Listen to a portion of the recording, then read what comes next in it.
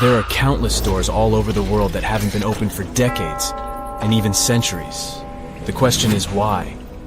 It seems that nowadays you can open any door you want. The truth is that some doors were sealed for a grave reason. And so far, nobody has found out what treasures and mysteries they hide. Here are 4 doors that keep their secrets all too well. The Taj Mahal. First up, we've got the Taj Mahal in India, one of the most romantic places in the world. Shah Jahan commissioned it in 1631 and dedicated it to his 3rd wife, who he loved like crazy. They were married for 19 years and had a whopping 14 kids together. But unfortunately, she passed away while giving birth to their last baby. Shah Jahan was heartbroken and decided to build an epic tomb to remember her by. The construction took a whopping 20 years to finish. The building has quite an interesting layout. The design is super unusual with these 4 massive 130-foot tall minarets that stand on the corners of a huge platform. They're not just there for looks. Back in the 17th century, architects were having some serious issues with buildings collapsing under their own weight. So, the chief architect of the Taj Mahal made sure to place those minarets as far away from the tomb as possible. And he even tilted them in a way so that if they did fall, they wouldn't wreck the rest of the Taj Mahal. Talk about planning ahead. The Taj Mahal is hiding some crazy secrets. There are sealed rooms all over the place that nobody is allowed to enter. And if you check out photos of the building from the riverside, you can spot 2 basements. But guess what? They're sealed up too. Nobody knows what's inside or why they've been locked up since the time of Shah Jahan. Apparently, there's a good reason why those rooms are off limits. Some researchers think that they were built using marble, which turns into a different substance called calcium carbonate if it's exposed to carbon dioxide. And when that happens, little bits of marble start chipping off like crazy. To make matters worse, there's no air flowing into these rooms. That means that if too much CO2 builds up in the basement, the 4 minarets could collapse. But wait, there's more. Some people think that the body of Shah Jahan's wife can be found in one of these sealed-up rooms in pristine condition. Why not?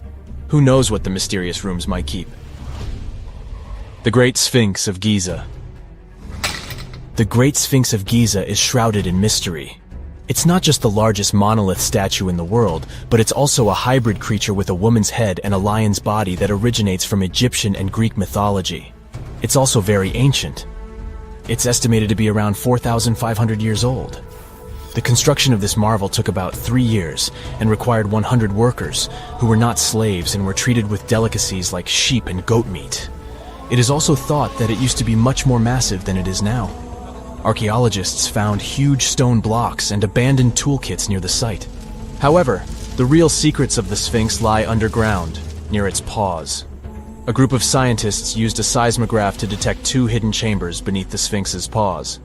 Some people think that these rooms might be the legendary Hall of Records, which holds ancient scrolls revealing the secrets of the universe.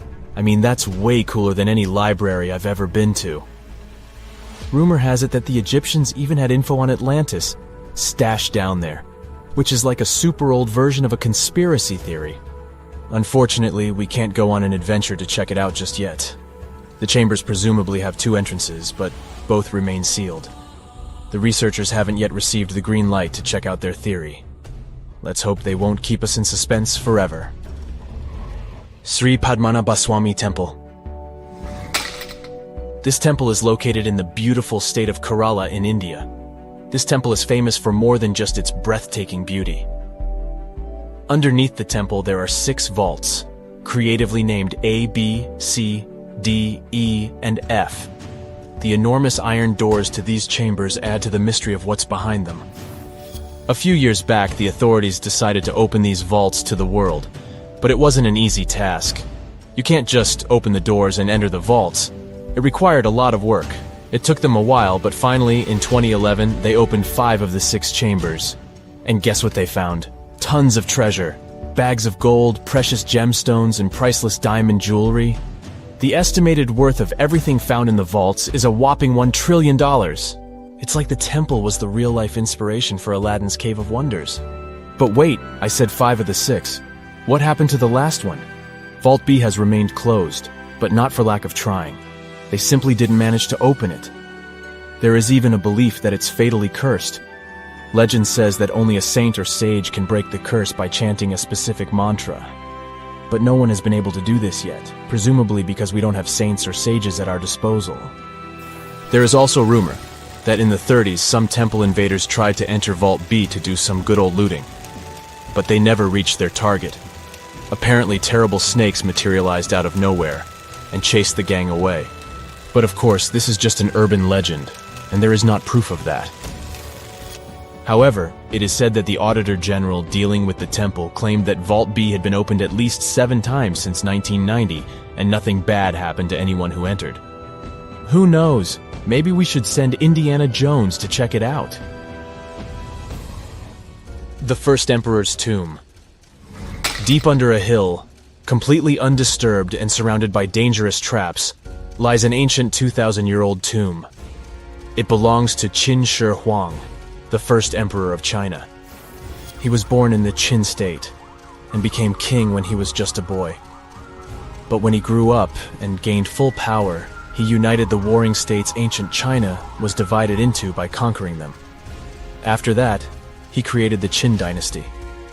When he died in 210 BCE, they buried him deep underground in a massive tomb. And when I say massive, I mean massive! Back in 1974, some farmers in Xi'an, China, stumbled upon something strange while digging a well, a huge terracotta soldier. This discovery led to an extensive archaeological dig that has continued for over 40 years, revealing a collection of thousands of clay soldiers. The unique thing about these soldiers is that each one has its own unique features, from hairstyles to facial expressions.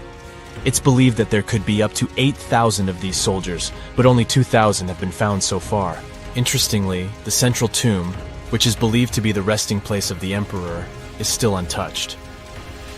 In ancient records, there are references to a vast underground city that the emperor built, complete with scenic towers, palaces, and whatnot. Sima Qian, a Han Dynasty historian, wrote that the tomb was adorned with treasures and had space for hundreds of officials, but the lack of technology to properly examine the site is what's holding things up.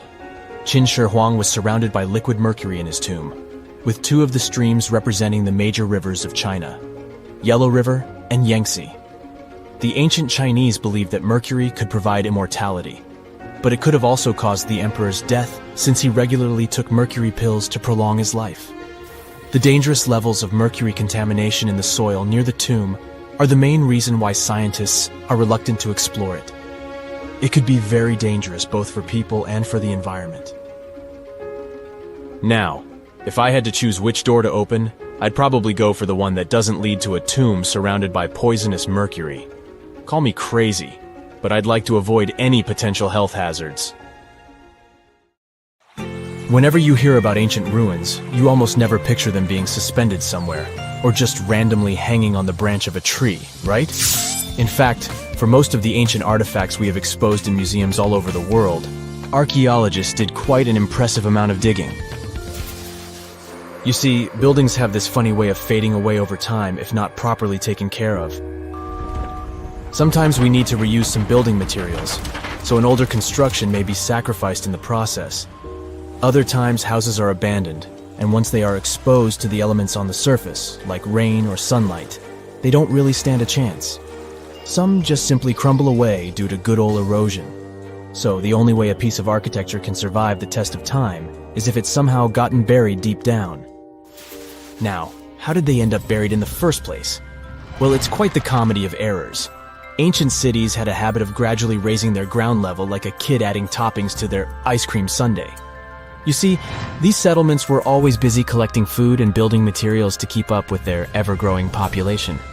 But hey, who has time to deal with waste and rubbish? It wasn't exactly high on their to-do list back in the day. So when it came to building new houses, ancient civilizations found it much easier to save their sweat and tears by piling up the rubble and constructing right on top. But that's not all. Rivers would also occasionally flood and deposit a layer of sediment on the city floors, further encapsulating those ancient constructions. And in those dry regions like the desert, where the wind likes to show off its sand and dust dance moves, you can bet it was a constant struggle to keep the establishments clean. One hilarious example is the Sphinx, which had its head buried in sand until a group of archaeologists unearthed it in 1817. Some ancient towns eventually got covered up because they were completely abandoned. With less human activity to control their expansion, plant seeds couldn't resist the opportunity and sprouted all over the place. They gobbled up carbon dioxide from the air and grew, adding more and more bulk to the ground. Those cheeky roots even decided to stabilize the soil made from decaying plant matter, creating layers upon layers of earthy goodness. It's like the ultimate DIY project Mother Nature embarked on, with plants as her loyal helpers. The act of digging into the secrets of ancient civilizations is not just about unearthing a lost world. It's also an epic quest to reveal the hidden treasures beneath layers of history. But how do archaeologists know where to dig in the first place? If everything is covered in layers upon layers of sediments, debris, and plant roots, they must have some sort of system they rely on before embarking on a new project, right? For starters, they're not always the ones suggesting an archaeological dig in a certain location. Let me explain. Let's say you're a contractor and you want to build a new fancy apartment complex in your city. Some local legislations have certain requirements before your project can start, though. For instance, before anyone starts building on a piece of land, they might need to bring in specialists to check the soil. These clever folks can be archaeologists, geologists, or paleontologists, and they need to keep an eye on things during development. If any artifacts or ecofacts, fancy word for organic remnants, are discovered, these experts swoop in to excavate and study them. But what about sites that have nothing to do with bulldozers and yellow hats? Archaeologists have more than one trick up their sleeves when it comes to locating ancient hotspots. They dive deep into historic records with a healthy dose of detective work. By sniffing out old documents and maps, they can piece together the puzzle of human activity in a specific area. If a site has been visited before, it's even better. Finding records of past excavations or historical accounts can give archaeologists lots of information on where to continue their treasure hunt. Before archaeologists start swinging their shovels, they engage in a bit of a visual scan mission. Armed with a grid system, they'll stroll around the site, keeping their eyes peeled for any artifacts that might be hiding just beneath the Earth's upper layer. From groundstone tools to historic glass and even ancient garbage dumps, yes, they're all so valuable. These keen-eyed explorers can spot signs of human activity faster than most people. If they stumble upon midden soil, fancy term for a garbage dump, they know for sure that humans once called this place home. Archaeologists don't just rely on their trusty shovels, though. They have an arsenal of gadgets to aid in their search for hidden wonders. Geophysical tools are like their secret weapons. Take the resistivity meter, for example. This clever contraption measures the electrical component of the soil and any buried features or artifacts. A buried wall, for instance, will create a different resistivity reading than the surrounding soil. Magnetometers and ground-penetrating radar work in similar ways, showcasing potential hints of ancient treasures in the soil. And who could forget our trusty old friend, the GPS? It helps archaeologists map out precise locations, like a high-tech treasure map, leading them straight to their pot of gold.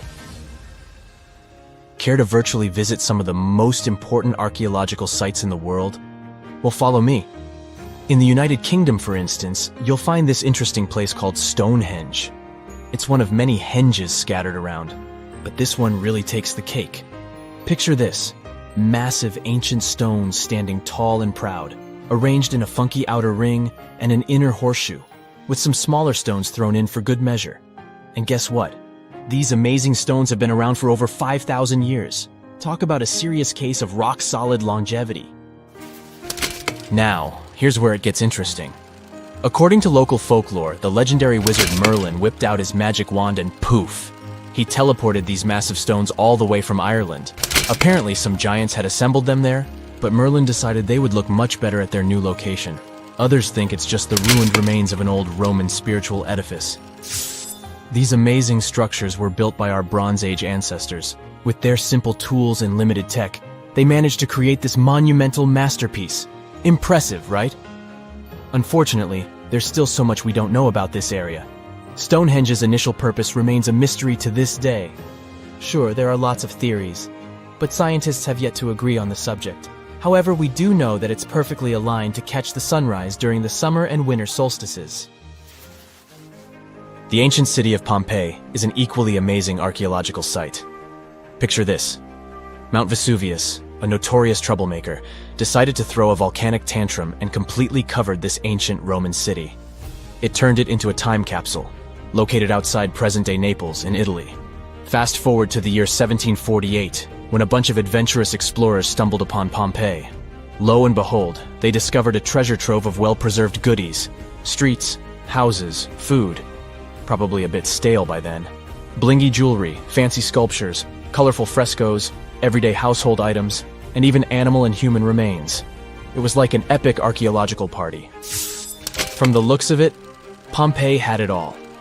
Fancy houses and villas, a massive 20,000-seat arena, cute little artisan shops, hangouts like taverns.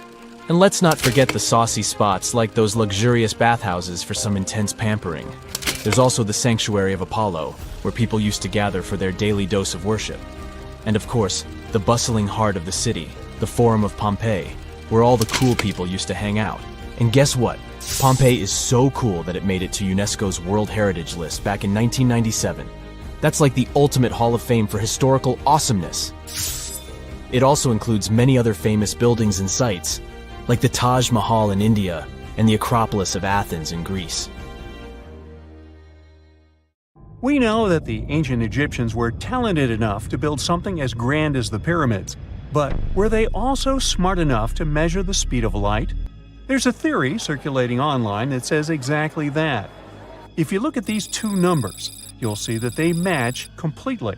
The first one is the speed of light in a vacuum measured in meters, and the second one is the latitude of the Great Pyramid of Giza.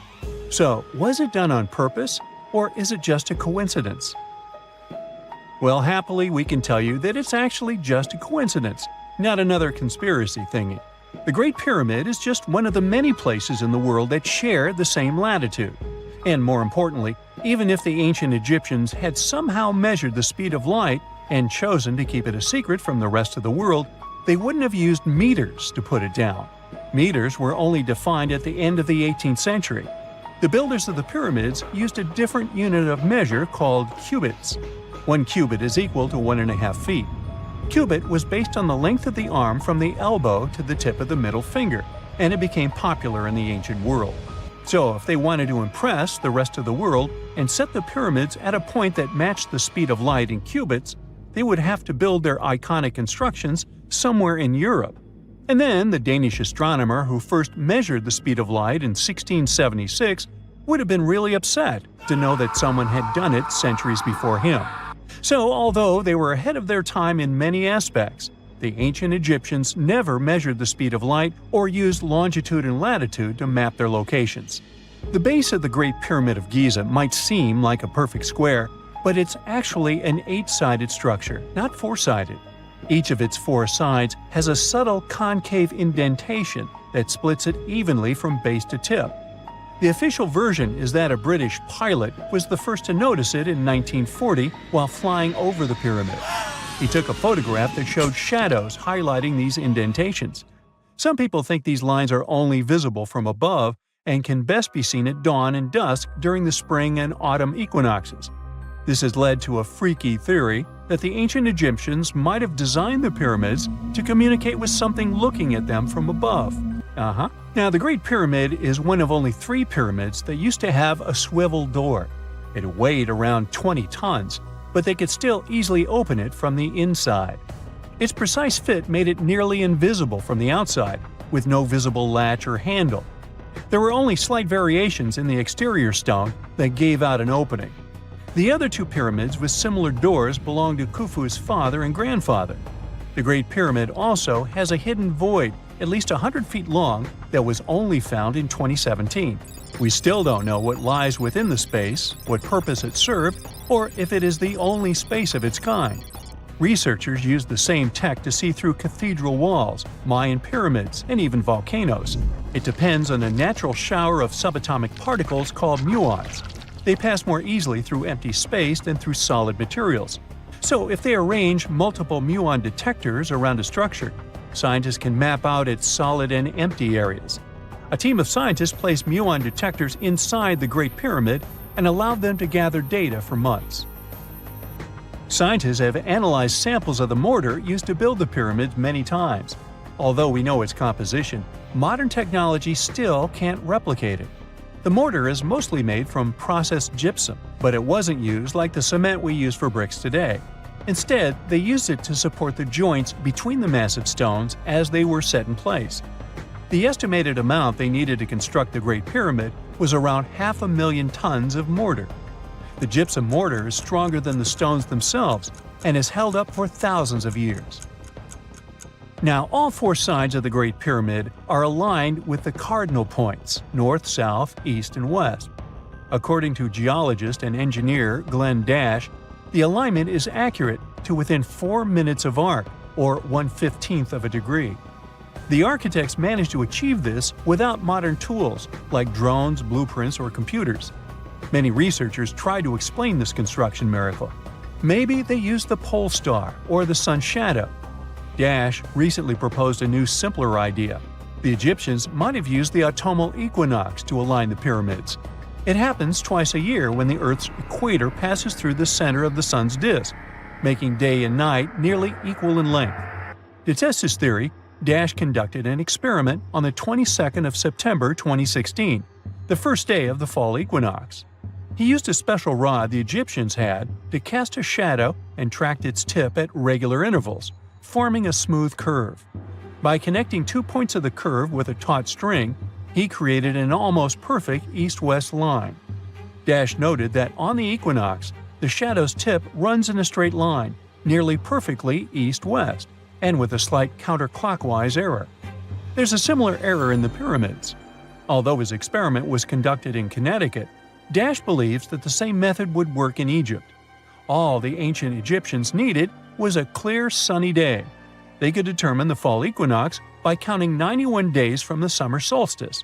But they left us few clues, and no engineering documents or architectural plans have been found that explain their methods. So they might have mapped shadows, but it's not definite. Now, scientists have long wondered how heavy stone blocks were carried to the pyramid sites, and they might finally have an answer.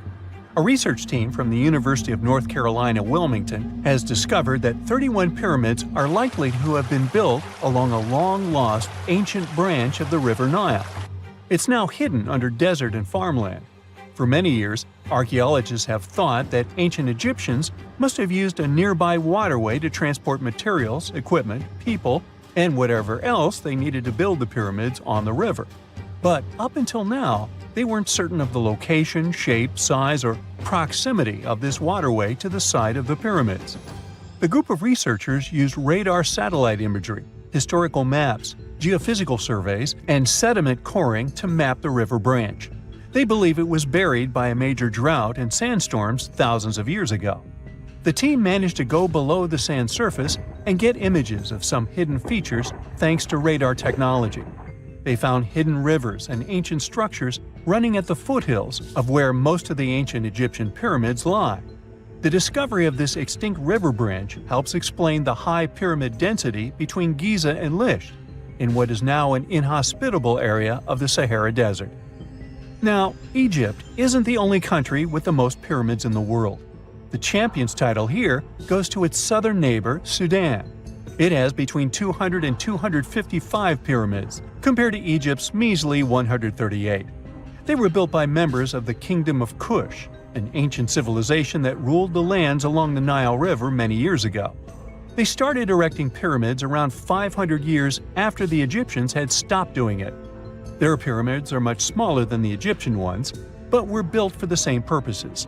Archaeologists are still working to find out how the pyramids in the Sudan were built, how long it took to complete them, and what happened to their society. It's 1898, and you're taking part in excavations in Saqqara. This place, not far away from Cairo, is full of ancient tombs and pyramids. You're in your Indiana Jones mood and hope to find something really phenomenal to become famous. Gold, manuscripts, treasure maps, mummies of famous pharaohs. Wait, a wooden bird? You're really disappointed as it looks like a regular toy. An old one, but still. Little do you know that years later, someone would propose that your bird was actually an ancient monoplane. So the artifact, nicknamed the Saqqara bird, is made of a sycamore tree. The birdie has a wingspan of just 7 inches and weighs around 40 grams. A perfect original souvenir from Egypt, I would say. It's over 2,000 years old and looks pretty plain, without any carvings of feathers or other intricate ornaments. It has a beak and eyes though, which makes our find look like a hawk, the emblem of the deity Horus. Its tail is rather unusual as it's squared, looks weirdly upright, and it seems like the sunken part of it was the place for a now missing piece. Humans love solving a good mystery, so there have been several attempts to explain the use of the birdie. First, quite simply, is that it was a ceremonial object. The second idea is that it was a toy for a child from some well-off family. It could have been some sort of boomerang, which was a popular concept in ancient Egypt. Then there was a theory that the bird had been used as a weather vane. But this one has been debunked as the figure doesn't have any holes or markings, except for the one made at the museum in Cairo to fix the exhibit on a stick. So there was no way to hang it in the past. Almost a century after the bird was found, Egyptologist Dr. Khalil Masiha proposed a new theory that it could have been a model of a monoplane. He believed the bird was missing a horizontal tailplane. Otherwise, it had its wings set at a right angle, similar to that of modern planes. It could have worked to generate the aerodynamic lift necessary for flights. Dr. Masiha also claimed that it was common at that time to place miniature models of technological inventions in tombs. So, did the ancient Egyptians really invent the plane in 200 BCE? That would make the Wright brothers, who are considered the inventors of aviation, really upset. They made one of their first flights only in 1903. There's just one way to know for sure, and that is to test the model. But you know, the ancient museum in Cairo would unlikely let one of their cherished exhibits fly around like a toy. That's why glider designer Martin Gregory built a similar model, this time of balsa wood, and concluded that even with the missing tailplane, the plane wasn't much of a flyer. Case solved? Not really. This didn't sound convincing enough to the History Channel, so they invited an aerodynamics expert to build another replica of the bird. He tested it in weather conditions similar to those in Egypt and was impressed with the little plane's abilities. So, if they did invent the prototype of a plane back in the times of pharaohs, it would be a good example of an oupart. That's an out-of-place artifact, an object that's way ahead of its time in terms of technology or history. And the Saqqara bird isn't the only example of such a revolutionary concept. In 1901, a group of divers retrieved the Antikythera mechanism from an underwater shipwreck near the Greek island of Antikythera. It's been dubbed the world's first analog computer, and it's currently dated around 100 BCE. The bronze mechanism could tell the position of the sun, moon, planets, and stars, as well as the lunar phase, the dates of upcoming solar eclipses, and even the speed at which the moon moves through the sky. No one's sure who used it and how or where it was made. But it's obvious that it's extremely precise and way too advanced for its time. The first flushing toilets in the world were invented in the middle of the 20th century. Just kidding. The ancient Minoans on the Mediterranean island of Crete and the Indus Valley civilization both came up with this brilliant invention at the same time, around 4,000 years ago. The plumbing and sanitation were so well done that no one managed to design anything better until 2,000 years later. One ancient Minoan lavatory was discovered at the Palace of Knossos. It looks like it had a wooden seat set over a tunnel that directed water from a rooftop reservoir to an underground sewer. Other varieties got water from jugs. Only the super rich people could afford all this glory. So if you wanted to shop for real estate back then, the flushing toilet would be a telltale sign you were in the rich neighborhood. automated doors became a cool, seemingly new invention back in 1931. But the technology behind them is actually much older.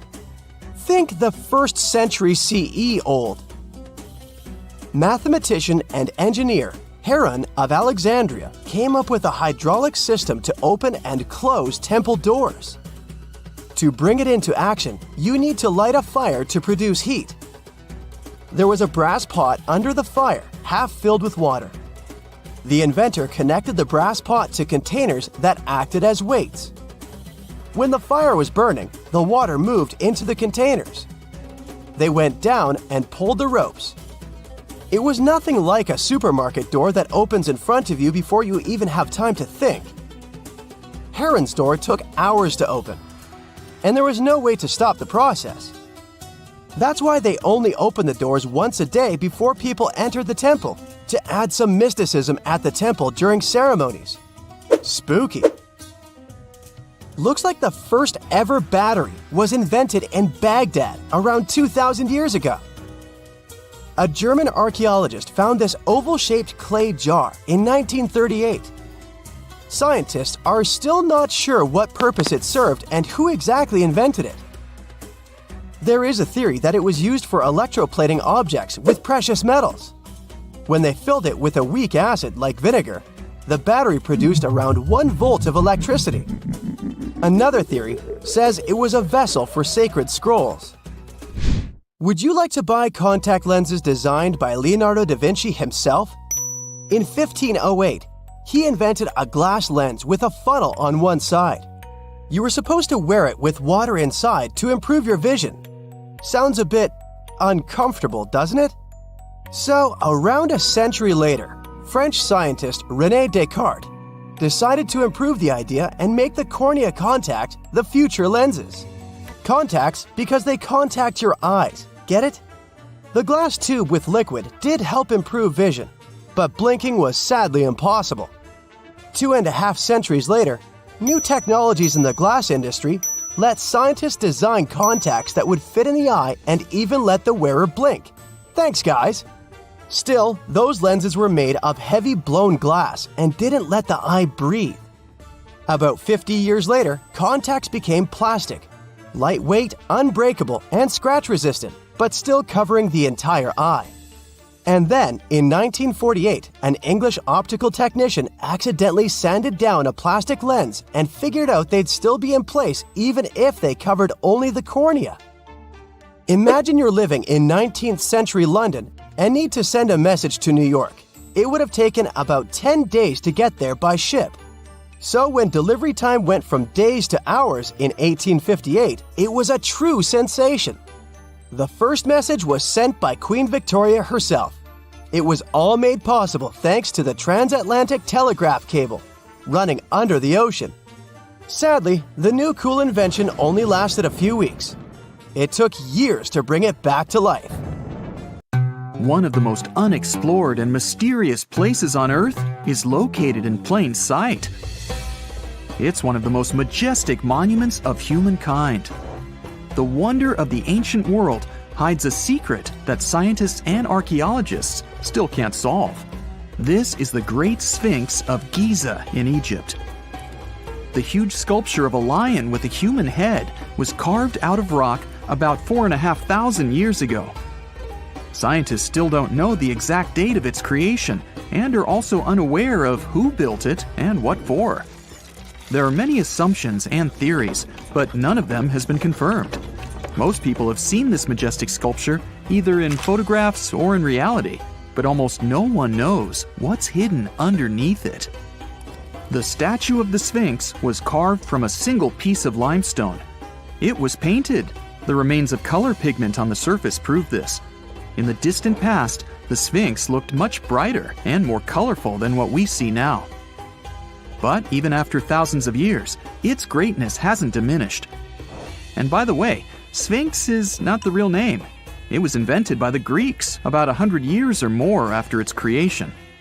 Initially, the Egyptians called the statue Hor-em-Akhet. There are many legends and theories saying the Sphinx is there for a reason. It's like a watchdog that guards the tomb of the pharaoh and the secrets of ancient Egypt. These legends become more plausible when archaeologists discovered hidden entrances at the feet of the Sphinx. They believe that these secret passages are the beginning of the tunnels leading to the halls with treasures. You can find a lot of stories on the internet that claim the Sphinx hides the Hall of Records, a repository filled with ancient and secret knowledge. One of the main artifacts of this repository is supposed to be the records of the ancient mythical state of Atlantis. According to legends, the entire library from this city was moved under the Sphinx. The entrance to this library must be located next to the Sphinx's right paw. Many archaeologists tried to find this entrance, but came away empty-handed. Also, there are many images with detailed diagrams of the underground city that consists of a network of tunnels and chambers under the Sphinx. Someone says there are structures as tall as 12-story buildings hiding underground, but there's no evidence of this. Archaeologists, even after millennia, continue to explore the mysterious sculpture. At the same time, many Egyptians don't want to learn more about the Sphinx. They're terrified of awakening something supernatural. In 1998, scientists discovered tunnels leading to empty caves under the Sphinx. They found evidence of earlier excavations there. It's quite possible that someone managed to find the treasures and take them away. Some people believe Egyptians found some kind of artifact under the Sphinx that has the power of unknown advanced technologies. The artifact is so powerful that it can change the course of history. Of course, most theories are just fairy tales of conspiracy fans, but it's a confirmed fact that the Sphinx hides a system of caves and rooms. There are so many rumors surrounding the Sphinx that it's impossible to understand what's true and what's false. In any case, it's difficult and dangerous to study the sculpture because active excavations can destroy it. And then the entrance to the underground rooms can get blocked by rocks and lost forever. Also, further exploration requires a lot of money, and financing is not always easy to find. But the main reason? It's too risky. There's no guarantee that people will be able to get out of the underground labyrinths. For these reasons, scientists and archaeologists have been exploring this majestic structure for so long. Another famous architectural monument with a secret is Mount Rushmore in South Dakota. Everyone admires the images of the U.S. presidents' faces carved into the rock, but few people know that there's a secret room hidden behind the head of Abraham Lincoln. The architect of Mount Rushmore wanted to carve slabs on the rock with the record of the main stages of the country's history. But his plan was too complicated to carry out. Then he was offered to implement it on a much smaller scale, to build a secret room inside the mountain. The idea was to save this knowledge so that future generations will always remember the history of their country. Unfortunately, the architect didn't have time to finish his work. The construction stopped for several decades. But in the late 90s, the project was resumed. Porcelain enamel panels depicting the history of the U.S. were placed in the room. It's possible that these plates will be stored there forever. But people can't see them, at least for now. The room is inaccessible to tourists as it's too difficult to get inside. Another secret room is located in the Empire State Building. More precisely, it's not even a room, but a place where you can take cool photos. Almost all tourists gather on the observation deck of the 86th floor to enjoy a stunning view of Manhattan. But there's another deck with panoramic windows on the 102nd floor. There are way fewer people there because almost no one knows about that place. Fortunately, access to this deck is open to everyone. You probably won't have to wait in line for a long time to take a photo. You'll feel special because you're in such a secret place where there are almost no people. But the coolest place is even higher, on the 103rd floor. This is a spacious observation deck where celebrities get their photographs taken. It's not a public place, but if you know the right people, you can get there. There are almost no security measures on the site. only a low ledge between you and an abyss. That's why crowds of people are forbidden from coming here. It's not so easy to get there, and you're unlikely to succeed without a guide. First, you need to choose the right elevator that will take you there. Then you'll go through several engineering rooms filled with pipes, electrical panels, and other technical stuff. The final part of your way is a set of stairs inside a tiny corridor. And here you are, at the top of New York. Now we're in Paris. See the Eiffel Tower? Inside it, there are restaurants and observation decks. But if you try hard, you can find a secret apartment. Now it's a museum, but it was built so that people could live in it. The architect of the tower, Gustav Eiffel, created this apartment in 1889 for himself. It's almost at the very top of the Eiffel Tower. Imagine what a beautiful view he observed every day. He was the first and only tenant. No one else could gain access to this place. When the architect passed away, the apartment remained empty for a long time.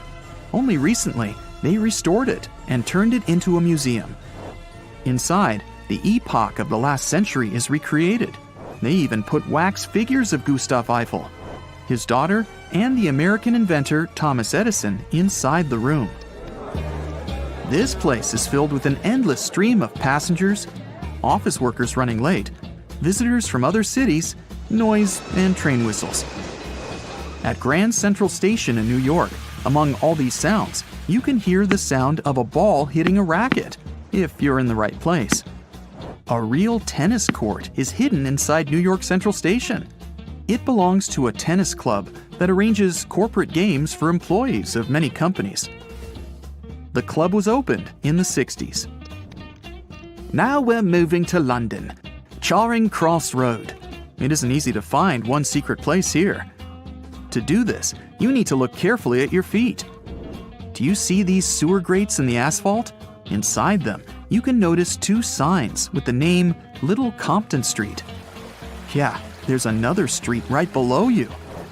It disappeared from all maps at the end of the 19th century. Charing Cross Road was built over it. The identification signs that you see are part of old engineering tunnels. There's another interesting place in London. It's located in the southeast corner of Trafalgar Square. At first glance, it looks like a thick lamppost, but there are too many tourists walking around. You come closer and realize that one person can easily fit inside the post. The lamppost belongs not to an electrician, but to a police officer. Yeah, this is the smallest police station in the world. It was built in the 1930s and used as a watch post. Officers had to sit there one by one and watch Trafalgar Square. That always attracted a lot of pickpockets and all kinds of other criminals.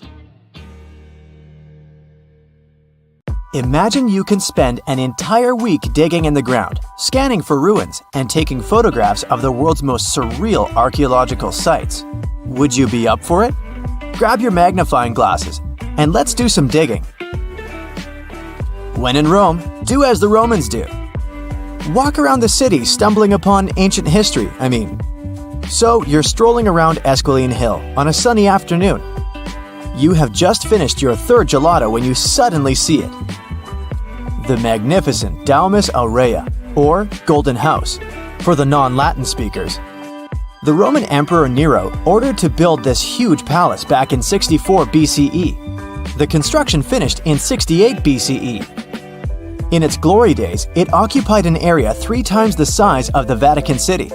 The building had gold leaf decor, semi-precious stones, and tons of frescoes. There were over 300 rooms in the palace, some of them overlooking the beautiful vineyard and animal-filled woods nearby. It held an enormous 100-foot statue of Nero himself. The octagonal wall was the grandest construction in the complex. Originally, it was a banquet hall with waterfalls cascading down the back walls. The hall rotated around its axis day and night as petals fell from above. Nero's successors stripped the whole palace of its materials. Today, tourists can visit the main structure and, of course, the octagonal hall. They excavated it and you'll easily recognize it even with its bare walls. After flying halfway across the world, we're deep in the Cambodian jungle. Good thing you brought bug spray with you. Mosquitoes can get crazy in this tropical climate. Hidden among the forest is the city of Angkor. It was the capital of the Khmer Empire from the 9th to 15th century. FYI, the word Angkor means capital city in the Khmer language. The city became one of the largest in the pre-industrial world. Researchers say nearly 1 million people used to live there. Today, Angkor attracts visitors from around the world because of its stunning architecture. You can recognize the Khmer style in the use of huge blocks of sandstone. At the center of the complex lies Bayon Temple. It's decorated with 216 smiling faces, which scientists say are meant to resemble the founder of the Angkor Empire. They believe the towers used to be decorated with gold, but today the site is a maze of vine-covered temples. The city was abandoned in 1431 and wasn't rediscovered until the 1840s. In 1992, they named it a UNESCO World Heritage Site. The United States is not usually synonymous with ruins, but here's one.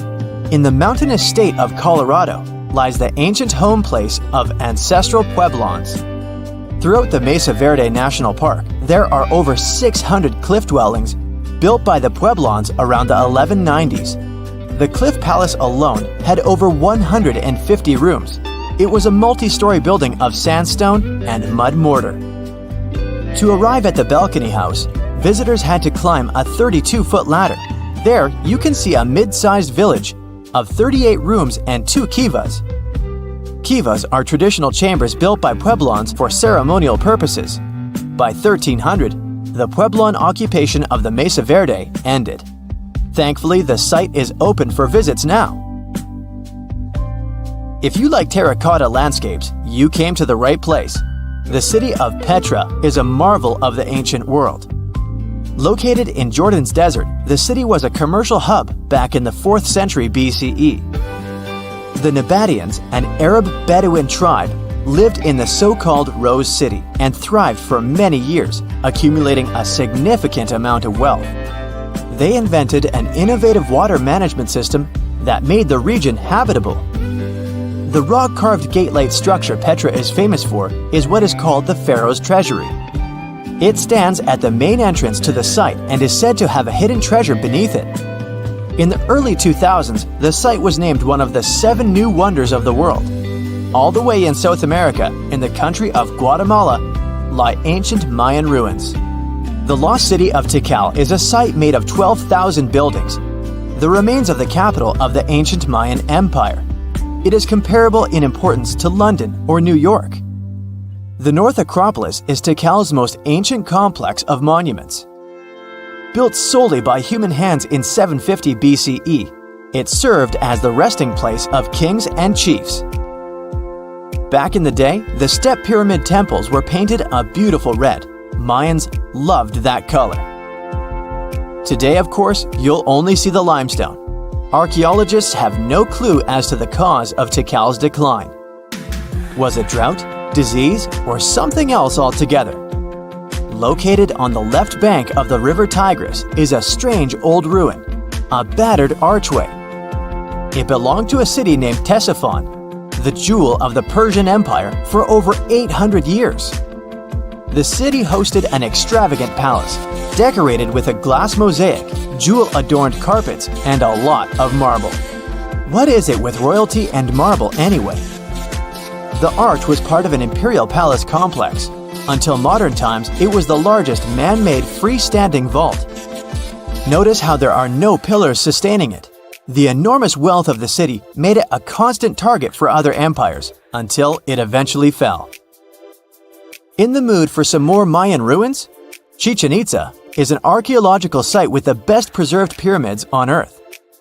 Located in Mexico's Yucatan state, this Mayan city is well over 1,500 years old.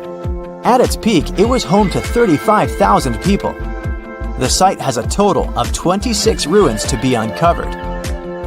The highlight here is El Castillo, a tremendous step-like temple standing 80 feet above the ground. Its most peculiar feature is that it has 91 steps up each of its 4 sides, including the upper platform.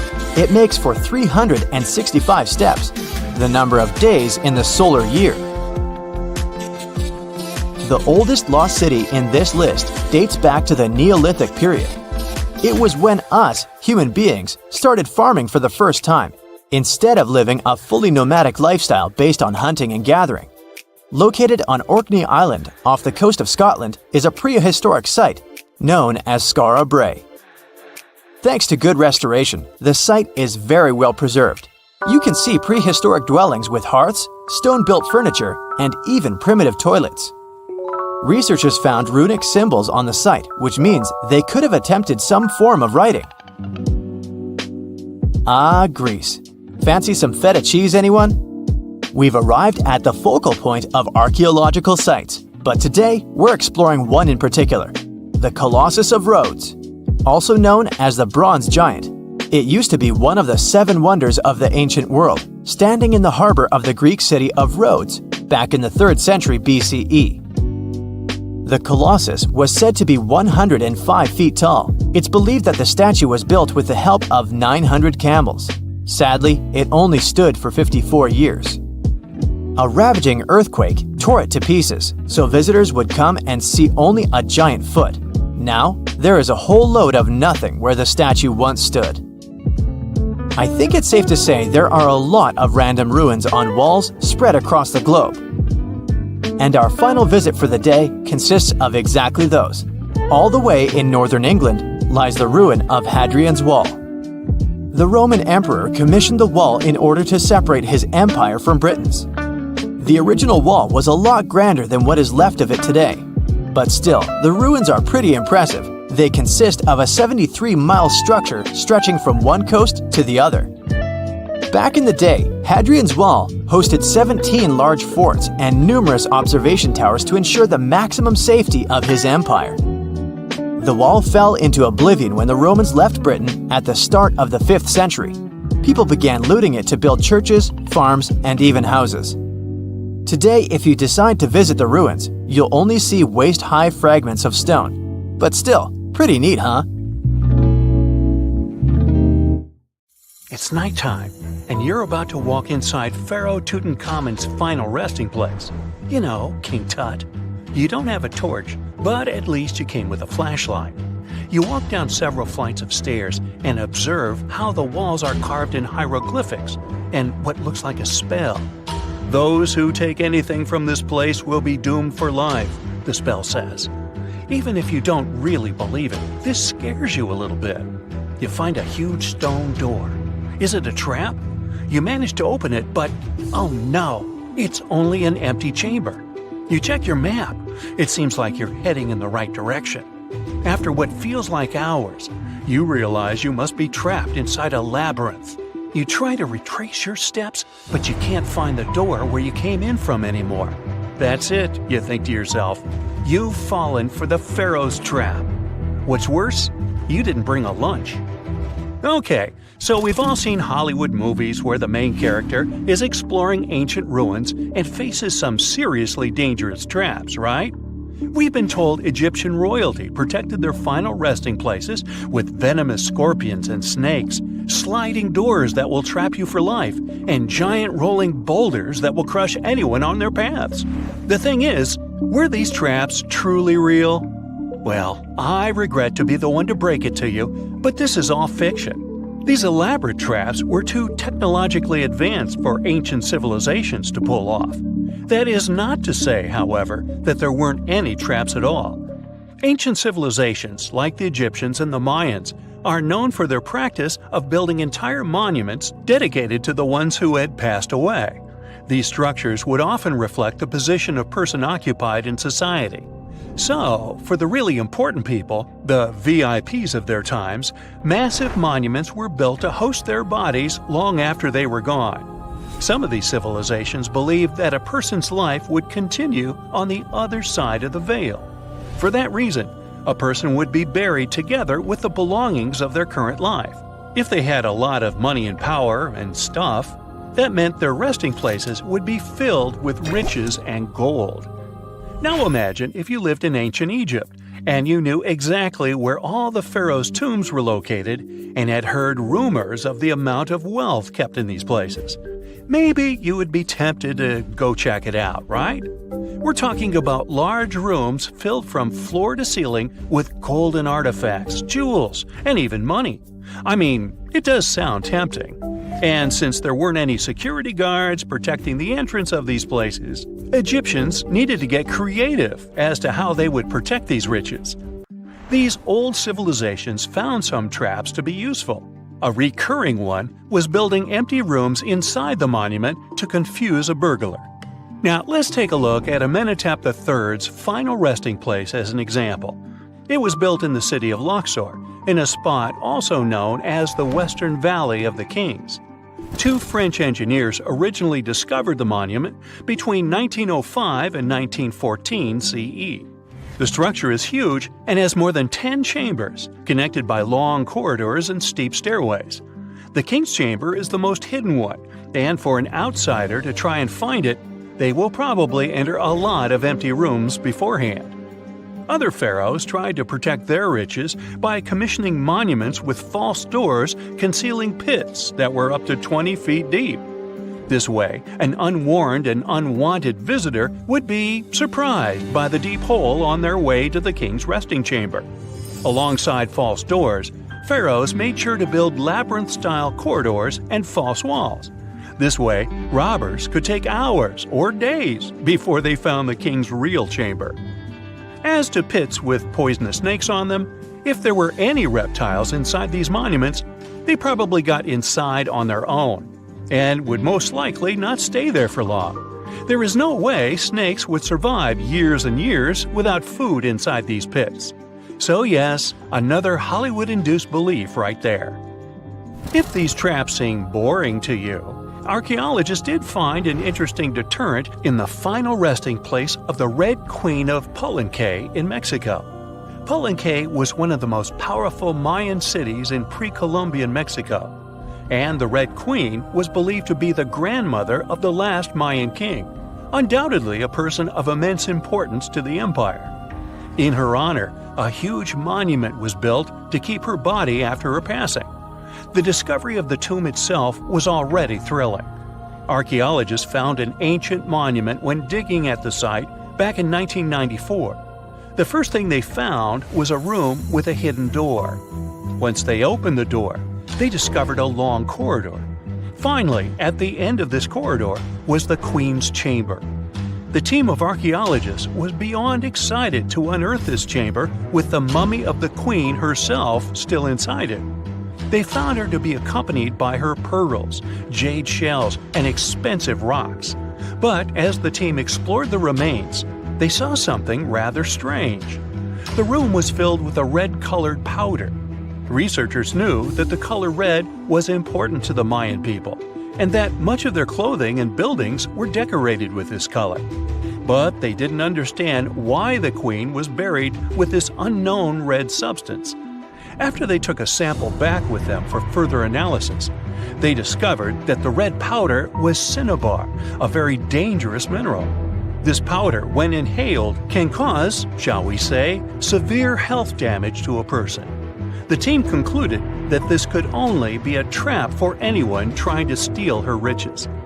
Okay, so dangerous powders might have worked as the most intense traps we've seen until now. But perhaps the cheapest way to keep out unwanted visitors was to advertise spells written out all over the monument. We'd probably laugh at these today, but back in the day, they were more or less effective. Spells usually said that the person who took anything from that place would meet a tragic fate. Some spells said that robbers would lose their houses in big fires or terrible floods. Other spells said burglars would have incurable and undiagnosed health issues, but they weren't really enough to stop people from taking any gold. There are some stories surrounding how these spells might have been real. One of them is from the famous British Egyptologist Howard Carter, the one responsible for unearthing Pharaoh Tutankhamun's resting place in the 1920s. After months of unsuccessful digging, Carter discovered the tomb's existence by chance. He found the entrance to a stairway right beneath the soil where he had been searching all those months. With the help of a team, he cleared the piles of sand blocking the stairs and discovered a doorway. The door had several royal symbols carved into it, and Carter knew this could only mean a very important person had been buried there. And he was right. With a chisel, he made a hole in the top left-hand corner of the doorway and lit his vision with the help of a candle. He couldn't believe what he was seeing, the reflection of several golden and jeweled items crowding the chamber before him. Lost for 3,000 years, Carter had just discovered the final resting place of King Tut. But the story didn't finish here. This discovery was accompanied by a series of unfortunate events that led people to believe it had something to do with the pharaoh's spell. Carter himself mysteriously passed away just a few years later, and some of his assistants lost their houses in floods, just like one of the spells threatened. Some say it's just coincidental, as there's no real proof of these things being connected. Well, what do you think? Was this an effective trap after all? Have you heard of Gobekli Tepe? It's an ancient site in Turkey that literally made historians rewrite history books. Over 11,000 years ago, a group of prehistoric humans crafted an enigmatic masterpiece that's even older than Stonehenge.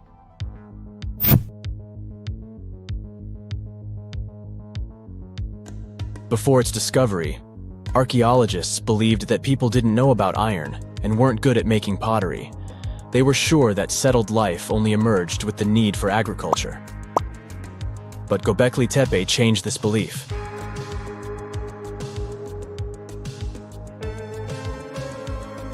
The place has revealed that it was the temple that paved the way for a settled life, not agriculture. Until this discovery, researchers believed that farming was the catalyst for sedentary living. Meet Professor Schmidt, the guy whose findings changed this theory. He managed to prove that hunter-gatherer communities laid the very foundations of this way of life.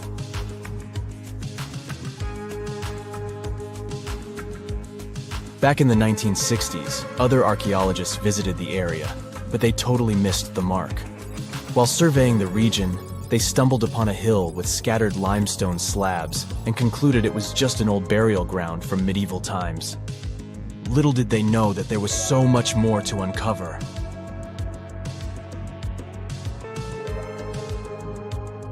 In 1994, Schmidt embarked on his own survey of prehistoric sites in the area.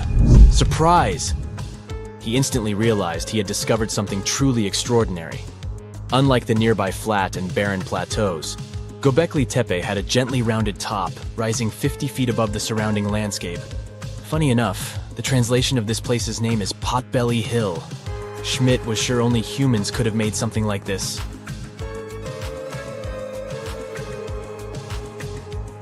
Those broken limestone pieces that were mistaken for gravestones turned out to be way more exciting. It was like stumbling upon a hidden treasure. The pieces took on a whole new meaning, and Schmidt with his team was about to dive into the secrets waiting beneath the surface. To their surprise, they found no traces of a settlement. No hearths for cooking, no houses, and none of those adorable clay figurines commonly found in nearby sites of similar age. However, they uncovered that those ancient people used tools like stone hammers. So, Schmidt and his team put their heads together and took a wild guess at the age of Gobekli Tepe's stone structures. Their estimation got backed up by some limited carbon dating done right at the site. The ancient vibes of this place were finally starting to make sense. It was like a puzzle slowly coming together.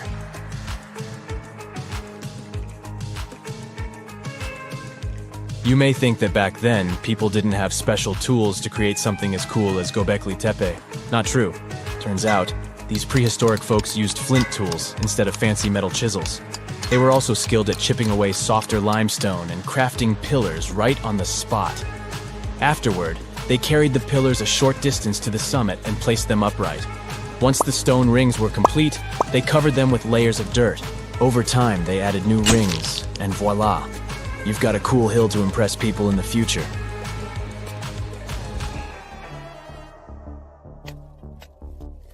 During their first year of excavation, the team went through 15,000 pieces of animal bones from wild creatures. These people didn't have pet animals or grow their own food. They hunted wild animals for their meals. But things were about to change because the place had everything they needed to start farming. Scientists say they had wild sheep and wild grains that could be domesticated. And guess what? Just 20 miles away, geneticists found evidence of the world's oldest domesticated strains of wheat at a prehistoric village.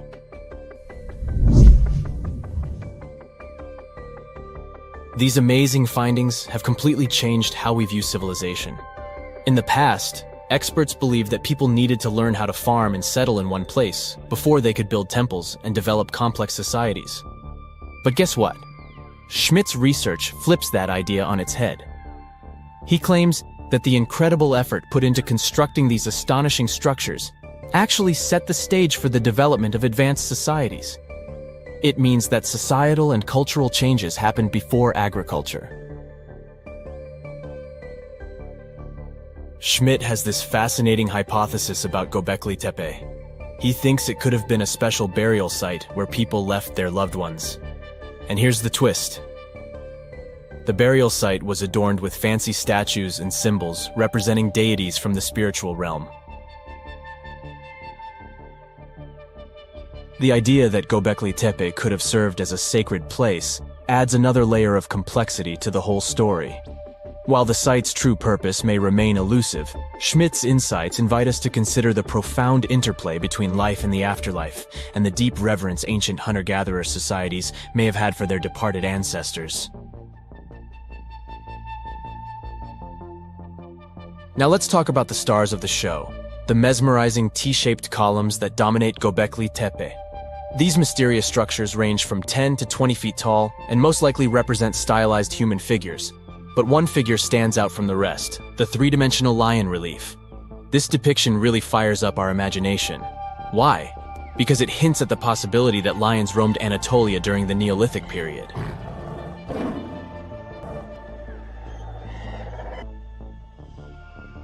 These standing stones are arranged in circles and placed in rectangular pits. Each circle has a similar setup. Two big T-shaped pillars in the center, surrounded by slightly smaller ones facing inward. Talk about a stylish arrangement. These towering pillars reach a whopping 16 feet and weigh between 7 and 10 tons. Some pillars are plain and simple, while others are like works of art with intricate carvings. Foxes, scorpions, and vultures come to life, crawling and twisting on the pillars' sides. But it's not just animals depicted on these stones. Some pillars have abstract shapes representing humans, and even small carvings of clothing items. Some of them even have belts. Now, there's one pillar that stands out from the rest like a rock star. This super old stone pillar suggests that a comet crashed into Earth.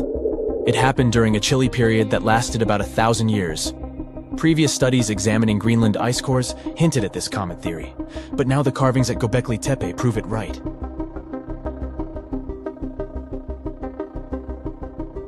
The carvings on the pillars are like a historical comic strip. They even show a headless human figure. Researchers fed the images into a computer and discovered their connections to constellations, indicating that this temple might have been an ancient observatory. It's like our ancestors were trying to document this cataclysmic event in their own unique way. Archaeologists have been excavating and researching Gobekli Tepe since the mid-1990s, peeling back layers of history and providing us with a deeper understanding of the intricate relationship between various elements. They have no plans to stop the whole process for another 150 years. Who knows what else they'll find? You see, Gobekli Tepe has been labeled purely as a ritual site with no signs of domestic activities. We were led to believe that the absence of water meant it couldn't support semi-sedentary communities. But scientists believe it's time to shake things up and approach Gobekli Tepe with fresh eyes. It's time to question what we believed before and use new evidence and different ways of thinking. Like, there might have been a group of people living in the area who didn't stay in one place all the time. They moved around a bit but still had their own civilization, living in the area semi-sedentarily. Gobekli Tepe is not just home to a single temple, but an astounding collection of over 20 ancient structures. As archaeologists delve into the depths of this wonder, they are unraveling its unique layout, featuring two prominent focal points at the heart of each establishment, complemented by smaller structures and dividing walls. What's even crazier is that in this area, there are over 200 obelisks, which are narrow tapering monuments. On October 30th, 1759, the inhabitants of the Middle East were jolted awake by an earthquake. Cracks appeared in the walls of their homes, roofs began to crumble. People ran out of their homes and gathered in open areas. But because of strong shocks, they kept losing their footing and falling. A month later, there was another earthquake, but it turned out to be even stronger. Trees broke, houses collapsed, deep cracks appeared in the ground. The disaster lasted for 2 minutes. Oases, roads, and cities were destroyed. Incredibly, Baalbek's ancient buildings withstood earthquakes. Some historians state that this majestic and mysterious place was built during the Roman Empire, but many researchers disagree. Whatever the truth is, the city is one of the main archaeological phenomena of humankind. The most amazing building of Baalbek is the Temple of Jupiter. The inhabitants of the Roman Empire believed that Jupiter held power over lightning and thunder. The building looked like a platform with 54 columns. A massive roof rested on these columns. Today, you can only see 6 70-foot-high columns. Each of them consists of 3 sections and resembles a pencil. The cores of these pencils were made of lead. This made the columns exceptionally strong. Each of these pieces of stone weighed an incredible 80 tons. That's the weight of 35 Ford Explorer SUVs. Look, this is the largest block in the Great Pyramid of Giza. But compared to the blocks from Baalbek, it doesn't even look that impressive. The foundation under the Temple of Jupiter was preserved. That's how specialists figured out it consisted of about 25 monolithic stones, weighing 450 tons each. It means that the blocks from Baalbek weigh almost 4 times more than the blocks from Egypt. There are 3 more enormous limestone blocks in the foundation. They weigh 800 tons each. This is more than twice the weight of a Boeing 747 plane. Ancient builders must have had a hard time carving such giants from a piece of stone. And after that, they also had to pull them to the construction site and lift them to a significant height. Repeating these logistics would probably turn out to be a nightmare for present-day builders. To do this amount of work, they would need modern equipment. But Baalbek's constructors didn't have trucks, cranes with circular saws, or electricity. How did the builders of the past manage to do this? Scientists have a theory that includes ropes, winches, and lever systems. Naturally, the engineers of the past made all the gadgets from wood. Around 3,000 feet away from the ruins of the temple complex, there's a quarry. Archaeologists suppose that's where the stones for the construction were cut. They found a block of limestone there. It seemed to be too large, even for this incredible place. The monolith got called the Stone of the South. It was 65 feet long and 13 feet wide. The ancient builders didn't have time to completely separate it from its mother rock. A group of scientists from Austria estimated that this piece of limestone weighed more than 1,000 tons. That's like 3 Boeing aircraft or 160 African elephants. There was another surprise awaiting the archaeologists near the Stone of the South. It was the second monolith that weighed more than 1,200 tons. But the ancient builders didn't stop at that. They continued to work. In 2014, in the same quarry, German archaeologists unearthed a block that weighed 1,650 tons. No one has figured out yet why people of the past needed a piece of stone that weighed as much as 125 school buses. It's also unclear how they were going to move this giant and why they didn't finish the job. In any case, this third monolith is the largest processed piece of stone in human history. There are more questions than answers. Some researchers believe that people of the past had high-tech equipment. Others don't think so, but are eager to understand how the builders managed to move those stones. There's a huge number of ancient buildings and artifacts on the planet.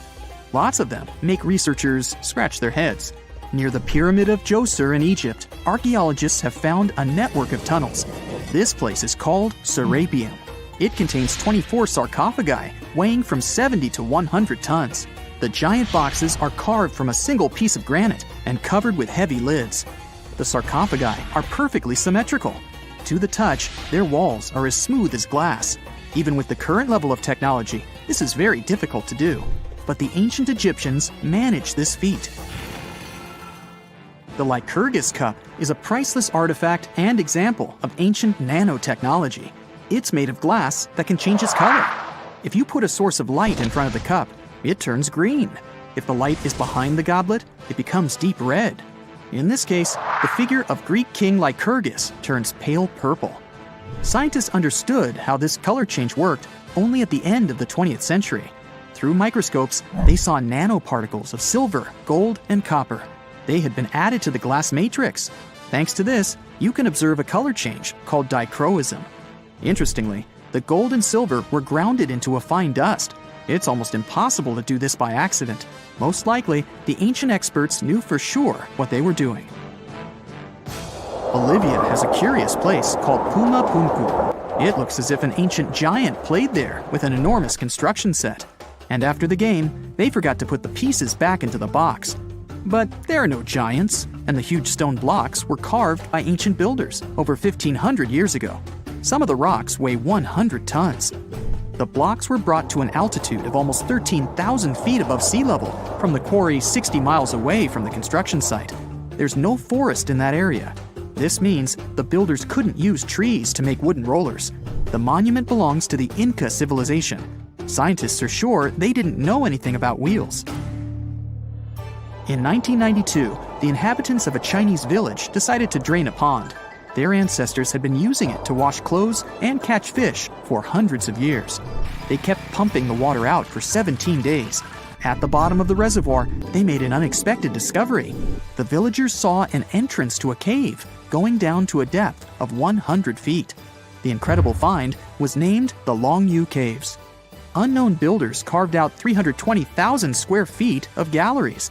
There are separate rooms, bridges, pools, and columns that support the ceiling. The walls of the cave are covered with strange carved lines and patterns. Scientists haven't found any information about who built the caves and why they did it. The construction technology also remains a mystery.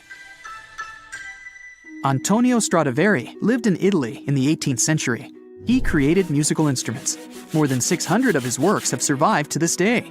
500 of them are violins. One of the instruments was sold at auction for $16 million. The violins made by this master sound clear and deep. Researchers can't understand why Stradivarius instruments produce such unique sounds. Perhaps it's all about the varnish the master used to cover the violins. The answer may also lie in the wood the instruments are made of. In those days, Europe had a cold climate. Because of this, the wood became denser, and the instruments made of it sounded especially pleasing to the ear. In the Indian city of Delhi, there's a 23-foot-high pole. It weighs 6.5 tons and is made of 98% wrought iron. The 1,600-year-old pillar has no signs of rust or decay. Scientists believe that the monument is so well preserved thanks to the dry weather and the chemical composition of the metal. It might be resistant to corrosion. And still, researchers don't know how the blacksmiths managed to make an iron pillar that's not afraid of rust. It seems like a tough feat, even for modern metallurgists. The Al-Nasla rock is divided into two parts by a perfectly straight slit. Each boulder stands on a small pedestal. Some people believe this is the evidence of ancient laser technology. But geologists think the split happened due to the ground shifting or natural vibrations that occurred under the rock. This process led to the appearance of the crack. It had been deepening for thousands of years, and gradually, the natural monument took the form you can see today. A comfortable abode with a gorgeous view of the Mediterranean Sea will serve as a perfect rain shelter. Well, this is what a real estate advertisement might have looked like for Neanderthals 100,000 years ago. Welcome to the weird and wonderful caves you could live in, or not. Of course, back then, neither real estate and advertising had been invented yet. Never mind the fact that Neanderthals couldn't build houses and often lived in caves. Yet, one of those caves looks an awful lot like a residential building. It's situated inside a high limestone cape called the Rock of Gibraltar. If the Neanderthals had had an economy, the caves inside this rock would have cost a bundle. Navigators discovered it in 1907. They just spotted a big hole inside the fortified rock. For many years, scientists have studied this place and found some traces of Neanderthals. They discovered ancient tools in the cave and bones of old animals. But the coolest thing was, they found 4 caves inside the rock. It was like a residential complex. Neanderthals lived alongside neighbors and helped each other hunt and fish. They created feather decorations and painted abstract drawings on the walls. Imagine our ancient predecessors hanging out in these caves 100,000 years ago. And now, scientists hang out there and study the primeval past of Neanderthals in detail. At the end of 2021, archaeologists uncovered a gap inside one of the caves leading to an unknown tunnel. They crawled through this hole and opened a new space under the cave roof. This place has been closed off from the outside world for over 40,000 years. And it seems it was one of the most prestigious apartments in the entire mountain complex. It has high ceilings with ancient stalactites. The ruined stone curtains divided the apartment into several rooms. Scientists also found the remains of ancient animals and scratches on the walls. It seems that Neanderthals had never lived here, but they used to visit this place. Archaeologists found the shell of a sea snail called dog whelk. One of the Neanderthals brought it here for some reason, but the primary owners of this place were hyenas. These caves show that Neanderthals were closer to humans than to monkeys. They had a way of life and even some customs. There's still a lot of work ahead, and scientists hope to find new rooms inside this rock. Meanwhile, in 2003, archaeologists discovered another early dwelling on the Isle of Flores in Indonesia. Among the green jungle, they found a cave with ancient tools. At first, everyone thought the human ancestors lived here, but then scientists discovered an unusual skeleton of an adult. A thorough analysis showed the skeleton belonged to a 30-year-old woman, 3.5 feet tall, just above the waist of an average adult. The woman's weight was equal to the weight of an adult shepherd. The skeleton didn't belong to Neanderthals or Australopithecines. It was a new unknown species, which scientists call Homo floresiensis, or simply the Hobbit. Also, there were remains of unusual ancient animals in the cave. It was an elephant the size of a cow, some large storks, and giant rats. Archaeologists have found out that hobbits were not the owners of this place. The main inhabitants were the rats the size of a cat. Maybe they were fighting the hobbits. Some analysis shows that Homo floresiensis wasn't our direct ancestor. They were in a separate branch of evolution. The hobbit skeleton looks more like that of a monkey than of modern humans. In 2009, in the dense jungle of Vietnam, archaeologists discovered Sandan, the largest cave in the world. If you go inside the cave and shout, you'll hear your echo a long time. In some places, the height of this cave reaches half the height of the Empire State Building, and the total area is larger than one central block of New York. Sandan is one of the 3 caves in the Vietnamese jungle. Many intricate mazes connect these caves. Inside, you can find unique plants and trees that live separately from the outside world. It's a real underground jungle.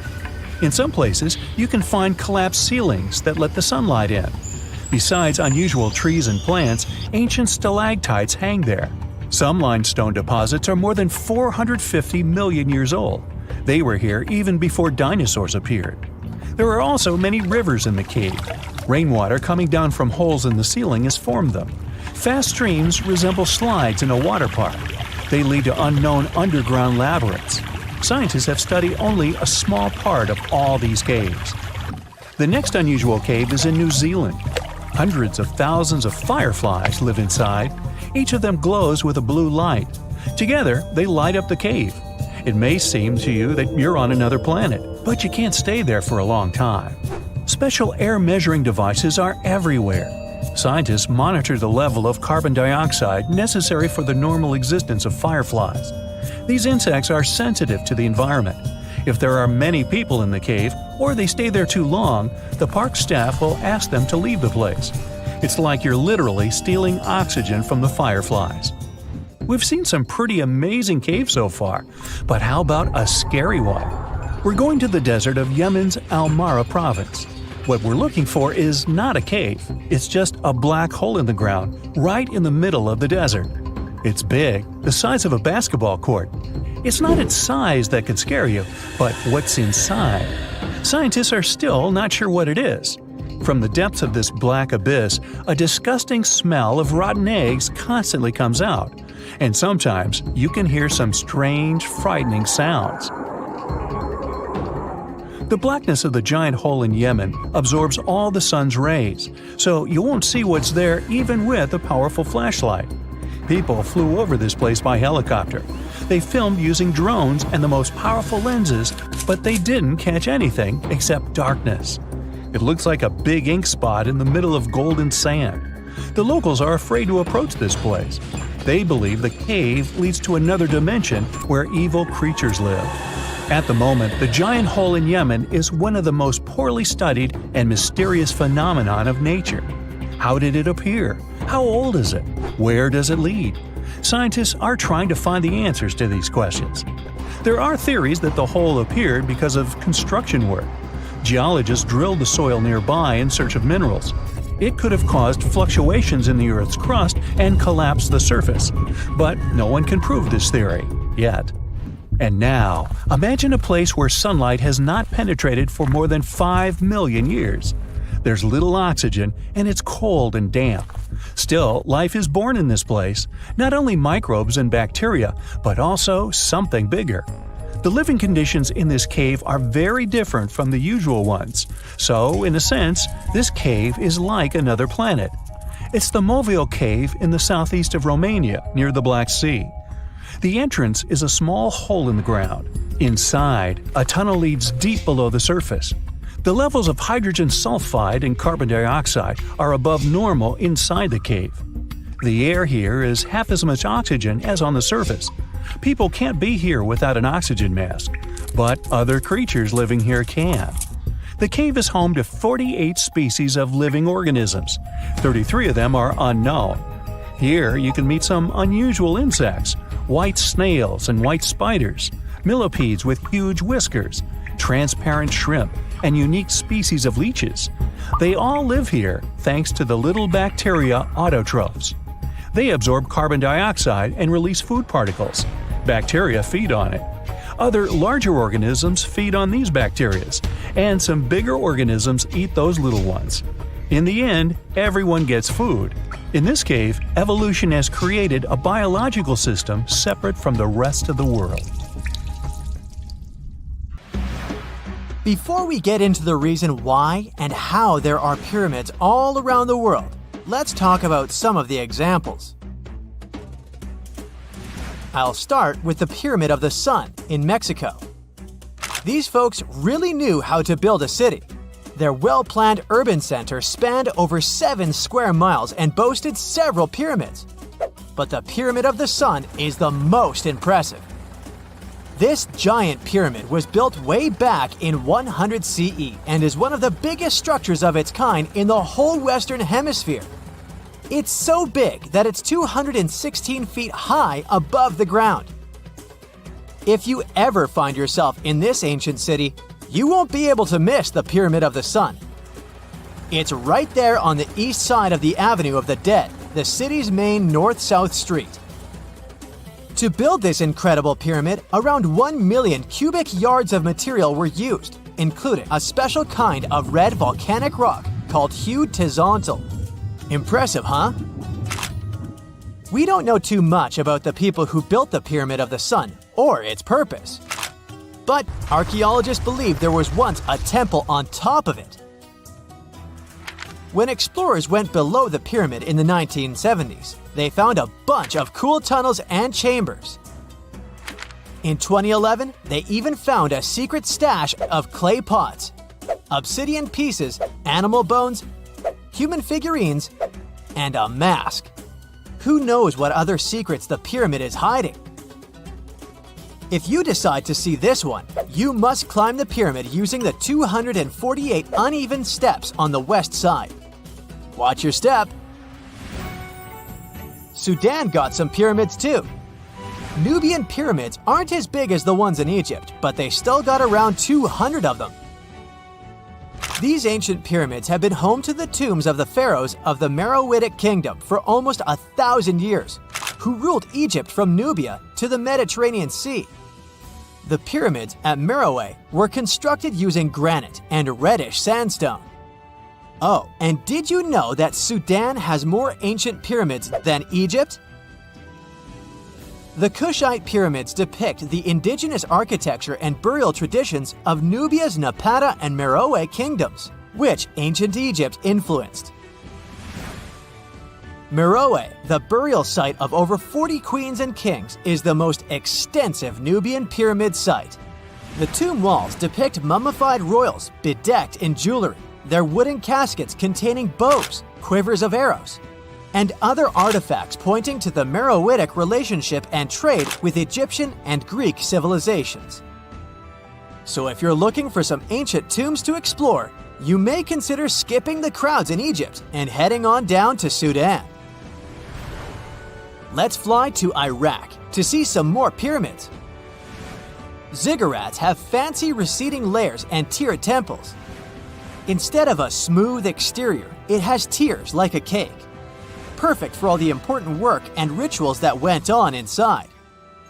You can find these towering structures scattered throughout Iraq and Iran, and they're a real testament to the power and skills of the people who built them. One of the biggest and most impressive ziggurats is the ziggurat at Ur. It's basically a giant rectangular pyramid that stands a whopping 70 to 100 feet tall, with 3 levels of terraces and a temple on top. Can you imagine how many baked bricks it took to build that thing? Try 720,000 for just the lower portion. This particular ziggurat was built for Sumerian king Ur-Nammu. Similar to other ones, this pyramid has been around for thousands of years, so it got a little rough around the edges. Thankfully, the Babylonian king Nebuchadnezzar II and some archaeologists came to the rescue in the 6th and 20th centuries respectively, and now you can find this near Talil Air Base. The ziggurat at Ur was built in 2100 BCE by King Ur-Nammu for the moon deity Nana. It was the tallest building in the city, and you could see it from miles around. It was like the medieval cathedral spire of its day. People would come here to bring their agricultural surplus and get their food allotments and seek spiritual nourishment. Sadly, the Nana temple at the top of the ziggurat didn't survive, but we do have some blue glazed bricks that may have been part of its decoration. The lower parts of the ziggurat are pretty amazing though. The architects even included holes in the temple's baked exterior to let the water evaporate from its core.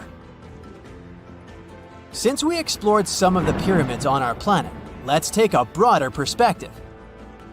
They can be found in many parts of the world.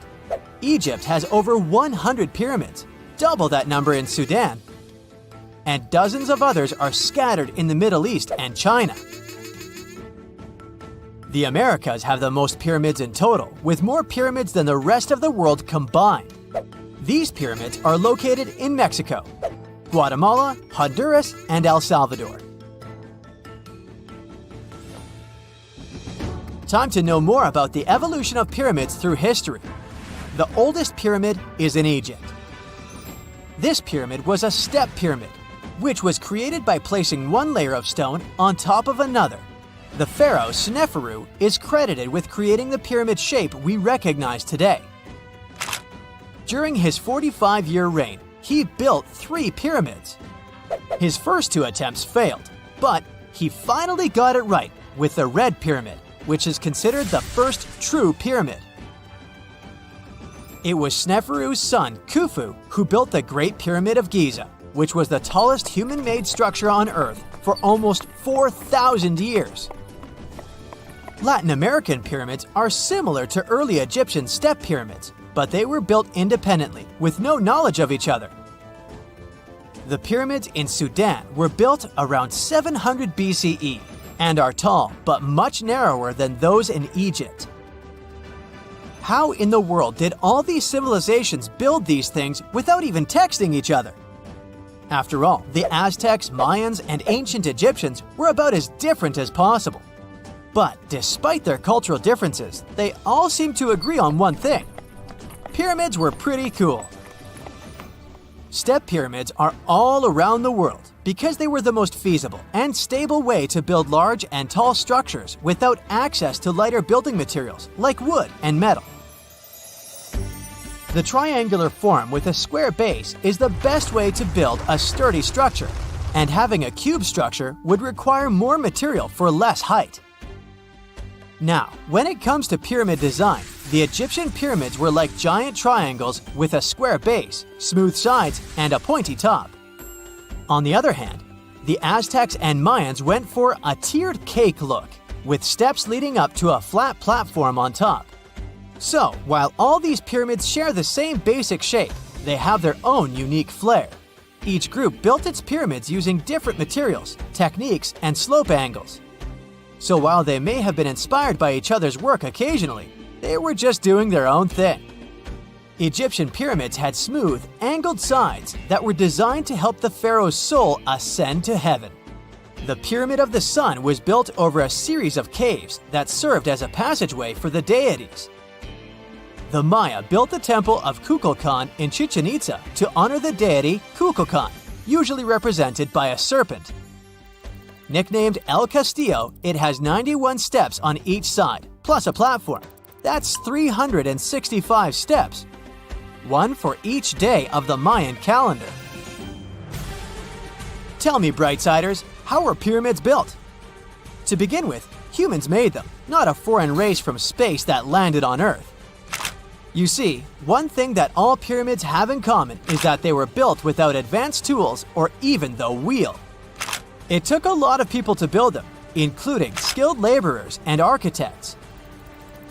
For example, it's estimated that 20,000 people built the Great Pyramid of Giza, and it's believed that most of them were skilled laborers. Building pyramids was a massive undertaking that required years of planning and effort. The Great Pyramid at Cholula, Mexico, took 600 years to complete. Something strange is lurking beneath the sands of Giza, and scientists have no idea what it is. Archaeologists just found a hidden structure near the Great Pyramid using advanced ground scanning technology. What's inside?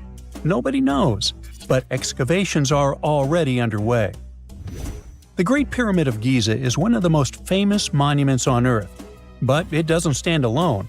It's surrounded by an ancient necropolis, a massive royal graveyard filled with tombs and monuments. They belong to pharaohs, nobles, and other high-ranking officials. Most of these tombs are above the ground. They're called mastabas, rectangular, flat-roofed tombs built from limestone or mud brick, and they've been studied for decades. But from old movies, we know that these weren't simple graves. They have deep vertical shafts leading to underground burial chambers, where the past was sealed away for eternity. And recently, archaeologists found one curious empty space in the cemetery, a completely unexplored patch of ground. No mastabas, no visible ruins, nada. For years they ignored it, but between 2021 and 2023, they decided to investigate. They didn't dig though. Instead, they used a technology that kind of acts like X-rays for the ground. These radars let scientists see the secrets hidden there. And there was something hidden beneath the sand, something deliberately buried and forgotten. A two-part underground structure. One part was shallow and L-shaped. It's about 33 feet long and buried just 6.5 feet deep. But below that, a deeper, more mysterious anomaly, a structure completely different from anything else in the area. They called it a highly resistive anomaly, which means it's dense and solid, likely made of stone, sand, or even metal. And still, no one has a clue what's inside it. Now, it's clear that humans made the L shape. It wasn't formed by nature. And the shallower structure might have been an entrance to whatever is hidden below. But they only have some theories about what might be hidden there. It's also filled with sand and gravel. It was probably deliberately backfilled after its construction, perhaps to preserve this. Why? Well, we don't know yet. The archaeological team will need to excavate to understand what exactly this thing was and why it was built. The first guess is a lost burial chamber. Many tombs in Giza have underground burial sites, but most have clear surface markers. This one, for some reason, has nothing, but it could be one of them. The second guess is an ancient offering chapel. Egyptologists know that some chapels were built in this shape. but usually they were above ground, not buried like this. And finally, it might be something we've never seen before. If this turns out to be a new type of structure, it could rewrite what we know about the burials of pharaohs. The only way to know for sure is to dig it up. And that's exactly what's happening right now. Excavations are already underway. Archaeologists are racing against time to uncover the truth. But there's a real danger there too. Giza's fragile ancient structures need to be handled carefully. Otherwise, they could be damaged beyond repair. So all we can do is wait for the truth. Now, these tombs always held fascinating mysteries.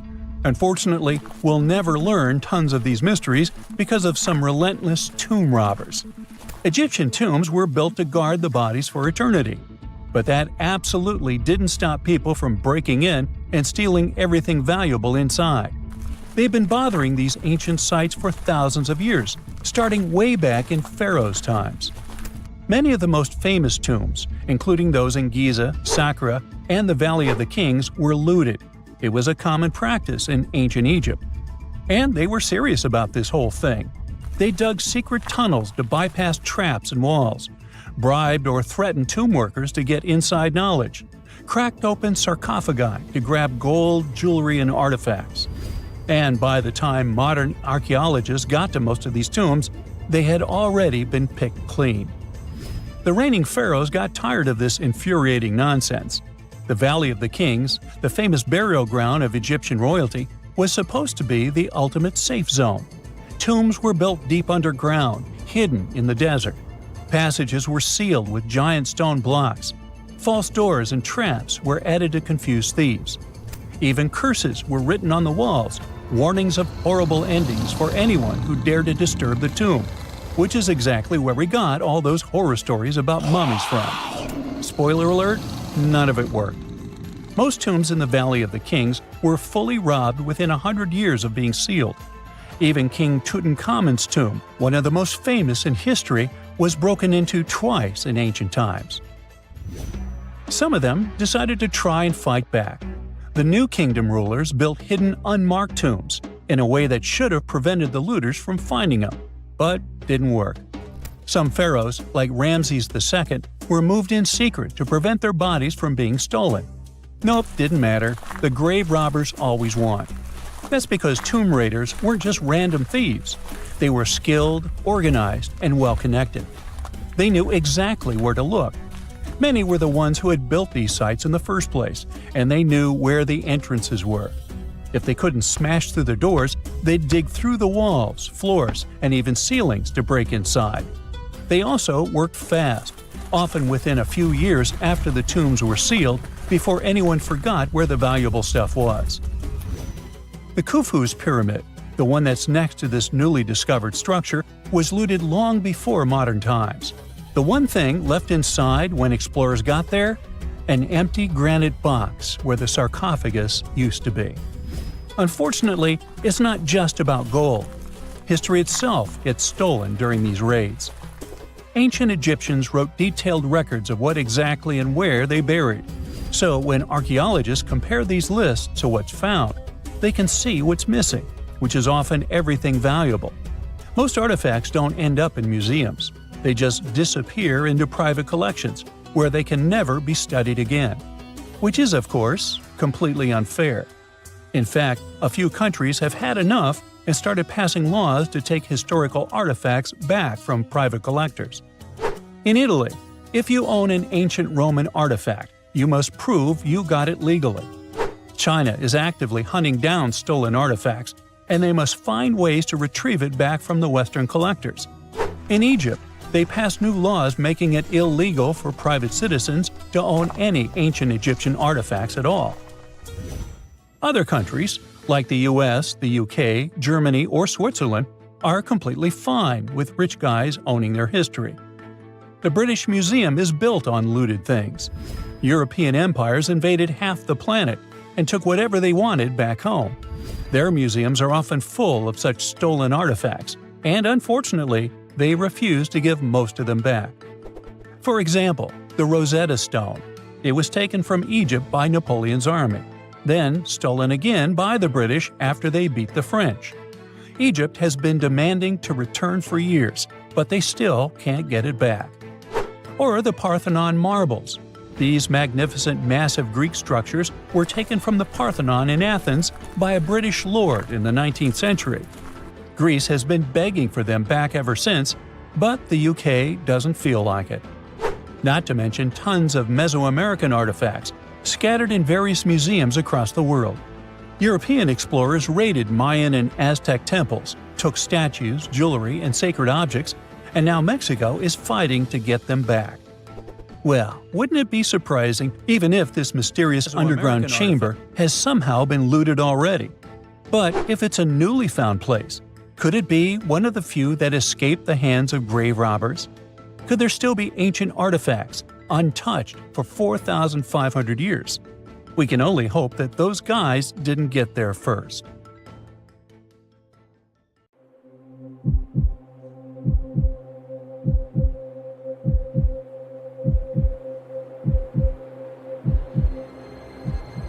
Leave it to people wandering on Google Earth to stumble upon the world's newest and weirdest places ever.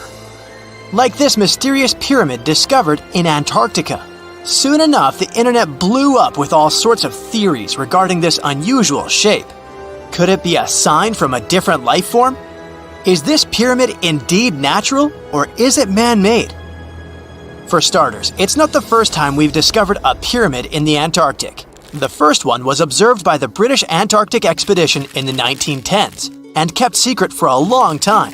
Its discovery being kept hidden only added to the mystery. A second such structure was discovered in 2016, which further increased the interest in the matter. The mystery was soon enough deciphered by scientists. These formations are just mountains. They're located near the Ellsworth Mountains, a range over 250 miles long, so they're just mountain peaks that have broken through the ice sheet. As for their particular shape, it's just a coincidence. Pyramids are found throughout nature. The Matterhorn in the Alps and Mount Ballenstinder in Iceland, for example, are quite similar in terms of shape. As for the official name of these peaks, they're called nunataks, or peaks of rock peeking through a glacier or an ice sheet. Antarctica has way more incredible features, like the fact that it's home of 60 to 90% of the world's fresh water. That's because its ice sheet is the biggest on our planet, stretching across 5.4 million square miles. I'll spare you the calculations, but that leaves only 1% of the continent ice-free. Antarctica's ice reaches 2.7 miles thick at its deepest point, meaning half the height of Mount Everest. Should it ever melt completely, our sea levels would rise to roughly 200 feet. It wasn't always this cold, though. At some point in our planet's history, Antarctica had some average temperatures as the city of Melbourne has today. It took a lot of research, but scientists figured out that Antarctica's temperatures could have reached up to 62.6 degrees Fahrenheit. Sure, that was 40 to 50 million years ago, but if you think about it, it was at the same time when dinosaurs roamed our Earth. Time is also different on this icy continent. All the lines of longitude that help us calculate different time zones merge into a single point at the South Pole. Here, there are 6 months of daylight in the summer, followed by 6 months of complete darkness during the colder season. So, scientists working here stay, on average, in the same time zone they've come from.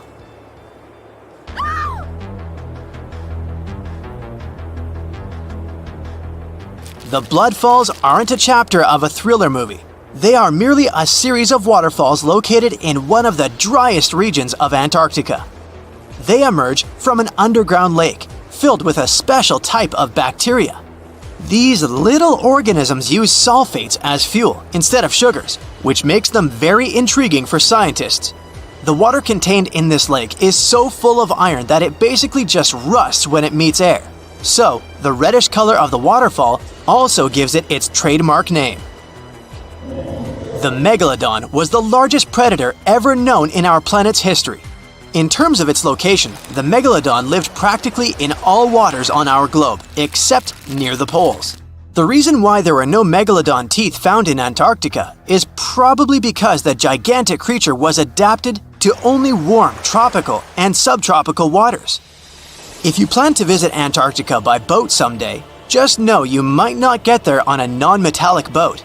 The hull of your transportation device must be made of either steel or aluminum to withstand the harsh weather conditions here.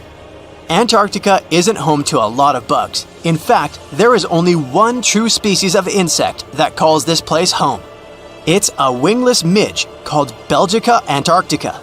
This fly is so tiny that it only reaches 0.08 to 0.23 inches long, but it's still the Antarctic's largest terrestrial animal.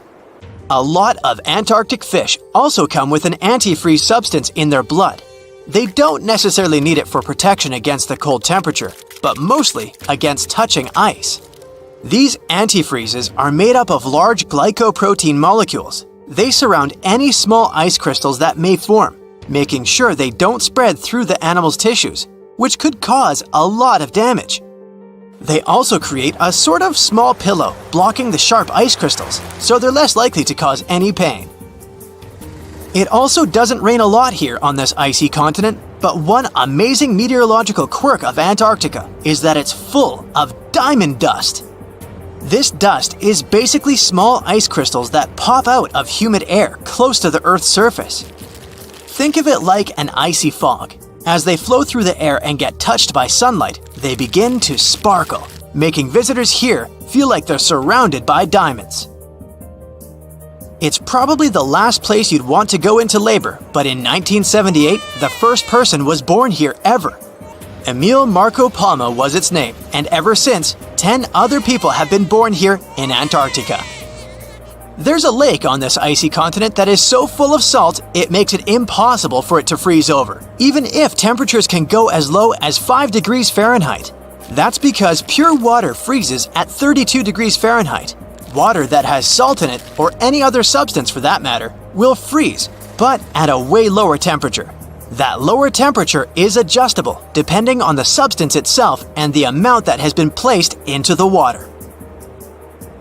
Antarctica was the last official continent to be discovered. It remained completely unseen until the 1820s. But it took another 20 years to confirm it was actually a continent and not just a group of icy islands. Just because it's really cold here doesn't mean you can't go on a date here. One December night, an American scientist that was posted in Antarctica logged into a dating app simply out of curiosity. He was certain no other profiles would show up, but to his surprise, he found someone soon enough. Another researcher who was stationed just 45 minutes away, by helicopter of course. They eventually got together and went on the first date in Antarctica ever recorded. Apart from ice, this continent has something else way more abundantly than any other piece of land on Earth: meteorites. If we look at the research done by scientists, meteorites have equal chances of reaching any place on our planet. However, once they go through our atmosphere, the situation is a bit more complex. That's because different climates on our planet, like the humid ones found near the jungle, have a lot of moisture and oxygen, which will corrode most meteorites. The climate in Antarctica is really dry, so the possibility of meteorites corroding is little to none. More so, it's way easier to spot these rocks on the icy white surface of this area than in any other place on Earth. If you're not scared of the cold, you'll surely freak out when you hear about the winds here. That's because Antarctica is for the most part the windiest place on Earth. Wind speeds have been reported here to reach even 200 miles per hour.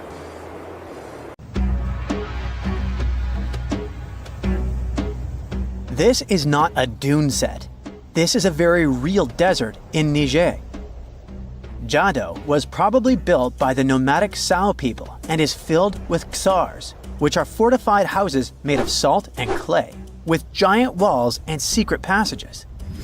Located deep in the desert, it was once a vital stop for trans-Saharan caravans, but is now a hotspot for smugglers and bandits. The site has been off-limits since 2002 due to its dangers. The origin of the ksars remain a mystery. No archaeological studies have been conducted, leaving many questions unanswered. Even today, shifting sands reveal and conceal parts of these ancient ruins, fueling local speculation about what might still be hidden beneath the desert. Speaking of connective tunnels, scientists were blown away by the discovery of lava tubes in Saudi Arabia. These underground passages form when molten lava cools down. Researchers believe that ancient nomadic groups may have utilized these tunnels to survive the super harsh desert climates. While excavating the tunnels, archaeologists uncovered artifacts, rock art, and skeletal remains. The art and animal bones show that the people who used the tunnels were probably sheep and goat herders. They're still piecing together whether these groups lived in the tunnels for extended periods or just used them as temporary shelters. The Great Pyramid of Giza has been standing for thousands of years, but it's still hiding secrets. Using special scanning technology, scientists found two hidden structures under an ancient burial ground. The first is a shallow L-shaped structure, and below it is a much larger space that could be a final resting place or a chamber. The smaller structure was filled with sand on purpose, while the deeper one might be an empty chamber. Experts believe the two are connected, possibly as an entrance leading to a secret chamber. This is big news because it might give us some more insight into who built the pyramids and why. The world is full of ancient writing, but some messages refuse to give up their secrets, like the mystery of the Baalbek tablet. This unusual stone, pulled from a lake in Georgia, is covered in symbols no one can read. Even with modern technology, experts are completely stumped. The tablet is about the size of a book, with 60 symbols carefully carved into its surface, but 39 of them don't match any known language. Some resemble scripts from ancient civilizations in the Middle East, India, and Egypt, but none are an exact match. To make things even trickier, part of the tablet is broken off, meaning a piece of the puzzle is missing forever. To rule out a hoax, scientists studied the tablet closely. They confirmed it's made of vesicular basalt, an extremely tough local rock. Whoever carved these symbols must have been really skilled. Based on similar archaeological finds, experts believe the tablet could date back thousands of years, possibly to the late Bronze or early Iron Age. Some symbols repeat, which could mean they're numbers. Maybe it's an inventory list, a record of battles, or even an offering to the deities. Until someone cracks the code, the Baalbek tablet remains an unsolved mystery from the depths of history. Experts are still stumped with what this Minoan disc might mean. The Phaistos disc is one of the most mysterious finds from the Minoan civilization. This 6-inch clay object, discovered in 1908, has strange spiral markings that no one has fully decoded yet. The disc has 241 symbols on both sides, showing everything from people and animals to tools and plants. Experts have come up with many theories about what the symbols mean. Some think it's an early form of Greek. Others suggest it's a prayer or a hymn. And some even believe it could be a letter from a king in Anatolia to a Greek ruler. Let's see who will be the first to figure this out. It's always a fun day at an archaeologist's office when they find something as big as a 2,000-year-old marble head. A French archaeologist mission went digging inside an old medieval house near Alexandria in Egypt and found a statue's head depicting an old, possibly ill man. This statue dates from the last Egyptian dynasty before it became part of the Roman Empire, and the site where it was found is associated with the likes of Cleopatra and Mark Antony. For archaeologists, even the smallest finds at this site means a lot. You've heard of Lucy, right? The Australopithecus that was an early ancestor for us humans. Well, scientists found some of her species' footprints somewhere in Tanzania. The so-called Laetoli footprints are over 3 million years old. The trail stretched 88 feet and has about 70 footprints, left behind when a bunch of early humans walked across some wet volcanic ash. What's cool is that these early humans were already walking on 2 feet, like us, not all hunched over like apes. The close spacing of the prints shows they probably had short legs and a shorter stride than we do today. In an ancient Egyptian temple, archaeologists uncovered a shrine unlike any other, a place dedicated to falcons and two mysterious deities. One deity had a falcon's head, while the other wore a crown with a sun disk and cow horns. But the most baffling discovery was an inscription that read, "It is improper to boil a head in here." At the heart of the shrine, there are 15 headless falcons carefully arranged on a pedestal, likely as offerings to the falcon-headed deity. One theory suggests the birds were boiled first, perhaps to pluck their feathers, before being placed in the shrine, following the strange rule carved into stone. Archaeologists also found a 13-inch iron harpoon nearby. Its true purpose remains unknown, although the shrine also held remains of fish, mammals, and bird eggs, suggesting that the rituals may have included feasting. And speaking of ancient Egypt, meet Hathor. Scientists named her after the ancient Egyptian deity of motherhood, music, and singing. This wooden statue, housed at the Metropolitan Museum of Art, was thought to be just a beautiful artifact, until a surprising secret was uncovered. Using an X-ray machine, experts found a mechanical operating system inside it, with pulleys and axles connecting her shoulder to her left leg. When activated, the system made her hand raise and lower, an engineering marvel from over 3,000 years ago.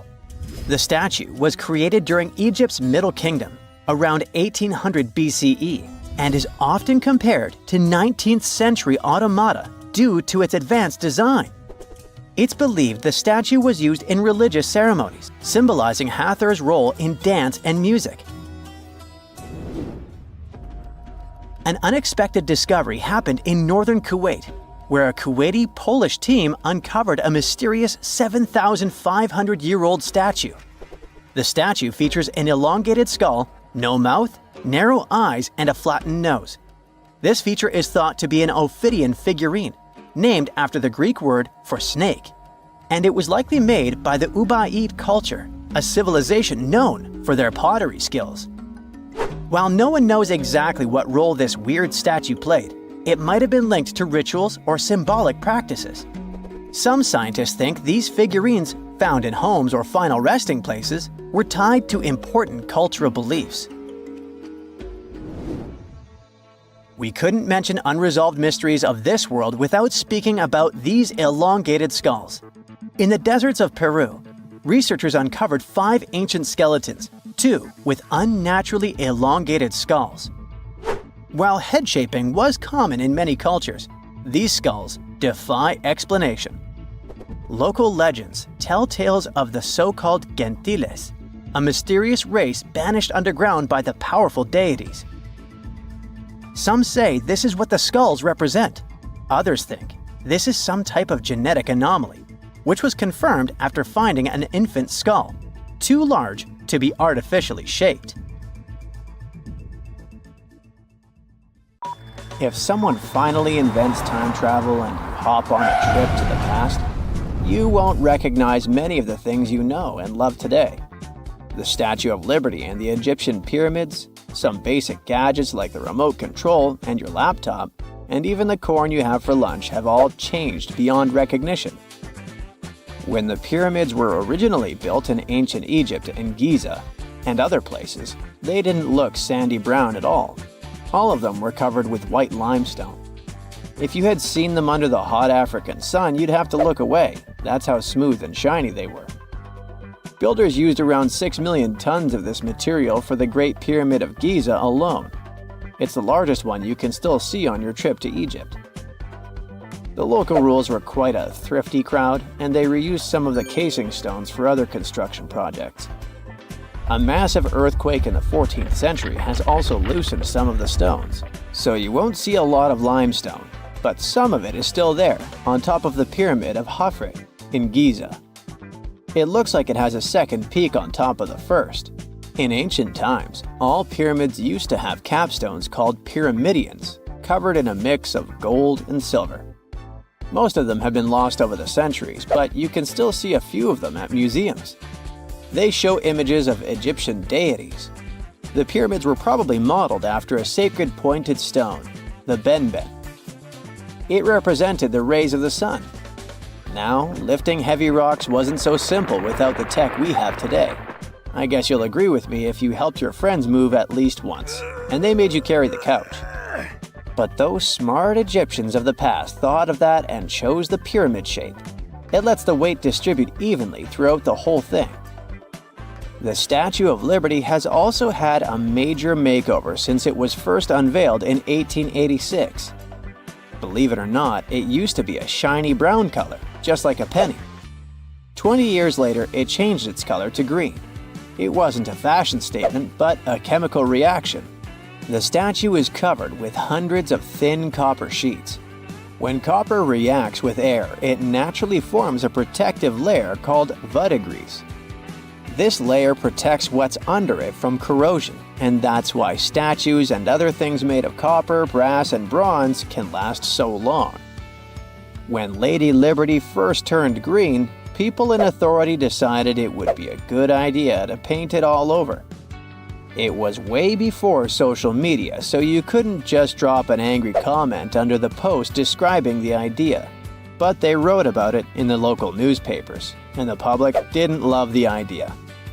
Then the Times interviewed a copper and bronze manufacturer, and he confirmed they shouldn't repaint it, because removing the protective layer would mean destroying the statue. Over the years, people have suggested painting Lady Liberty several times, but no one has ever done it. I don't know about you, but I can't imagine that lady in any other color, so I guess it's for the better. You love bananas as much as I do? Next time you enjoy a juicy soft one, remember you gotta thank selective breeding for that texture. The original wild bananas had many large, hard seeds and not so much delicious pulp. And hey, who doesn't like a sugary watermelon? It has a history of over 5,000 years, and it used to have bitter, yellowish white flesh and was really tricky to open. Selective breeding saved the day again, and watermelons got way sweeter. Japanese scientists went further and invented the seedless version. Corn's grandmother is a Mexican grass called teosinte. The kernels in this grass were small and hard to get. Farmers from many thousands of years ago saved the seeds only of those plants that were larger or tastier, or with kernels that were easier to grind. Thanks, my friends, for giving us the corn that's edible and even delicious. And just imagine, wild avocados were so small that they could easily fit in the palm of your hand. The pit in them was so large you wouldn't find much edible material inside. They also had a much harder shell than the ones we're used to. You probably wouldn't get a lot of work done without your beloved computer today, but I can't tell you exactly whom to thank for this invention. The ABC from 1942 is one of the contendants for the title of the first computer. It's short for the Atanasoff Berry computer, named after its inventors at Iowa State University. The ABC weighed over 700 pounds. Yep, yours must be way lighter than that. That big boy consisted of around 300 vacuum tubes and had a rotating drum, a little bigger than a paint can, and had small capacitors on it. A capacitor is a gadget that can store an electric charge, like a battery. The ABC could solve problems with up to 29 different variables to help scientists save some time. Like modern computers, it used binary digits, ones and zeros, to represent all numbers and data. Because of that, it was possible to do the calculations electronically. And now, my favorite part, the ABC finished one operation about every 15 seconds. Just for you to compare, it's millions of operations per second now.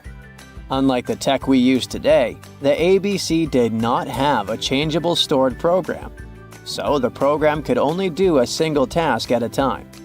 An operator had to write down the intermediate answer and then dial that back into the computer. Sounds like another reason to be happy we live in the 21st century. That remote control you use for all sorts of appliances has gone a long way too. Nikola Tesla, who gave us alternating current, designed one of the first wireless remote controls back in 1898. He named his invention teleautomation and demonstrated it on a miniature boat controlled by radio waves. The boat had a little metal antenna attached to it. Tesla sent signals to the boat using a box with a lever and a telegraph key, which was his version of a remote control. Those signals set electrical contacts on the boat into motion and moved the rudder and the propeller, and Tesla was controlling the boat. The concept of the remote control soon spread to other gadgets. The first television remote control followed in 1950. It was designed by the Zenith Radio Corporation called LazyBone. Don't take it personally, please.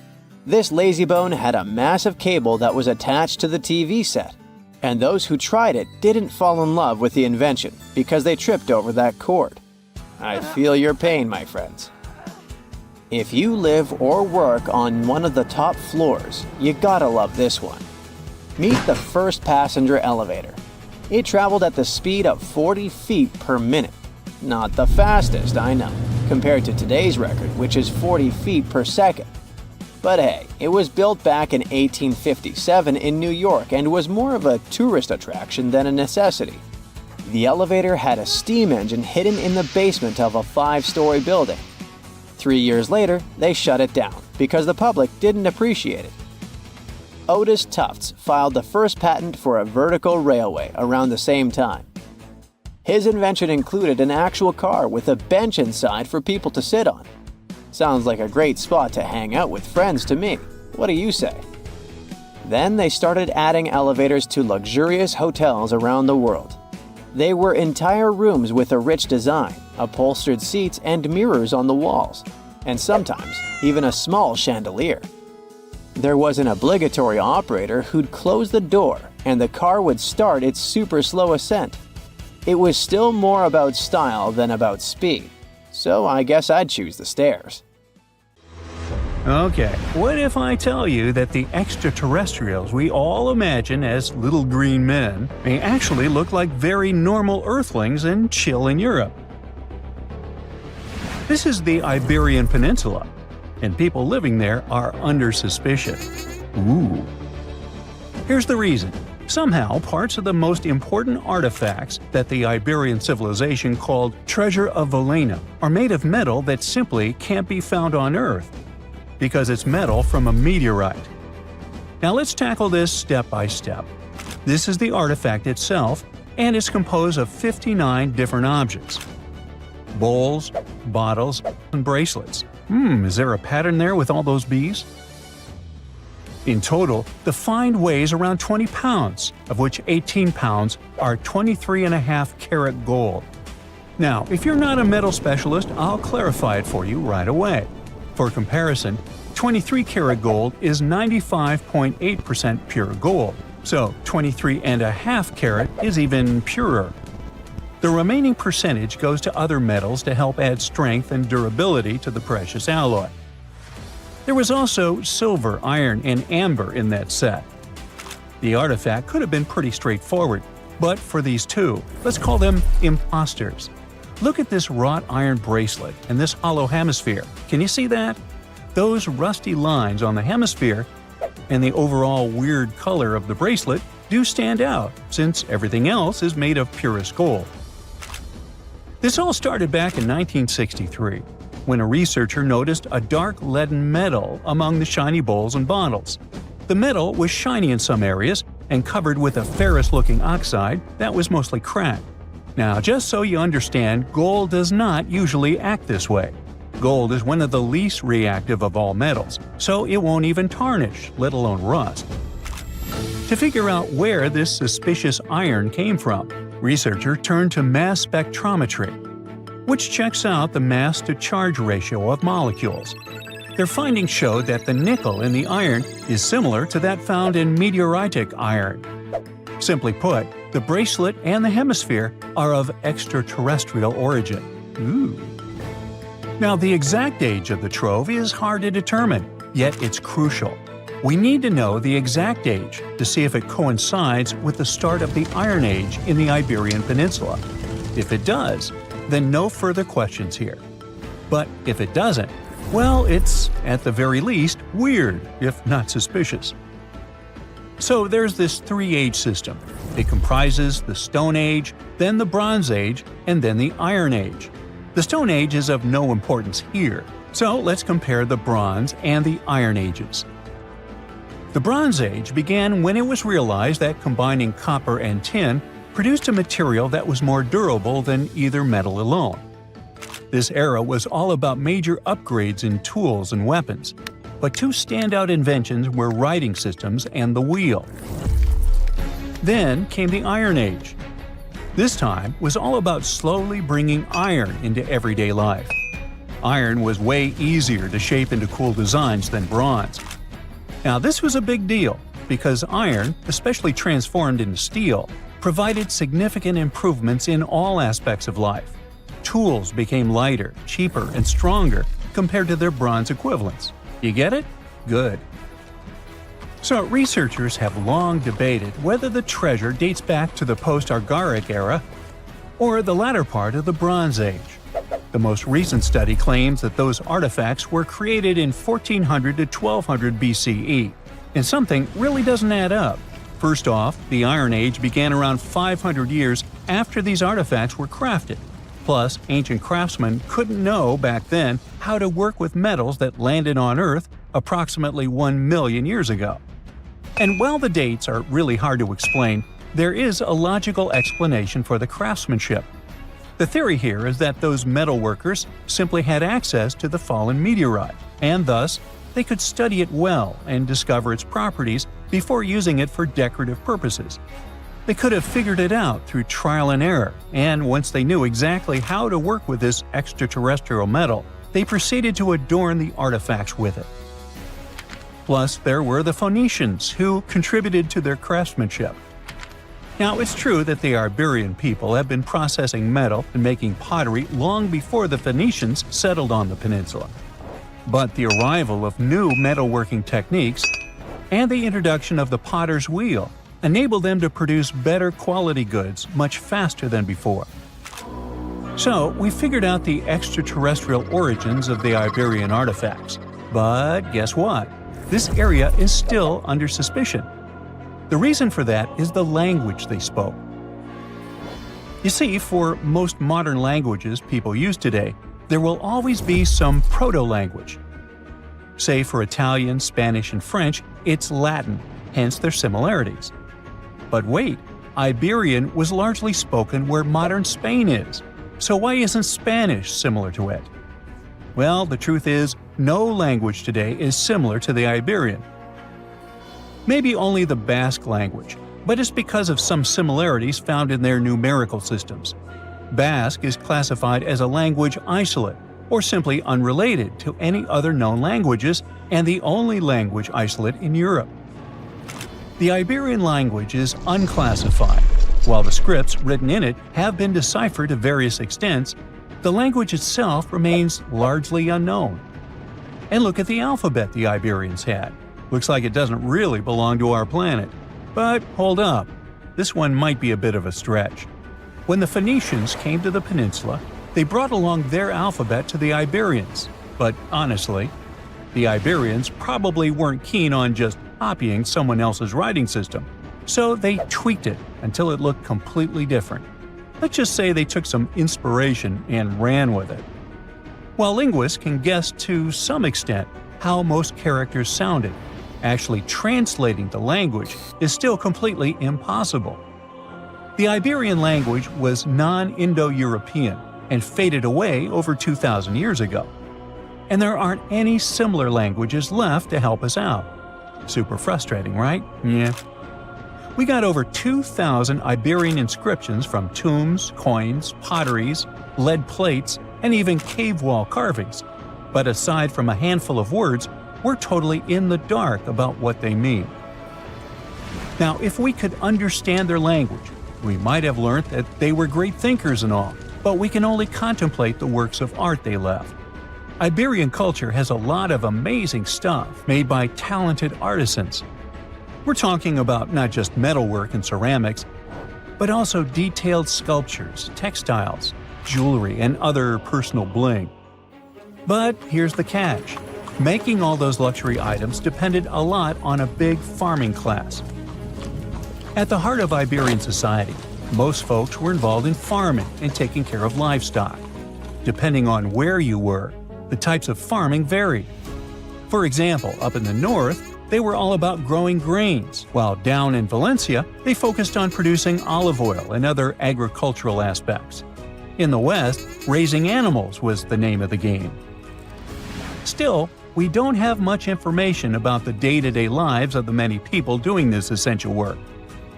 Yet, on the flip side, we know a lot about the upper class of Iberian society, who control these agricultural resources and hire the artisans. By the 7th century BCE, we start to see a group of Iberian princes who were living the good life, trading with the Phoenicians and enjoying fancy luxury items. You can spot this elite class in their burial practices. Cremation was the go-to method for funerals among the Iberians, and wealthy individuals were often found in cemeteries with all sorts of lavish goods and funerary sculptures that give us a peek into the fashion and hairstyles of the rich. Interestingly, starting in the 6th century BCE, there was a noticeable drop in the number of recognizable burials, which suggests that these elaborate funeral customs became more exclusive to a small elite. Meanwhile, the fate of the majority, farmers, artisans, soldiers, and laborers, who made up a big chunk of the population, remains a bit of a mystery. It used to be a pretty advanced civilization, but it vanished without a trace. Researchers think it could have been due to some massive earthquake, but so far, we don't know for sure. They found the tomb of a royal doctor who lived over 4,000 years ago, a man who held pharaohs' lives in his hands. This man knew secrets that only deities and kings were allowed to hear. And yet, when they opened his tomb in 2024, there was no body, just vivid paintings, untouched by time, and cryptic symbols carved into stone. Who was he, and why was he buried with spells linked to a scorpion deity? The tomb was buried deep beneath the sands of Saqqara. The doctor's name was Tete Nebefu. He lived around 4,100 years ago, during one of Egypt's most mysterious turning points, right at the edge of glory and collapse. These were the final days of Egypt's Old Kingdom.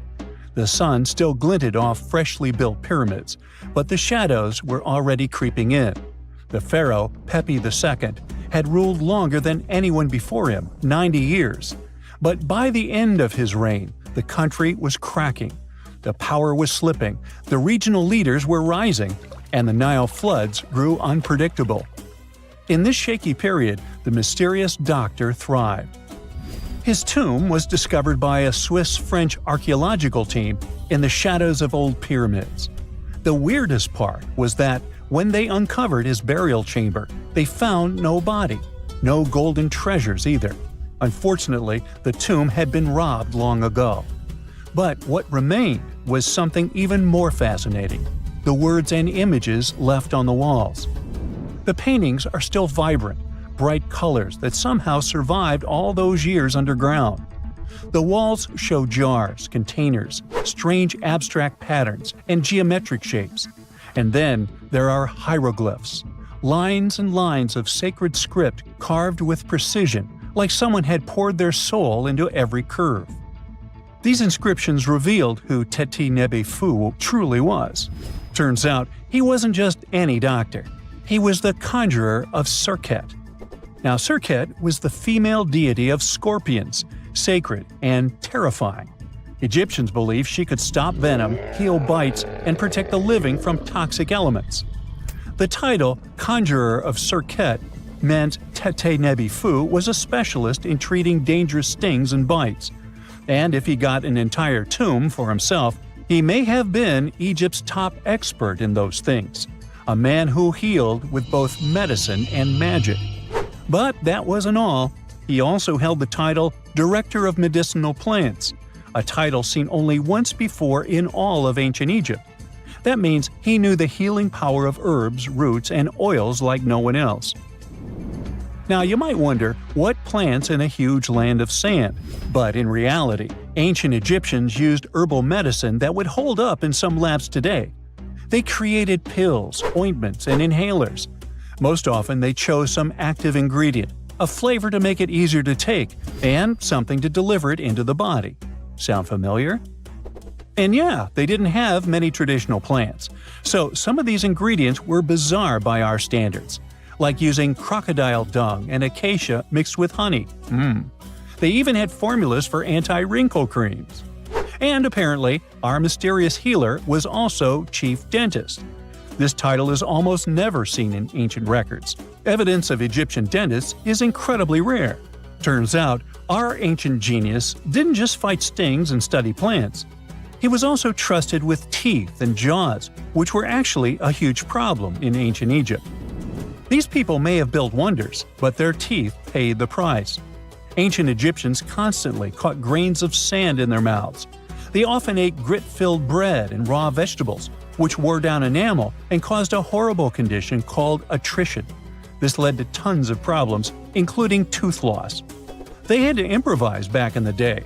For example, crafting the world's oldest known toothpaste from crushed rock, mint, and pepper, which ironically only made things worse for the gums. Or a toothpaste from things like eggshells, pumice, and natron, a salty mineral used for cleaning. They were also inventing mouthwashes from celery, bran, and herbs to ease the problem. Some mummies were even found with crude metal braces and gold wires attaching missing teeth. Though we're not sure if these were for the living, or was it just a nice little addition added as an afterlife gift. So, Teti Nebi Fu specialized in all these fields. 3 rare titles for one man. Now back in the day, he must have been admired as incredibly knowledgeable. In a world without modern science, he would have been like a sorcerer who knows how some leaf or bark could save a life. That's why archaeologists believe Teti Nebi Fu wasn't just any doctor.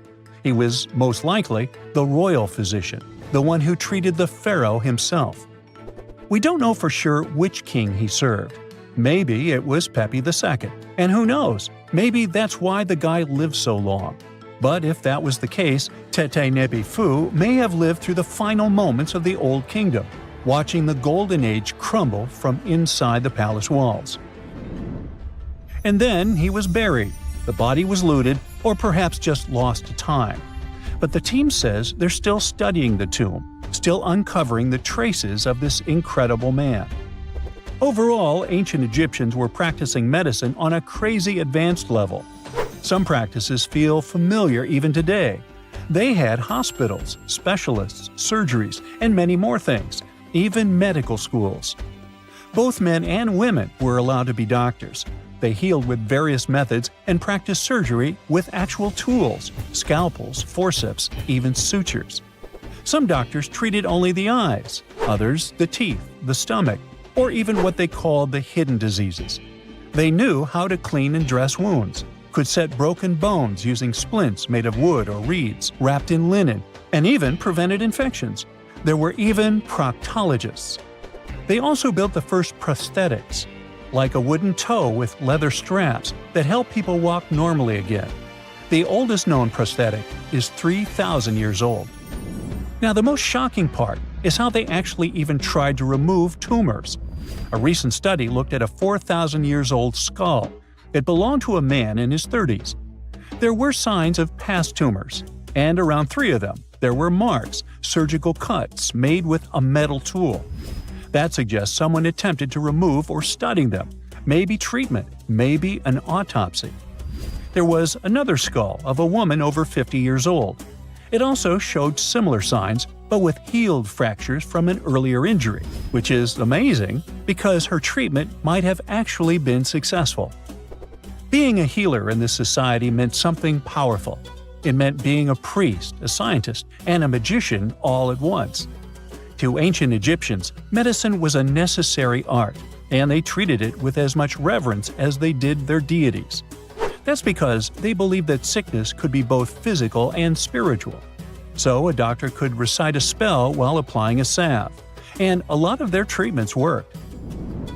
The reputation of doctors in ancient Egypt was so strong that leaders from other parts of the ancient world, like Persia, actually sought them out. Even Homer, the Greek poet, once said the Egyptians were the most skilled healers of all. Of course, their understanding of the human body wasn't perfect.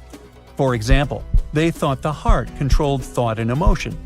They also didn't know what the brain really did. But their approach, observe symptoms, diagnose, and treat, well, that's modern medicine. Sure, they prayed over the wound, but they also healed it, didn't they? Their most famous physician was Imhotep. That guy was a true polymath, an architect, priest, and a healer who became so revered he was later worshipped as a deity of medicine. Yep, a human who was so cool they turned him into a deity. He lived 2,000 years before Hippocrates, the so-called father of medicine. And yet, some people joke we should drop the Hippocratic Oath altogether and swear an Imhotepic oath instead. These people weren't just laying the foundations of pyramids, they were laying the foundations of healthcare. Everyone loves a good landmark. The Roman Colosseum, the ancient city of Machu Picchu, the Giza pyramids. But have you ever wondered how it once looked? Way back in the days when they were built? Or even in the time they were covered in ivy and forgotten by humanity? Buckle up, because we're heading on a time travel adventure to the world's greatest archaeological sites. Our voyage begins in South America, deep inside the Peruvian mountains. Behold, the city of Machu Picchu. Machu Picchu is a monument to the ingenuity and power of the Inca civilization. During its prime, the Inca civilization stretched 2,500 miles along South America's coastline from modern-day Ecuador all the way down to Chile. And Machu Picchu was located at the heart and center of it. The historic site was constructed at around 7,000 feet above sea level, more or less around 1450 BCE. The gated city consisted of around 150 buildings made of stone. The Incas managed to build temples, houses, and even a complex aqueduct system to irrigate the entire town.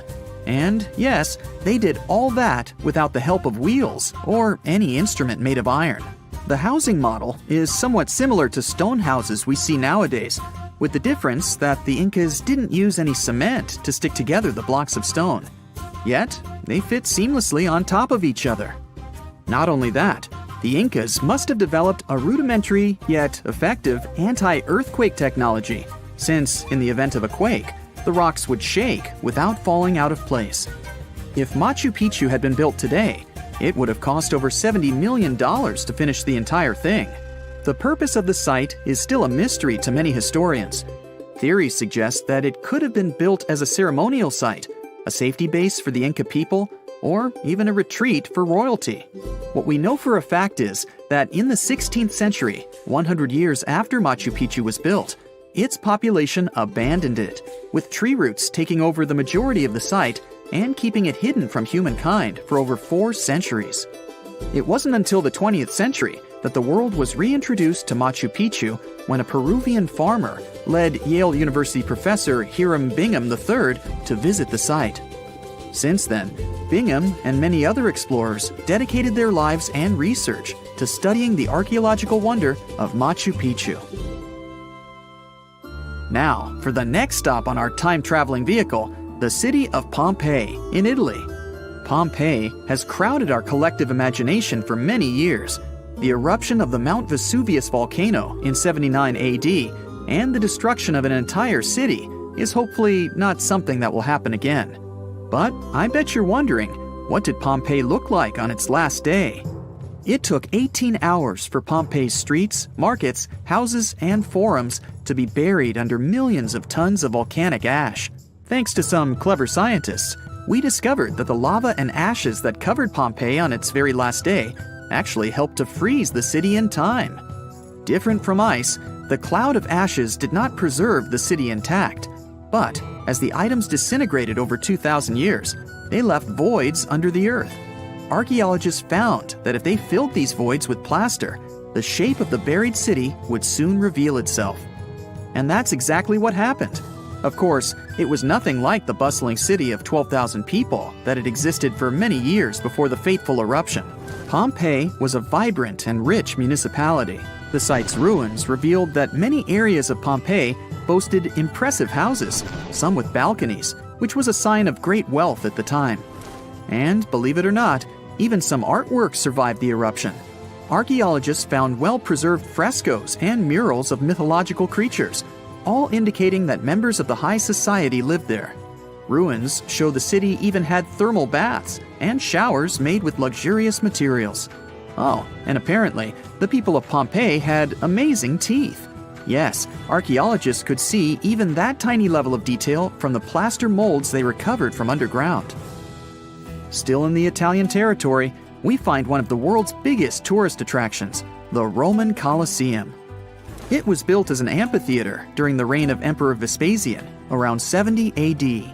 It wasn't until 80 AD that Vespasian's son, Emperor Titus, inaugurated the Colosseum. The monument was something to behold, with 157-foot-tall walls, over 80 entrances, and the capacity to host 87,000 people. All social classes and groups were welcome at the Colosseum, and this partly explains why it flourished for so many centuries.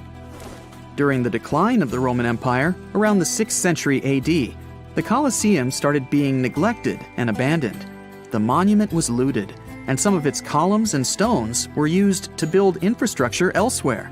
Only 1/3 of the original Colosseum still remains, and if it's big now, imagine what it once was. Greece was home to one of the world's largest empires. At the height of this empire, literally and historically speaking, more or less 2,400 years ago, the Greeks built a citadel known as the Acropolis. The Acropolis, which is composed of historical buildings, is considered to be one of the biggest landmarks of Western civilization to date. Tourists that visit the capital city of Athens today may be faced with yellowish and broken pillars of the Parthenon standing way up high in one of the city's hills. But way back when it was built, between 447 and 432 BCE, the imposing and majestic Parthenon was purely white, as the entire monument was built with gleaming white marble. The statues inside were made of gold. The Parthenon is a 23,000 square foot temple held up by 69 marble columns. The largest blocks of marble are massive, weighing around 10 tons each. And the most surprising fact is that the marble didn't come from Athens, but from a nearby site that stood 10 miles from the Acropolis, known as Mount Pentelicon. Historians intrigued by where the primary material for building the Acropolis came from found tiny and big blocks of marble all scattered around the floor of Mount Pentelicon. There was also a paved road that the Greeks had built to carry the rocks around. But perhaps the most impacting monument of all times is located at the heart of the Middle East, outside the Egyptian city of Cairo.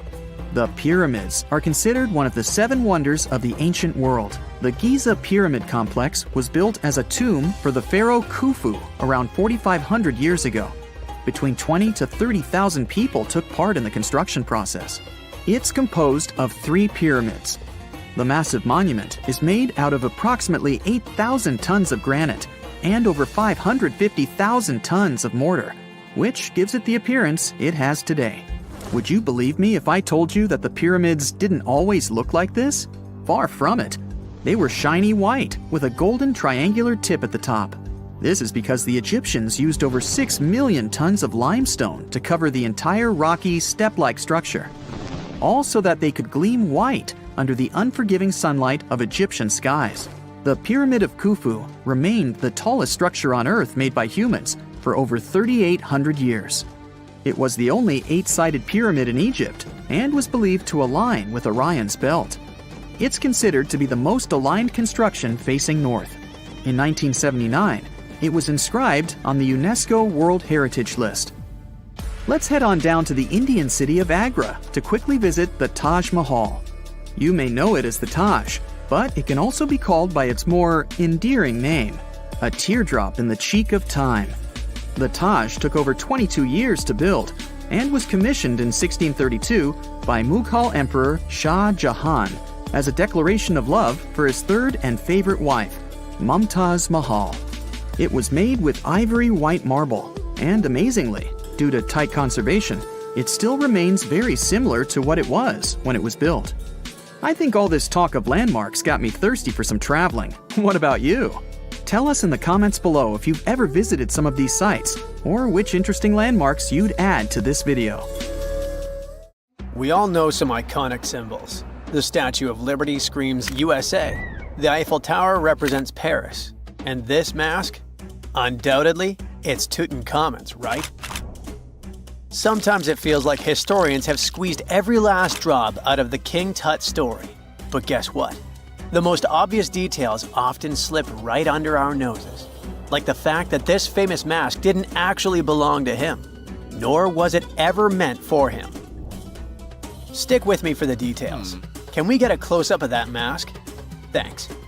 See those holes? Yep, they're for earrings. And no, it's not that they had anything against jewelry, but back in ancient Egypt, earrings were typically worn by high-status women or kids. Now, if you know your history, you might say, but Tut was a boy king, wasn't he? You're spot on. He began his reign at just 9 years old. Sadly, that didn't last long as he passed away at a very young age. So when he was 9, he might have worn earrings, but he probably took them off when he hit that no earrings age. Sounds reasonable, right? Actually, not quite. That would have been pretty strange since nobody expected him to pass away young. Certainly not at 9. So no one was preparing a kid's mask for a burial. It's this untimely demise that suggests that the mask used was simply the best option available when Tut passed away. There are more clues pointing to the idea that the mask was found in a hurry. Let's think about this. Even though Tut was mummified and his body could wait a bit, his loved ones wanted him to reach the afterlife ASAP. Some experts even believe the paint in the tomb was still wet when it was sealed. But look at his mask. It's a masterpiece. There's no way it was made in a rush. It's way more elaborate than other simpler cartonnage pieces. The renowned mask of King Tut stands 21 inches tall, adorned with precious stones, and features a golden beard that weighs 5.5 pounds, making the entire mask 22.5 pounds. Okay, I'm a bit confused here. So it seems like it was probably a kid's mask, but it had a beard? I've never seen a 9-year-old with a goatee, and I'm guessing you haven't either. Just think about it. A grown man's face compared to a kid's face. Fun fact for you, our faces pretty much stopped growing at the age of 16, so by 19, Tut would have definitely had the face of an adult man. Can you imagine trying to fit a relatively small kid's mask on a grown man? That would have been super embarrassing, and no one would have let that happen. Right, let's dismiss the kids' theory.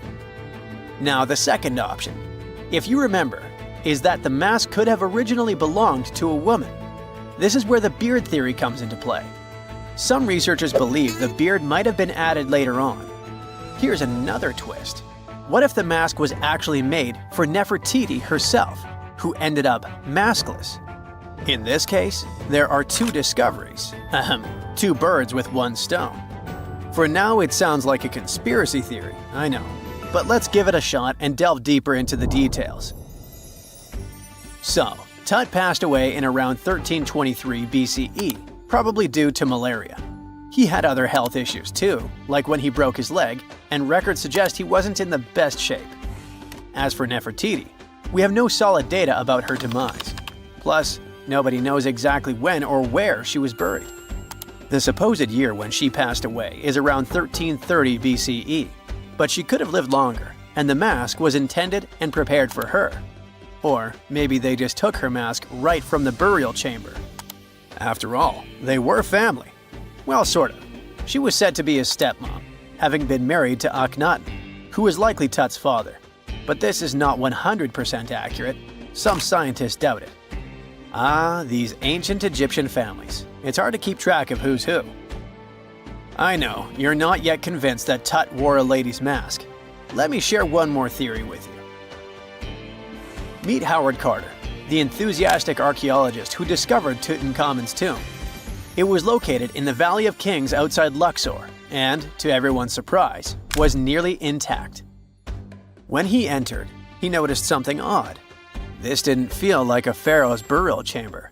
It was classy and all, but it had a vibe that suggested it was made for a woman. Typically, Egyptian pharaohs had larger tombs that suited them better, and even more strangely, it was oriented to the right of the entrance. This didn't add up. That orientation was typical for female chambers, which Egyptian queens used.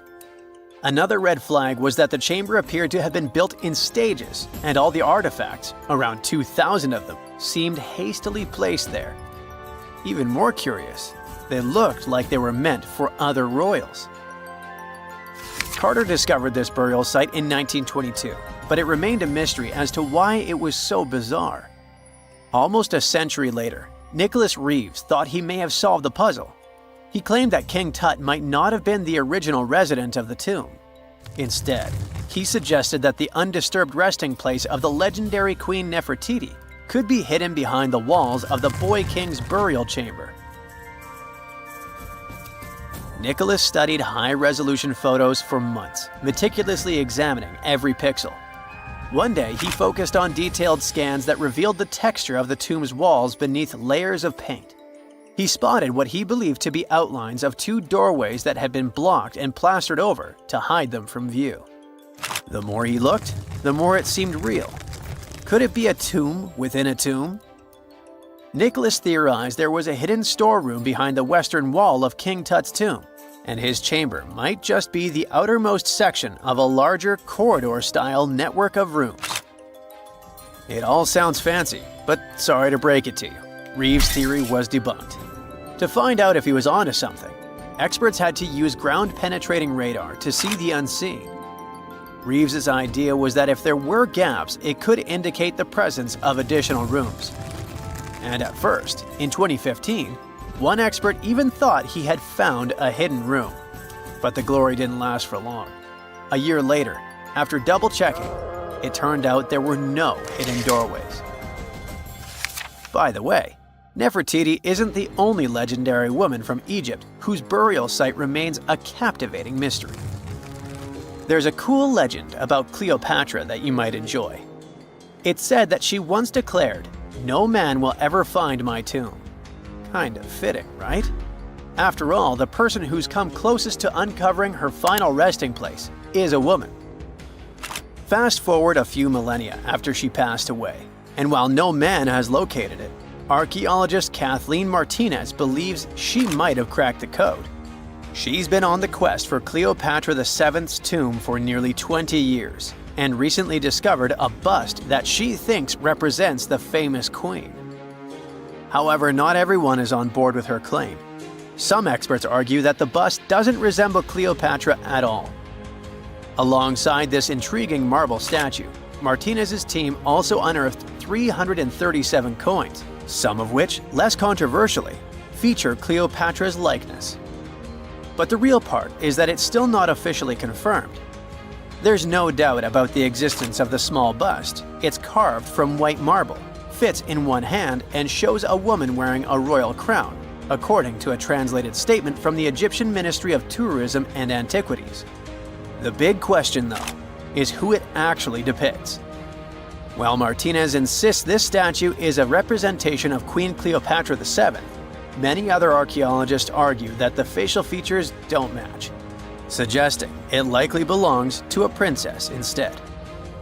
Sorry, I can't resist the temptation of breaking the magic for a moment. Some folks believe that the whole idea of "no man will find my tomb" is misunderstood. Even if she did say it, what she probably meant was "no living soul," and it wasn't about gender at all. It can as well be just a beautiful legend. Toodaloo! The year is 1923. Two teenagers sneak out of their homes in the middle of the night in Florida City. Rumor had it that an old man was building a rock castle by himself. But every time someone tried to see what the old man was doing, he would stop working. The curious teens managed to sneak into Ed's backyard and saw something they could later describe as magic. They recalled seeing rocks moving around like helium balloons. The old man was moving up to 30 tons of stone by himself to build his castle. Even if he didn't allow anyone to see him working, he would proudly talk about it around the town. But whenever people asked how he was building a stone castle all on his own, he simply answered, "I cracked the secret of the pyramids." This story begins in Latvia, Edward Leedskalnin's home country. Edward was born in a small village on January 12, 1887. He was born in a family of stonemasons, which is probably where he learned ancient techniques of building. However, he grew up as a sickly boy, which meant he could never carry much weight or undergo heavy physical activity. At the age of 26, an unfortunate turn of events determined Ed's fate. The love of his life broke off their engagement, and heartbroken Ed decided to move to the United States. He lived in a couple of American states before finally moving to Florida, where his life's adventure started. Ed spent years searching for the right spot of land to build his dream house. He always rejected good farmland. When people wondered why, he only smiled. Finally, when he bought land of his own, it was deemed terrible by his close friends. The soil was bedrock. He could neither plow nor farm it, but it seemed perfect for what he was seeking to build. Ed's close friends would often describe him as eccentric. When asked why he wanted to build a house, he would only say, "It's for my sweet 16. Someday she's coming back." Then, he changed the topic of the conversation. It took Ed about 30 years to finish Coral Castle, and he did it all by himself.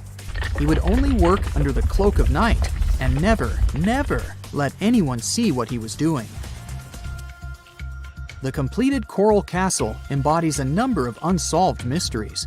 If you were to visit the site back then, you'd have to go through a 9-ton, 8-foot-tall revolving gate door that even a kid could push with just one finger. Ed was so proud of this door that he originally named the site Rock Gate Park. It was renamed Coral Castle only much later, after Ed's passing. Once inside, visitors would access the incredible wonders of Ed's constructions: towers, mystic symbols, furniture, and swing sets, all made entirely of monolithic blocks of stone. The stones are set on top of each other, using only their weight to keep them together. And believe it or not, the entire park gathers around 1,100 tons of stone. Today, if you visit Ed's living quarters, you'll even see the simple instruments he used to construct all of this: chisels, hammers, ropes, and pulleys. The type of work he did is difficult even with modern-day equipment, let alone without it. Coral Castle's main mystery lies in how Ed managed to do it. The only photograph of Ed Leedskalnin at work shows a simple leverage structure of a chain hoist attached to a wooden tripod. The tripod was made of old telephone poles with a small wooden box on top. What was in the box is, of course, a mystery. Unfortunately, he took his secrets with him, not sharing the truth of his work with anyone else. Yet, not all is lost, as there are many theories and speculation surrounding what could have happened there. One theory says that there is a harmonic grid inside the Earth's surface, something that would create anti-gravity spots around the globe. It's believed that Coral Castle was built in such a spot. This could explain why it took Ed so long to find land that pleased him. Maybe what he was looking for was a place that allowed him to experiment with anti-gravity forces. Yet, whenever Ed talked about his work, he would say he understood the laws of weight and leverage, and, sure thing, that he had cracked the secret of the pyramid builders. And what secret is that, you might ask? According to Ed himself, it has to do with magnetism. He even published a pamphlet called Magnetic Current. There, he explains that every object has magnetic particles inside of them. A person just needs to understand where they are located inside such objects. This way, objects can be lifted and moved around without much effort, just like moving something heavy underwater. Researchers say that if we assume Ed Leedskalnin and the pyramid builders used the same technique, then it would only have taken 4,700 workers to build the Great Pyramid of Giza, instead of the 20,000 to 100,000 that is currently estimated. But this story just keeps on getting more and more mysterious. In the late 1920s, Ed was finishing the construction of Coral Castle in Florida City. Rumors about his work had spread around town. People said Ed was hiding a stash of money somewhere in his living quarters. One night, a group of men waited until Ed was alone and broke into the castle to rob him. They couldn't find the money and, luckily, didn't harm Ed. But in the following days, he decided that it was best he moved out of that land. Of course, he took more than his toothbrush along with him. Ed decided to move the entire Coral Castle to another land 10 kilometers away from where he had built the park. Legend says he hired a truck driver and asked him to swear secrecy about what Ed intended to do. He asked the driver to look away while Ed loaded the truck by himself, moving all of the rocks without any help. With the truck loaded, Ed and his castle moved to Homestead, Florida, where the park is located until this day. In 1986, a group of engineers from Florida University was called to try to fix the park's gate entrance, the 9-ton revolving door that Ed was so proud of. They arrived with plenty of modern-day equipment, including a 20-ton crane. When the engineers took the door down, they noticed that Ed had used a strange circular stone at the bottom of the revolving door. The engineers couldn't understand how this frisbee-sized rock could withstand 9 tons of weight without breaking into pieces. They sent the rock to the geology department at the University of Florida, but the geologists simply returned the rock, saying they couldn't find a match of this rock in their databases. They couldn't determine its origin. The engineers put the 9-ton gate back into place, trying to use other techniques. At first, it didn't work without the base rock Ed had originally used. So, they had to cut the gate rock to make it work as a revolving door once again, proving that modern-day technology couldn't replicate what Ed had done single-handedly. Fast forward to 2011, and another man claimed to have cracked the code of the pyramid builders and Ed Leedskalnin himself. Wally Wallington, a retired construction worker from Lapeer County, Michigan, has managed to build using similar techniques to those used by Ed. Wallington is known for having built his personal Stonehenge in Michigan. He is said to have used simple machines, such as levers and counterweights, moving around multi-thousand-pound concrete blocks. Unlike Ed, Wallington has shared his techniques with the public. Multiple videos are showing the clever engineering he built from very simple materials. It sure is impressive. The man has moved his entire barn into another property just with the help of simple tools. However, there is no way to prove that these were the same techniques used to build Coral Castle. To this day, the secrets of Coral Castle haven't been unraveled. But hey, we can always keep trying to solve it. Miles and miles of yellow sand, treeless mountain ridges, and scorching hot sun over your head. And suddenly, something you'd never expect to come across in a barren desert. A small group of overexcited people. They're as happy as you would be if you'd won a lottery. They've just found an ancient tomb, once flooded with its walls in bad shape. But the stuff they discovered inside proves that this is the burial site of one of Egypt's most mysterious pharaohs. Historians have been hunting for his tomb for years, but no one expected it to hide ancient treasures. Fast forward. After careful examination of the site, Egyptian officials have announced the discovery of the tomb of King Thutmos II. It's the last missing tomb from Egypt's 18th dynasty. And this is also the first royal tomb found since King Tutankhamun's was discovered in 1922, in more than 100 years. A team of Egyptian and British archaeologists found the tomb in the Theban Mountains area, west of Luxor, near the famous Valley of the Kings. Before this, the site was only known as Tomb C4, but during their excavation, the team found clear evidence proving it belonged to King Thutmos II. Archaeologists actually found the entrance and main tunnel leading to the tomb in 2022. But at first, they thought it belonged to a queen because it was near the graves of Thutmos III's wives. It was also close to Queen Hatshepsut's tomb. Originally, it was prepared for her when she was just a royal wife. But everything changed when she became pharaoh. But we'll talk about this twist of fate a little later. But soon they realized that their discovery was much more significant. They found alabaster jars with Thutmos II's name and the words "deceased king" written on them. That's when they realized that the tomb was actually his final resting place. Sadly, Thutmos II's tomb has seen better days. According to the head of Egypt's antiquities sector and the leader of the Egyptian excavation team, the tomb suffered major damage from ancient floods not long after the pharaoh's death. Water swept through the burial chamber, likely destroying or displacing many of the original artifacts. Much of what had been once inside the tomb was moved elsewhere in an attempt to salvage it. The researchers found out that the tomb had a basic design, with an entrance, a sloping main corridor, and a burial chamber.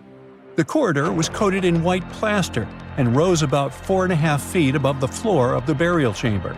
A large staircase and a very large descending corridor of the tomb indicated its grandeur. It took the team a long time to navigate through, though, as the tomb was blocked by flood debris and collapsed ceilings. Only after crawling through a 32-foot passageway with a small 16-inch gap at the top, the worst nightmare for those of us with claustrophobia, were they able to reach the burial chamber. There, they were in for another surprise. They cleared the debris, expecting to find the crushed remains of a burial beneath. But the tomb turned out to be completely empty, and it was not due to robbery. It had been deliberately emptied. The researchers soon realized that the tomb had been flooded since it had been built underneath a waterfall. It happened just a few years after the king's burial, so the contents of the tomb were moved to another location. That's why there was a second corridor in the tomb. It was most likely made to help remove King Thutmos II's body from his flooded tomb. Despite the damage, the excavation team made some really exciting discoveries. They found traces of mortar decorated with blue inscriptions, yellow stars, and fragments from the Book of Amduat, one of the most significant funerary texts in ancient Egypt. The book was meant to guide the deceased through the underworld, ensuring a safe journey to the afterlife. Now, how about we sneak a peek at ancient Egypt's 18th dynasty? It was all about conquering lands, expanding the empire, and building jaw-dropping monuments. Some of the biggest names from that era, Thutmos I and Thutmos III, both legendary warrior kings who left their mark in history. Thutmos I was a fierce fighter who led major military campaigns, pushing Egypt's border further south than ever before, all the way to the fourth cataract of the Nile. His victories gave Egypt access to new trade routes, stronger political ties, and more wealth. His conquests were so significant that they were recorded in the tombs of his top officials. Thutmos III, sometimes called Thutmos the Great, took things even further. He was not only an incredible military strategist, but also the commander of Pharaoh Hatshepsut's armies before becoming king himself. He led between 17 and 20 military campaigns, winning every single one and expanding Egypt's empire to its peak. He even created the world's first navy. Thutmos III is often remembered as Egypt's greatest warrior pharaoh. And sandwiched between these two powerhouses was Thutmos II, a pharaoh who doesn't get nearly as much attention. Hey, the middle child, right? His reign lasted only about 5 years before he passed away at around age 30 in 1479 BCE. He is kind of a mystery. No one really knows what he accomplished. For the longest time, even the location of his burial site was totally unknown. His body was actually found in the 19th century. It was just lying around in the mortuary temple of Deir el-Bahari, in a secret chamber where priests used to hide royal mummies centuries after their original tombs were looted by grave robbers. In other words, Thutmos II's body must have been moved from his original resting place at some point in history to protect it. During his lifetime, Thutmos II made at least one major impact on Egyptian history. He married his half-sister, Hatshepsut. That might not sound like a big deal, but it helped her become Egypt's greatest female pharaoh after he passed. The catch? She kept her stepson, Thutmos III, off the throne for decades. When he finally took power, he erased her name from history out of spite. And still, Hatshepsut is one of Egypt's greatest pharaohs, no matter if you're talking about a man or a woman. She brought a lot of wealth and art to Egypt. She led a big trading trip to a place called Punt, where she brought back things like gold, ebony, and incense. She also made sure her name lasted by building amazing structures that we can still see today. At Karnak, she added huge obelisks. One of them is still standing tall. She also was the one to build the Temple of Dir al-Bahre with its countless columns. She was buried there. Interestingly, Hatshepsut was often shown in art as a man with muscles and a beard, like how pharaohs were usually depicted. But she made sure there was always something in the artwork that reminded people she was a woman, like calling herself Daughter of Re or His Majesty herself. When she passed away in 1458 BCE, Egypt wouldn't have a female ruler as powerful as her until Cleopatra, about 1400 years later. According to Egypt's Supreme Council of Antiquities Secretary General, isn't that a mouthful? Hatshepsut's name actually appears in Thutmos II's tomb, meaning she might have even handled his burial. As for their final resting places, well, Hatshepsut was buried in the Valley of the Kings, and Thutmos II's mummy is now in the National Museum of Egyptian Civilization, alongside other ancient Egyptian rulers. It gives visitors a rare chance to see the remains of a nearly forgotten pharaoh. Now, experts consider the discovery of his tomb to be one of the most significant in recent years. The artifacts found there add important details to our understanding of the history of the region and Thutmos II's rule. And even though the tomb's design is fairly simple and follows the same architectural style preferred by later Egyptian rulers, its historical importance is undeniable. In any case, the mission isn't over yet. Archaeologists are now focusing on solving another mystery. Where did the rest of the tomb's contents end up? The team is determined to continue their search.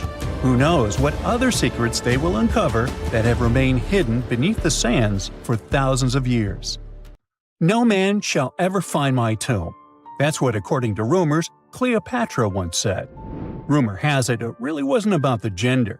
She wanted no living soul to disturb her, and I think she meant that no human would ever discover the location of her grave. But, surprisingly, it was indeed a woman who was closer than anyone before to finally discovering the Queen's resting place. Meet Kathleen Martinez Berry, a criminal lawyer turned archaeologist. She got so intrigued with Cleopatra's story that she packed her bags and went to Egypt with no official support and even no permission from the authorities. All she had was pure determination to find the Queen's tomb. Now, you could say Kathleen had always been ahead of the game. She skipped grades in school, mastered piano, chess, swimming, and martial arts, and grew up listening to top intellectuals debating in her home. And she even got her law degree at just 19, and archaeology was her side passion. She had never actually been to Egypt, never dug up a single artifact. But her fascination with Cleopatra went all the way back to an argument with her father in 1990. That day, she walked into his library looking for a copy of Antony and Cleopatra by Shakespeare. Her dad, Fausto Martinez, a professor and legal expert, casually called Cleopatra a seductress. Kathleen wasn't having it. She fired back, arguing that history had been totally unfair to Cleopatra. The Romans, she said, wanted to destroy her reputation, and for centuries, people had just believed their version of the story. The debate went on for hours, and in the end, her father admitted maybe he had judged Cleopatra too harshly. That conversation changed everything for Kathleen. From that day on, she read every ancient text she could find, especially Plutarch's account of Cleopatra and Mark Antony. The more she learned, the more convinced she became that Cleopatra wasn't just some queen who fell for the wrong guy. She was a genius, playing a dangerous political game to keep Egypt independent.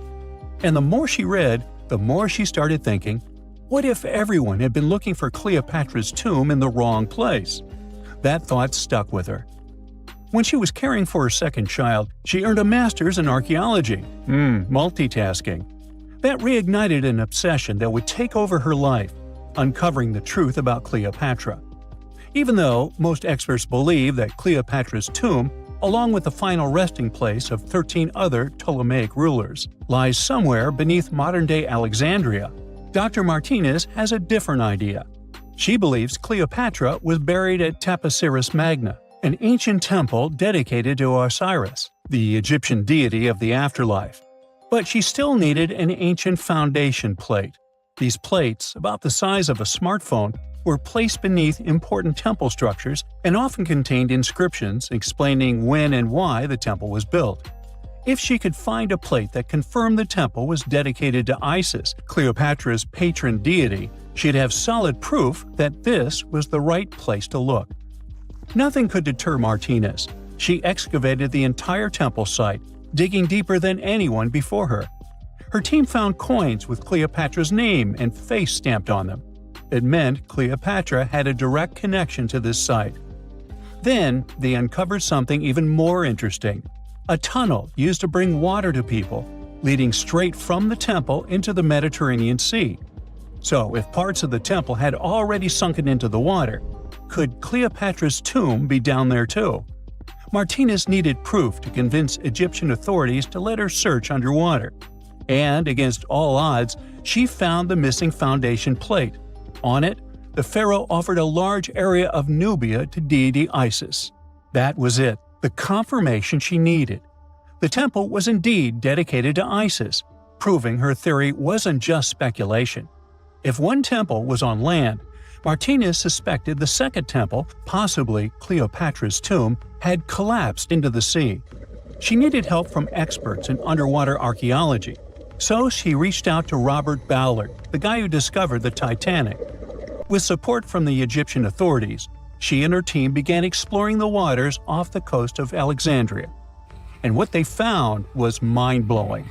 Underwater, they discovered massive stone structures, some standing 6 to 10 feet tall, right where the coastline would have been thousands of years ago.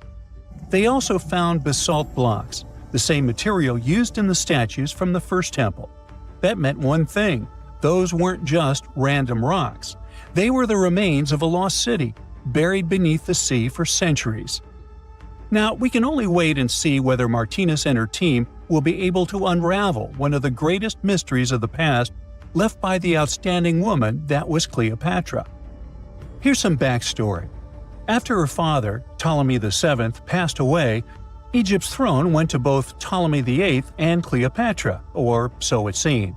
Cleopatra, just 18 at the time, allegedly married her 10-year-old brother. Yeah, ancient royalty had some different customs, though there's no solid proof of that. But sibling love didn't last long. Young Ptolemy decided he wanted all the power for himself and tried to push Cleopatra out. Forced to flee the country, she didn't just sit around feeling sorry for herself. She raised an army, ready to march back and take what was hers. That's how, at 21, she was already in the Sinai Desert, leading an army and planning her return to the throne. Now, by that time, Cleopatra had already been locked in a powerful political, and not only political, alliance with Julius Caesar. In June 47 BC, she gave birth to a son, Ptolemy Caesar, better known as Caesarion, who, many believe, was Caesar's child. But that didn't stop her from playing by Egyptian royal rules. And her husband number 2, her other brother, Ptolemy XIV. Yep, despite her ongoing affair with Caesar, Cleopatra married yet another sibling, because, in her world, keeping the throne in the family was the name of the game.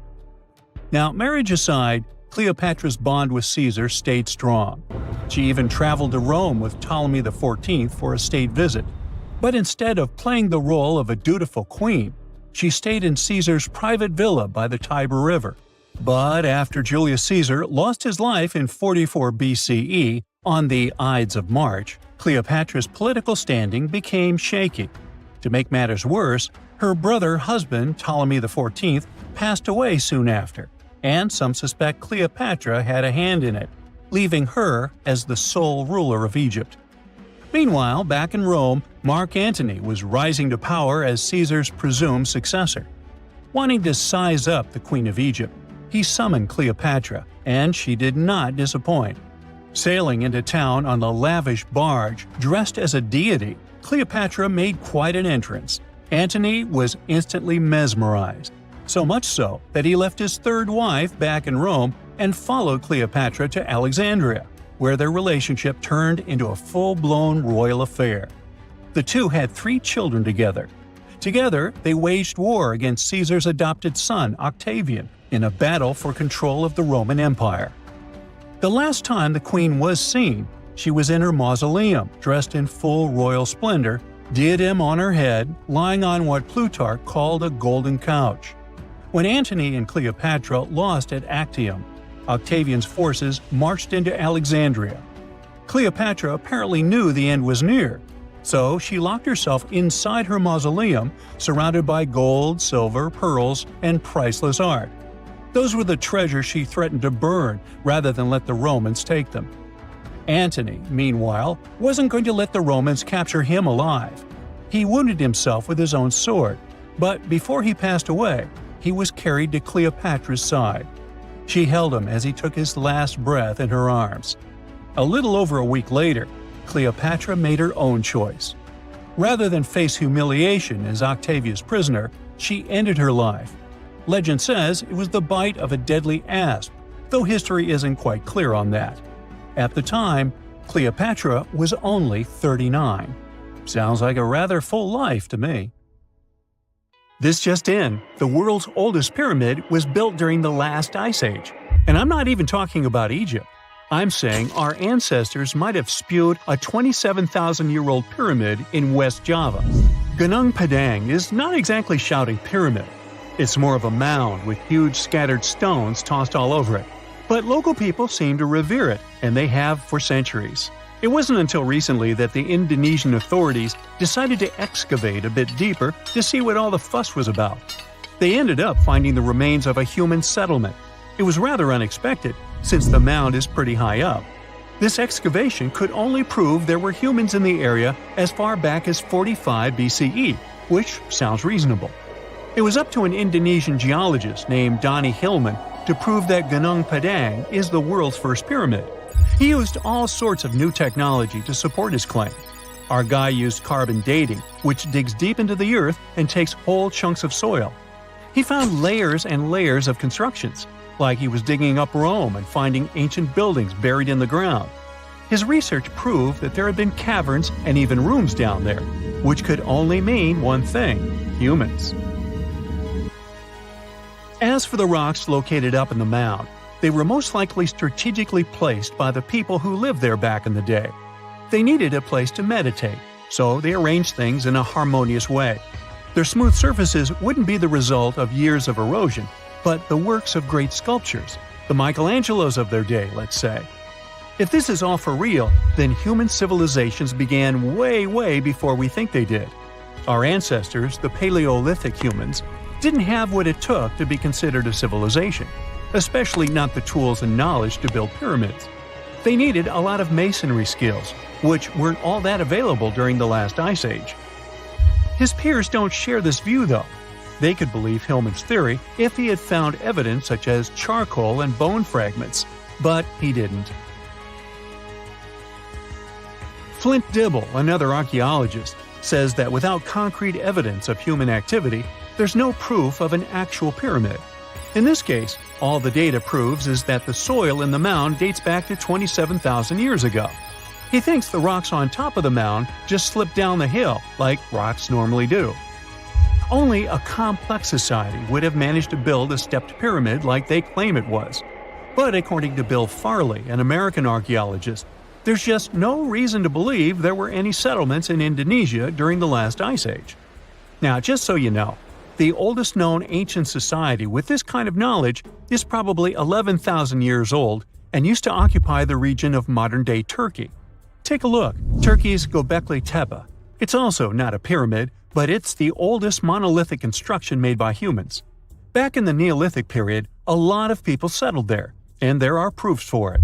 For example, the walls there are covered in ancient drawings of clothing and wild animals.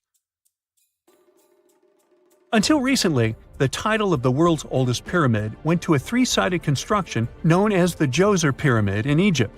Djoser is located just a few miles south of the Giza complex in a town called Saqqara. It made its way to popular culture more than once. In the 18th century, it became a common feature in European paintings. Young men from the cultural elite did a grand tour around the world, and Saqqara was at the top of their list. It was also featured in the video game Assassin's Creed, with a digital representation way more accurate than many historical drawings of the thing. That was kind of a big deal in ancient Egypt, to build pyramids for kings to spend their afterlives. And if you thought the Khufu pyramid was the oldest one in the world, well, Djoser was built 70 years ahead of that time. The development of new technology has allowed archaeologists to make groundbreaking discoveries, and a new, or should I say ancient pyramid in South America might win the title in dispute. It turns out that pyramids were also pretty fashionable in the Americas in the old days. Among them are the iconic pyramids of Guatemala's Tikal temple complex, the same ones that appeared in Star Wars No. 4. But to find the oldest pyramid in the Americas, one would have to travel to Peru. Deep in the Peruvian desert, archaeologists stumbled upon a sprawling ancient metropolis known as Caral. At first, researchers believed that the settlement was pretty recent, since the site was way too complex for ancient technology to handle it. As we said, Caral is a desert town, like Las Vegas, but without all the hoopla. This means no easy access to water. And for cities like these to thrive, they need a considerable irrigation system, which leads us back to complex technologies. The Peruvians surprised us all with this new discovery. This site was huge, filled with an amphitheater, houses, and religious buildings. The whole thing probably sprawled through 370 acres. And when scientists went to test their initial hypothesis using radiocarbon dating, they found that the city probably sprung around 2027 BCE. On the site, archaeologists found 6 pyramids that could possibly predate the one in Saqqara. As far as they know, both civilizations coexisted in the same time period, in opposite parts of the world. But since researchers can't pinpoint the exact age of Caral's pyramids, it's pretty hard to guess which civilization completed their pyramid first. If only we had a crystal ball. Now, it just so happens that the shape of a pyramid is something that nature is able to produce all on its own, leaving us modern-day humans a bit confused. A classic example is the Japanese site of Yaonagani, which also goes by the name of Japan's Atlantis. The entire monument is about the size of 5 football fields and the height of a 5-story building. Explorers and scientists believe that Yaonagani dates back to 10,000 years ago. For Japan's top marine geologist, Professor Masaki Kimura, Yaonagani is the heritage of a lost civilization. Kimura has dived into exploring the ruins over 100 times over the past 10 years. To him, there are clear signs of human activity down there. Check out this triangular-shaped pool on the monument's surface. Kimura thinks it's actual proof of humans, because this triangle-shaped concave is a historical symbol of water fountains in the region. As it happens with a lot of these cases, not all scientists are convinced the same. For many, Yaonagani is probably the result of thousands of years of erosion, and the fact that the monument is composed of one massive rock leads them to believe it is not really human-made. Sure, these huge basalt columns may look like the ruins of a palace, but they're most likely the result of the intense volcanic activity in the region.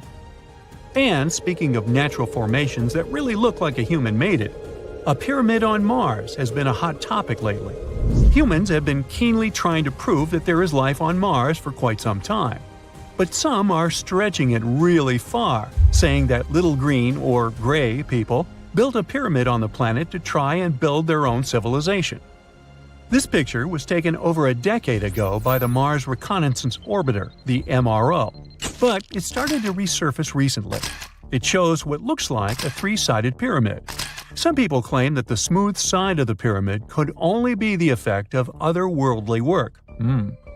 Then science comes along and explains that Mars is home to one of the deepest canyon systems in the whole solar system. The so-called pyramid is located in what is known as the Kandor-Chasma region. This Martian region has a bunch of similar formations that are nothing more than the result of erosion. Nothing supernatural going on there, apparently. The ancient Indian texts mention beautifully decorated chariots or entire palaces called Vimanas that could take off and, in a matter of seconds, fly away as far as space. Some people believe these Vimanas only existed in Indian mythology, but it's also possible that they were based on a real technology that had been lost over the centuries. According to the Vedas, ancient Indian religious texts, there was the elephant Vimana with several engines and many other types named after animals and birds. There was one for local travel, one for visiting different countries, and one for traveling to the moon and various planets. They could develop a great speed. One Vimana had the superpower of invisibility. Another one was shaped like a sphere and was built on the winds produced by Mercury. This Vimana was said to generate an enormous ray like the sun and make noise like the storm's thunder. All the Vimanas were unbreakable and perfect for attacks on foes. Now, to operate a Vimana, you'd need to know a lot of stuff, pretty much like today's airplane pilots, 32 secrets in total. They'd cover the aircraft structure and the secrets of taking off and maneuvering without crashing. That's a good thing. The pilot was also expected to know how to be seen and unseen, how to be hidden, how to be quick, how to manage contractions and expansion, and many other tricks. To hide the flying machine from foes, the pilot was instructed to move to the 8th atmospheric layer above the Earth and use the power of dark solar rays. This instruction might sound a bit weird, but there were others, more realistic ones, which still make sense in modern aeronautics. There are sections of ancient texts on the Vimanas that focus on details like flight paths, pilot training, navigation, and even suitable clothes for pilots and recommended food for long flights. There was also a lot of technical detail about the use of heat-absorbing metals, the metals utilized, and melting points. The supporters of the theory that the Vimanas were more than just myths are sure that the ancient Indians would unlikely go into all these details just for a beautiful story. So, the flying palaces might have been real and way ahead of their time, like many other great Indian inventions. Back in the 6th century BCE, an Indian physician named Sushruta basically wrote the original guide to medicine and surgery. They even called him the father of surgery for his work. Sushruta laid down the details on hundreds of medicinal plants and described complex surgical procedures. He gave instructions on nose reconstructions and skin transplants from one part of the body to another. The original method of rhinoplasty, which involved taking a piece of skin from the forehead to reconstruct the nose, is still used today. But back then, it had a slightly different purpose than surprising your followers on social media. Those nose jobs helped out folks who had lost their noses as punishment for crimes or in fights. Now, you gotta thank an ancient Indian math prodigy for the invention of zero. It might not seem like a big deal, but without it, we would have no binary system and no computers. People before the 5th century CE were only thinking about some sort of a sign to indicate nothing. The invention made addition, subtraction, and other mathematical operations a whole lot easier. You can see the oldest zero in existence carved in the wall of a temple in Gwalior, India. The Indus Valley Civilization was using rulers in 1500 BCE and earlier. Made from ivory, these rulers were found during excavations in what is present-day Pakistan and northwestern India. They were widely used in architecture with amazing accuracy. They had units corresponding to slightly over 1 inch that were marked with precise subdivisions within 5/1000ths of an inch. The next invention is more of a concept than a physical item. Standardization is all about setting the rules based on a bunch of people, things, or interests. One of its cool applications that we've all gotten used to is standard weights. Whether you're using pounds or kilograms, you need these universal measurements for weight, right? For this, we owe a big shout-out to the merchants from the Indus Valley Civilization who lived around 4,000 years ago. They were measuring everything from food grains to fancy luxury goods using these standardized weights. And their weights had decimal and binary mathematical systems going on. They didn't have high-tech gear. but they pulled off some serious precision using complex calculations and even sand for construction. Their art of standardization made its way to Persia and Central Asia, basically becoming the global weight-watching standard. So if yoga is your go-to exercise, you definitely have a personal reason to appreciate the ancient Indian geniuses. Over 5,000 years ago, during the rule of the Indus-Sarasvati civilization in northern India, yoga was first mentioned in the Vedas. Yoga was refined and shaped over the centuries, until it grew into a massive teaching with over 200 sacred writings dedicated to this way of obtaining enlightenment.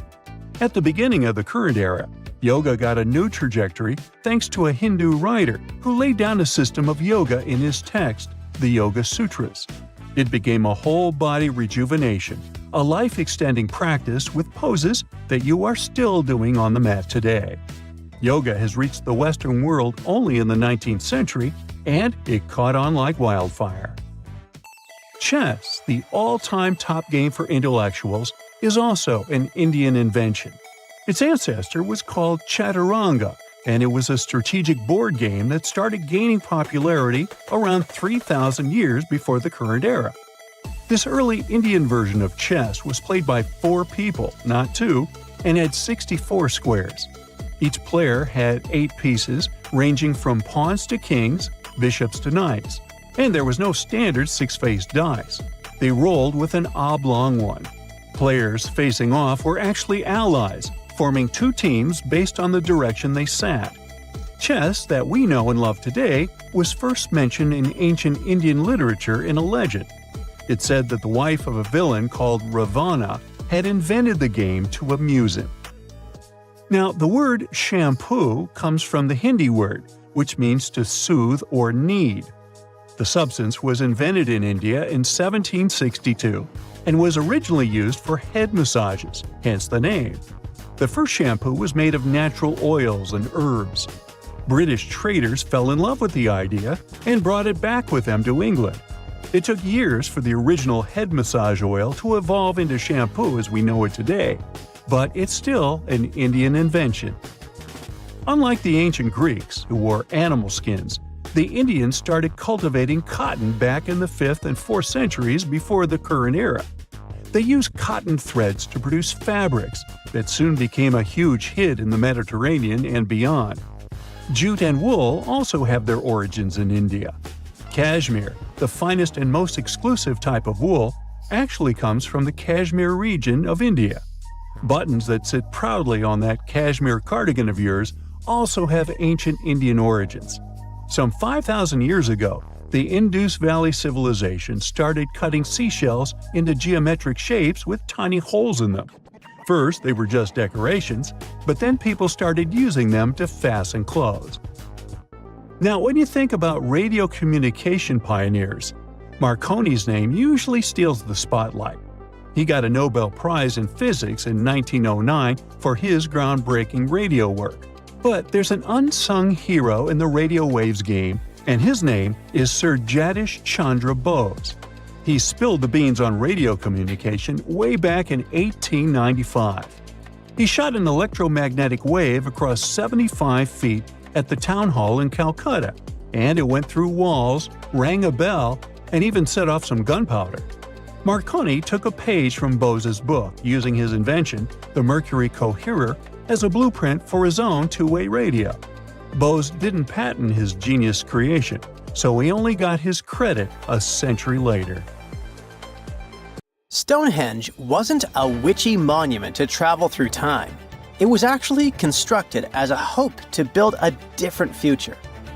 Recent research just found out that the monument was probably raised as an attempt to reunite the Britons during a period of big division. The thread of this story lies on the altar stone, the monument's most iconic rock. For years, scientists believed that the stones used in Stonehenge, including the altar stone, came from the nearby Preseli Hills in Wales. In this scenario, Stonehenge would have been built by a local community, that is, Neolithic people who would have found easy-to-access materials to build a ceremonial mound, a sundial calendar, and a final resting place, all in one. Things changed when another discovery was made. In 2018, leading-edge research pointed that the altar stone actually came from the River Tay region in northeastern Scotland, which is located over 400 miles away from Stonehenge. Scientists found similar rocks as such in Scottish monuments. You see, the altar stone is a recumbent stone, laying on its side. Many of the rocks were found in ceremonial stone circles in Scotland, and they are unique to this region. When this discovery broke through, it got archaeologists thinking. Maybe Stonehenge wasn't just a local project, but a wider collaboration between different tribes and communities across Britain. To understand this, we need to rewind to around 3000 BCE. That's when Britain still wasn't a unified country per se. Rather, it was a patchwork of tribes such as those coming from southern or eastern Europe, each with their own customs and beliefs. As an island, Britain's population changed many times. Britain was mainly composed of farmers who descended from people from the Middle East and arrived on the land around 6,000 years ago. This group thrived in the area until 2500 BCE, when another group coming from the regions of the Netherlands and Germany started to appear. These ones, also known as the Beaker people, were responsible for the large population turnover that Britain experienced during the Neolithic period and the years that followed. The Beakers were called so because of a specific type of pottery they used to make and bury their loved ones with after their passing. It's possible that the original dwellers of the land didn't like it that their land was being repopulated. And what researchers suggest is that Stonehenge was this attempt to reunite the original Neolithic farmer population and regain some type of identity control over their land. They would have invested a lot of time and energy in bringing the altar stone all the way down from Scotland, without the help of wheel technology, for example. You see, the wheel had already been invented in Lower Mesopotamia, but since there was no Wi-Fi at the time, the Brits weren't aware of this technology until much later on. This whole territorial crisis could have driven locals to use their resources to move the altar stone to Salisbury Plain in England, in order to reunify the land. You see, Stonehenge wasn't built in one go. Its history dates to around 3000 BCE. That's when the monument was just a circular ditch and bank, known as a henge. Inside, they placed wooden posts and possibly totem-like carvings. This version of Stonehenge wasn't about rocks yet. It was more of a ritualistic place and possibly a final resting place. They found several cremation pits from this period, making it the oldest resting place in all of Britain. It was only around 2600 BCE that the blue stones came around. The naming might be a bit misleading since they're not literally blue rocks. They have a bluish tinge to them when they're freshly broken, hence the name. These smaller rocks probably came from the Preseli Hills in southwest Wales, which is about 150 miles away from Stonehenge. Some researchers say that the ancient ones believed that blue stones had healing qualities. So we can maybe guess why they went through all of the trouble to move them from Wales to Salisbury Plains, huh? A little bit later than that, circa 2500, that's when we start having the Stonehenge we know and love today. That's when the Sarsen stones started to arrive. The Sarsens are Stonehenge's huge stones. I mean, each Sarsen can weigh around 25 tons. That's as much as 3 African elephants stacked together. The Sarsens make that iconic outer ring circle. Supposedly, that's also when the altar stone was moved from Scotland directly to the heart of Stonehenge. The altar stone is the largest of the blue stones used to build Stonehenge. Today, the altar stone lies recumbent at the foot of the largest trilithon of the monument.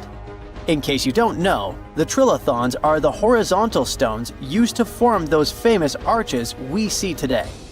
And here's where the story takes a twist. For nearly a century, scientists believe that the altar stone came from the same area as the blue stones, the Preseli Hills in Wales. It made sense back then. If you're already hauling stones from Wales, why not grab a special one to be the so-called altar? Except that theory started crumbling in 2018 when a team of researchers decided to dig deeper. They used advanced geochemical analysis to pinpoint where the altar stone's sandstone actually came from, and it turns out it wasn't Wales. Instead, the results pointed north, specifically to the Orcadian Basin in northeastern Scotland, 400 miles from Stonehenge. This revelation changed the whole script of Stonehenge's story. How would they move the rocks, you may ask? Well, there's an old theory known as the ice road that suggests that the rocks were moved by natural icy pathways that formed during the winter. This way, they could slide the rocks down all the way to Stonehenge. But hey, if we're talking about a distance of over 100 miles, that's not too realistic. Anyways, this theory was debunked because it was warmer back then than it is today. There's also the river theory that suggests that the rocks were floating along the river from the quarry to the site. But if we're talking about sarsen rocks, they're too heavy to float. So there goes this theory. What we're saying is, no one knows how the rocks were moved. Another interesting info came from all the research done in Stonehenge. A recent laser survey of the stones revealed the different stone working methods used and has shown that some parts of the monument were more carefully finished than others. In particular, the northeast side and the inner faces of the central trilithons were finely dressed. FYI, a trilithon is one of Stonehenge's most famous shapes. It's when two huge monoliths receive a third one on top of them, connecting the two together. This fancy word is just Greek for having three stones. But anyway, the bigger question, and maybe why Stonehenge is so famous, is why it was built in the first place. You see, Stonehenge's entire layout seems to have been carefully planned to align with the movements of the sun. The monument's architecture is particularly attuned to the solstices, the shortest and longest days of the year. During the summer solstice, the sun rises perfectly in line with the heel stone, casting light straight into the heart of the stone circle. A spectacular, almost magical sight that surely wowed its ancient audience. But it's the midwinter solstice that seems to hold a special connection to the altar stone. As the sun sets on that day, its light aligns with the altar stone at the center of Stonehenge. To the builders of Stonehenge, this alignment may have symbolized more than just celestial precision. It likely carried profound ancestral and spiritual significance. The altar stone, illuminated by the setting sun, could have been seen as a bridge between worlds, connecting the living with their ancestors, the earth with the cosmos, and the present with the eternal. In a world without calendars, clocks, or weather apps, the solstices were everything. They marked the rhythm of life, guiding agricultural cycles and spiritual rituals alike. So Stonehenge wasn't just about the stones or the people who built it, but perhaps a way to honor their ancestral roots in an ever-changing world. Scientists have recently discovered Leonardo da Vinci's hidden passages under a medieval castle in Italy. They followed a newly found 15th century sketch by the creator of the Mona Lisa and found one of the unexplored architectural wonders from the age of the Renaissance. Construction of the Sforza Castle started back in 1358, but it was destroyed about a century later during a local crisis. Then, in 1450, Francesco Sforza, the Duke of Milan, decided to rebuild it on the old ruins. After he passed away, his son Ludovico took over and kept improving the castle. He brought in some of the best artists of the time, including Leonardo da Vinci, to decorate its walls. We can still see Leonardo's frescoes today in the Room of Wooden Boards. While he was working at the castle, da Vinci also recorded some historical underground passages hidden beneath the outer wall. The drawing, dated between 1487 and 1490, was found at the Institut de France in Paris. The sketch is highly precise, and it proves that Leonardo was really interested in fortification design and was great at documenting existing structures. Historical records show that Ludovico ordered the building of an underground passageway that led straight to a basilica, where his wife was buried. Ludovico married Beatrice in 1491, and they had a happy but tragically short marriage, as Beatrice passed away while giving birth in 1497. The Duke locked himself away for weeks, grew a beard, and wore only black clothes while he was mourning his beloved wife. The secret tunnel may have stretched over a half a mile and would let Ludovico visit her grave in private. It could have served as an escape route if the castle was ever under siege. The existence of the tunnels remained one of the mysteries of the Renaissance for years, as no one knew for sure they were there. But now, scientists finally uncovered the secret history. They used a combination of ground-penetrating radar and laser scanning to build up an accurate 3D model of all the structures under the castle. They found the tunnels Da Vinci alluded to in his drawings, and it looks like they may have only been a small part of a whole system of historical underground passages. The goal is to create a complete digital twin of the castle that will not only show all the preserved constructions, but also the ancient ones that are no longer visible. They also plan to add augmented reality to the virtual paths to let visitors discover Leonardo da Vinci's hidden passages. Now, we don't know if the genius actually took part in constructing the hidden passages that scientists recently discovered, but we do know about some other Leonardo da Vinci inventions. He created the first satellite-like map in 1502, long before photography or satellites were even a concept. A famous figure in Italy, Cesare Borgia, invited Leonardo to a small town called Imola, near Bologna, to create a highly detailed map for him.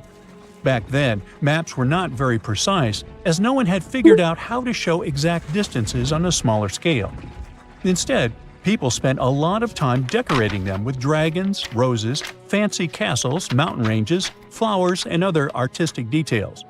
These maps look more like beautiful paintings meant to be displayed, rather than practical tools for navigation.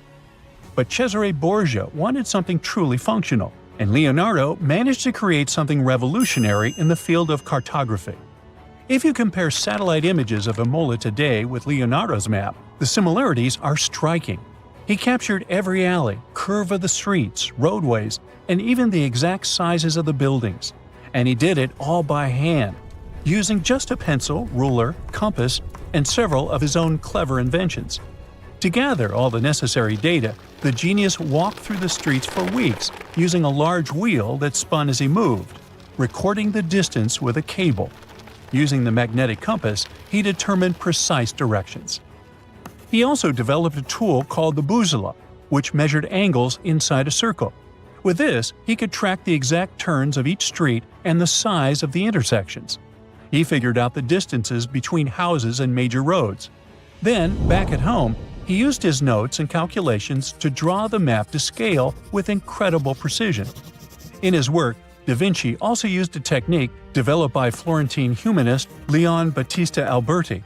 He created a mapping method where you could place an entire city inside a circle using polar coordinates. At the center of the city, 8 straight lines met, representing the main directions of a compass. Leonardo used this system to divide the town into 8 sections. He didn't overlook even the smallest buildings, which made his map one of the most advanced of its time. The Italian genius had a big dream to build a machine that could let people fly. He studied how birds, bats, and kites moved through the air and designed a special flying machine. He believed that if he could copy their movements, humans might be able to soar like them. Da Vinci's design looked a lot like a bat, with 2 large pointed wings that stretched over 33 feet wide. He planned to build the frame from lightweight pine wood and cover it with raw silk to make it strong but not too heavy. The person flying it would lie on their stomach on a wooden board in the center. To make the wings flap, the pilot had to pedal a crank with their feet, which was connected to a system of rods and pulleys. There was also a hand crank for extra power and even a headpiece to help steer. As the person moved their hands and feet, the wings would flap and twist, just like a bird's. But there was one big problem. Humans aren't strong enough to make the machine lift off the ground. Even though it might have worked once in the air, there was no way for a person to get it flying on their own.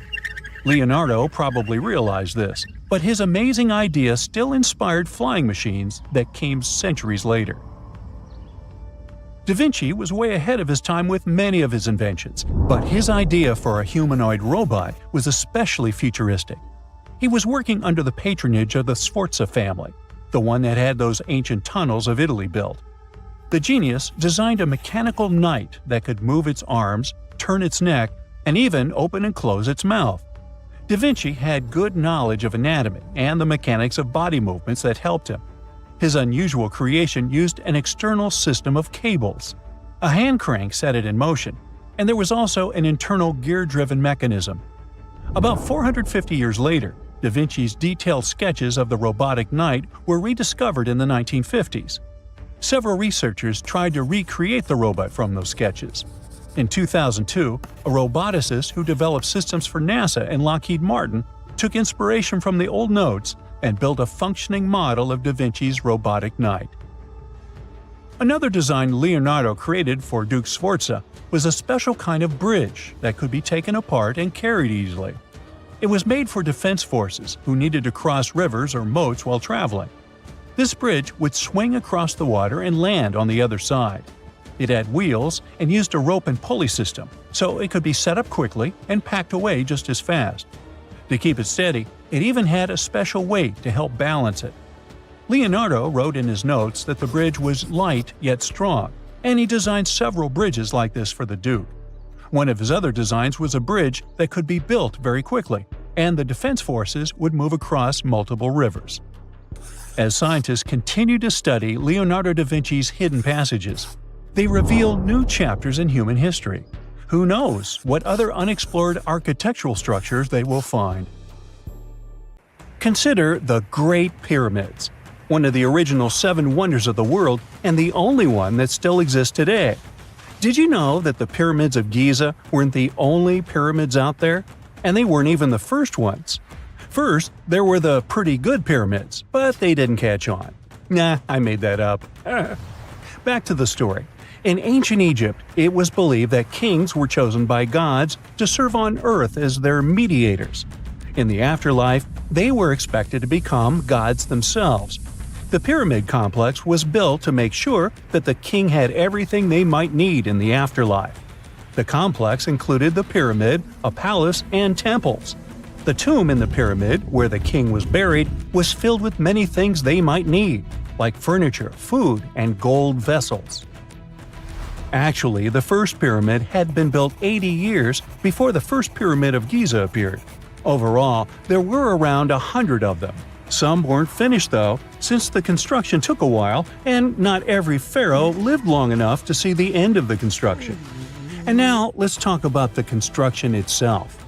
The biggest of the pyramids of Giza is as tall as a 40-story building. So how on earth did they manage to build a structure that massive 5,000 years ago, long before machines and other equipment appeared? Well, let's figure it out. So Pharaoh Khufu ascended the throne around 2575 BCE, and his architects started the construction of the oldest and biggest of the pyramids of Giza. He figured that over 2 million limestone blocks had to be used to build the pyramid, each weighing around 2.5 tons, around the weight of a rhino. The architect wanted to finish the construction in 20 years.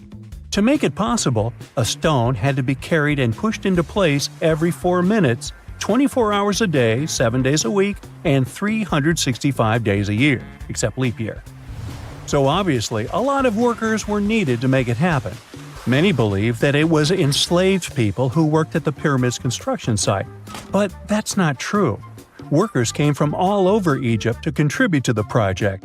All in all, around 25,000 of them. The Egyptians were doing all kinds of work, starting with manual labor and crafting tools to administrative work. They all worked around 10 hours a day. They were housed and well-fed, and they were overall living a more comfortable life than an average Egyptian could afford at that time. Supposedly, the builders lived in a nearby temporary city and were a highly organized community with a strong leader. The pyramids seemed to be designed to align with the points on a compass, and their sides symbolized the rays of the sun. But back at that time, there were no compasses. Ancient Egyptians figured out the directions themselves and with amazing precision. To align the pyramids, they used two constellations. The construction site was arranged on the west bank of the Nile River. This also had a symbolic meaning. Just like the sun sets in the west, life sets in the west as well. The second pyramid of Giza was for Khufu's son, Pharaoh Khafre. It's a bit smaller, but this one has the famous noseless statue of the Sphinx. Of course, originally it had a nose. I would tell you what happened to it, but it's still a mystery, and no one knows for sure. Sphinxes have the body of a lion and the head of a human. They were considered guardians of important areas. This famous Sphinx, also pronounced Sphinx, has the head of Pharaoh Khafre and is guarding his pyramid, facing the sunrise. The Sphinx is one of the biggest and oldest statues in the world. Originally, it not only had a nose, but was also painted. Scientists have discovered traces of the red color of its face. So, most likely, the Sphinx was painted red. There are also remains of yellow and blue color on its body. The statue definitely wasn't boring. Till around 1800, the Sphinx was buried up to its shoulders until an adventurer with a team of 160 men dug it out. But let's get back to the construction. The workers, of course, needed stone blocks. There were two main places where people could get these stones.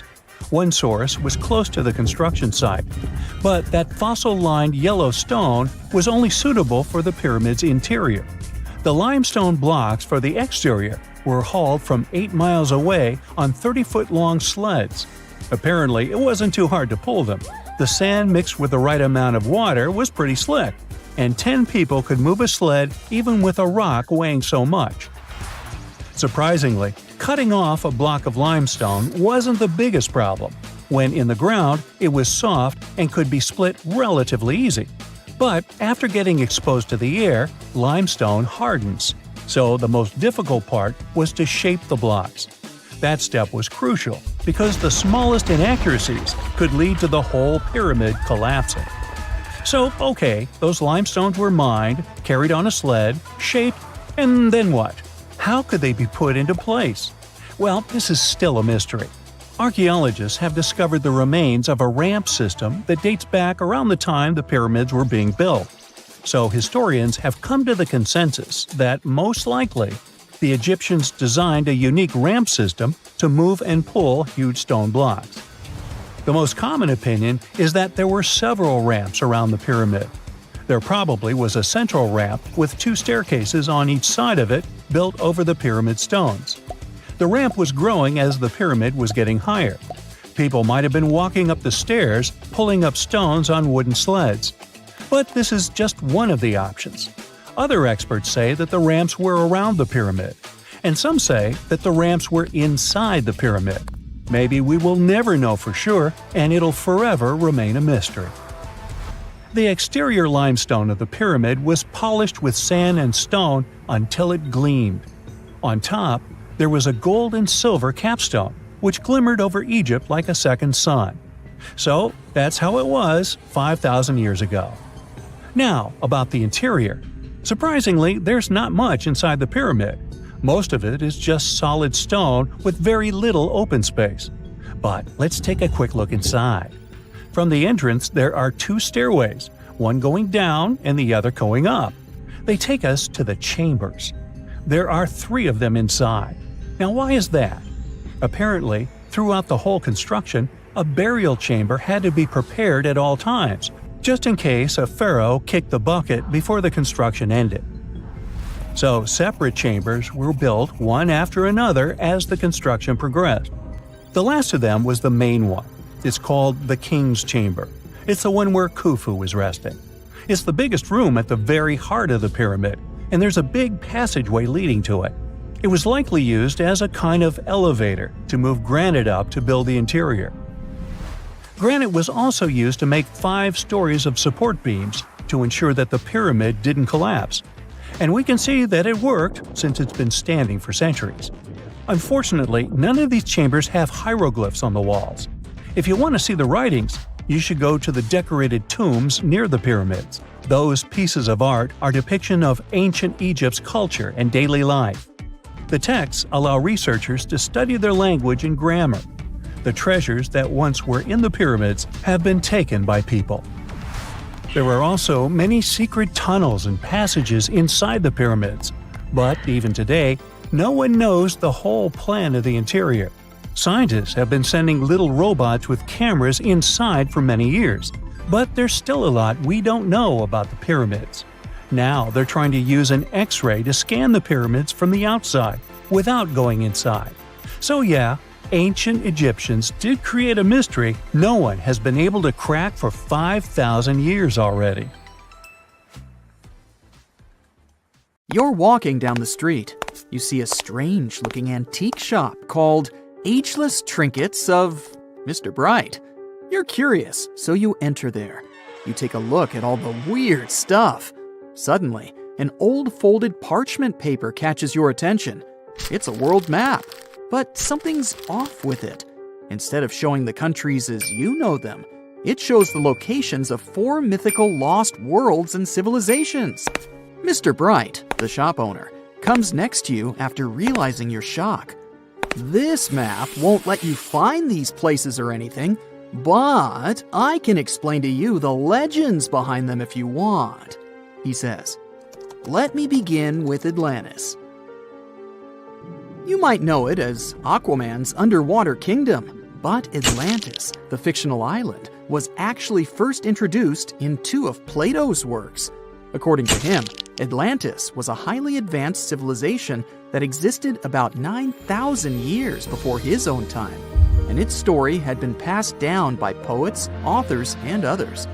He wrote about Atlantis and its citizens to give a moral lesson and to teach about the dangers of arrogance, as well as the eventual downfall of those who are after too much power. In his dialogues, Plato stated that Atlantis was a great and powerful empire that was respected in all parts of the world. It was founded by beings who were half deities and half human, and became a great naval power after a while. Being an island filled with gold, silver, and other precious metals certainly helped their case. But besides that, it was also known for its breathtaking architecture and state-of-the-art technology, as well as its countless rare and exotic wild animals. Atlanteans were proud of their great achievements and the perfection of their civilization, but their excessive pride was going to bring their downfall. They believed they were so superior that they could gain control over any nation. This led them to launch a series of invasions. They conquered many of the Mediterranean lands, but when it was time to enter Athens, Athenians pushed back with an extraordinary force, so the Atlanteans were finally defeated. Plato stated that deities then got angry at Atlanteans because of how wicked, greedy, and immoral they became. So they punished them by sending earthquakes, which caused Atlantis to sink beneath the sea. Although the earliest written records of Atlantis were Plato's works, some people still believed his story to be based on truth and tried to identify the island of Atlantis with actual countries. Some people suggested it may have been located in the Mediterranean Sea, near the coast of Spain or Italy. Others thought it may have been located in the Caribbean, off the coast of Central or South America, but there was no solid evidence to support any of these claims. One theory, in particular, seemed more plausible than the others, though. Located in the Aegean Sea, the island of Santorini was the home of a highly advanced Minoan society. However, due to a huge volcanic eruption, it was destroyed about 3,600 years ago, causing the Minoan civilization to suddenly disappear. These similarities between the fictional Atlanteans and the historical Minoans made Santorini a good candidate for the speculations. Yet again, there were still major flaws with it, such as how the time when Plato said Atlantis was destroyed doesn't coincide with the time of Santorini's eruption. So Atlantis still continues to be regarded as nothing more than a popular legend in the scientific world. Now, let's move toward the northeast direction on the map, Mr. Bright says.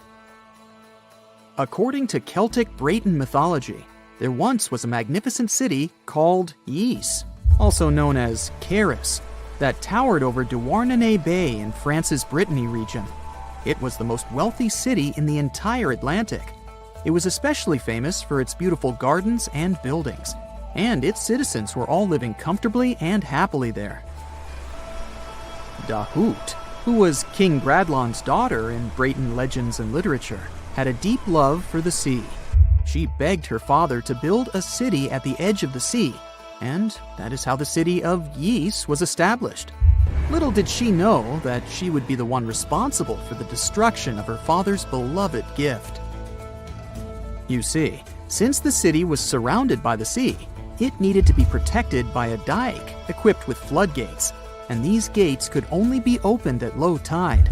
And the only one who had the keys to these gates was the king himself.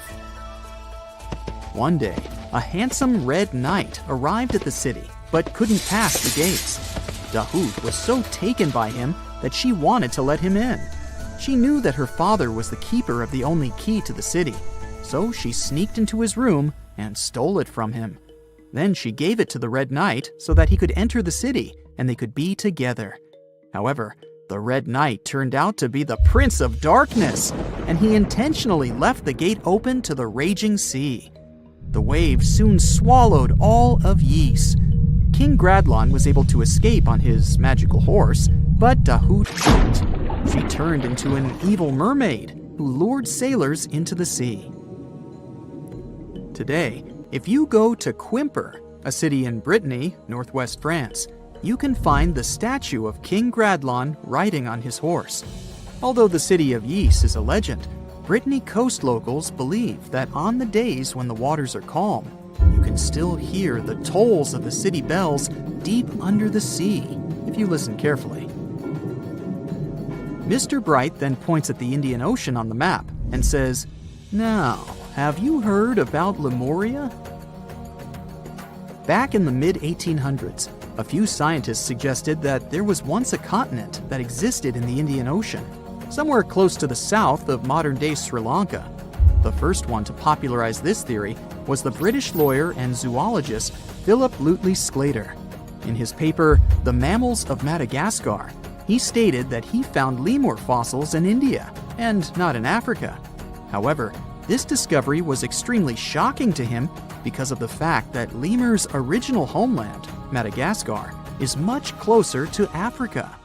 He proposed that this was possible only if some larger continent connected the two once. He stated that this continent must have eventually sunk to the ocean floor. He then named it Lemuria, and hence the theory was born.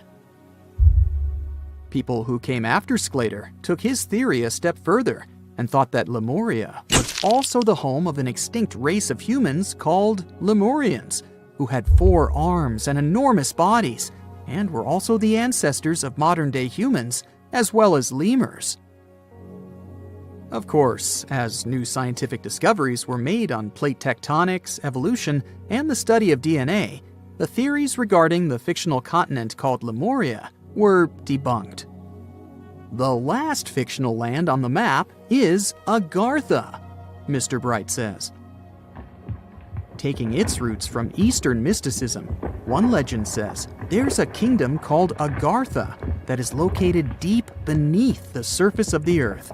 It's where all 4 corners of the world are connected by paths and tunnels. It is said that there's a secret entrance into Agartha hidden in the Gobi Desert, and it's built by Agarthans themselves using advanced technology that can't be detected by us, the surface folks. According to some beliefs, Agartha exists to counterbalance the energies of those who live above the surface. While we live in a state of rush and heightened emotions, this world beneath us is the total opposite. Some even say that those who escaped Atlantis fled here to continue their lives inside the Earth's core. And yet, others think it's actually a land that's crawling with all kinds of monsters. But there's no need to be scared, since modern science proved Earth's core is not actually hollow and is a solid hot iron ball. So you can cancel your journey plans to the center of the Earth if you've made any. Thanks, Mr. Bright. Scientists discovered the largest water reservoir in the Oregon Cascades. It's hiding underground, holding more than twice the water volume of Lake Mead. Let me specify. It contains at least 19.4 cubic miles of water, which is almost 162 trillion bottles of water. If you drank one bottle a day, it would take you around 444 billion years to finish your stock. No wonder this underground aquifer discovery is so awesome. The Cascade Mountain Range, which contains the largest aquifer on Earth, stretches about 700 miles from Northern California to British Columbia. The high Cascades in Oregon have younger volcanic rocks, around 8 million years old. The Western Cascades are much older, 45 million years. They boast deep canyons and valleys. Scientists study the transition zone between these two areas to understand how water moved through volcanic rock and how volcanic processes had evolved over time. In the process, researchers measured rock temperatures at different depths. That's when the underground aquifer discovery happened. Normally, deeper rocks should be hotter because it's closer to the Earth's interior. But to everyone's surprise, in several areas, the temperature stayed the same even at greater depths. Well, this was a strong clue that water was flowing through the rock and cooling it down. In other words, the Cascades function like a natural water tower, storing and slowly releasing water into rivers and streams. These geological water findings are important for two main reasons. First, it's our potential water source for the future. Such a massive amount of water stored underground could be an important resource. So far, we don't know how long it will remain in its current state and how resilient it's going to be to changes. So, we need more research to properly manage its use. Secondly, it affects volcanic activity. When water seeps deep underground and reaches magma, it instantly turns into steam, creating extreme pressure that can trigger explosive volcanic eruptions.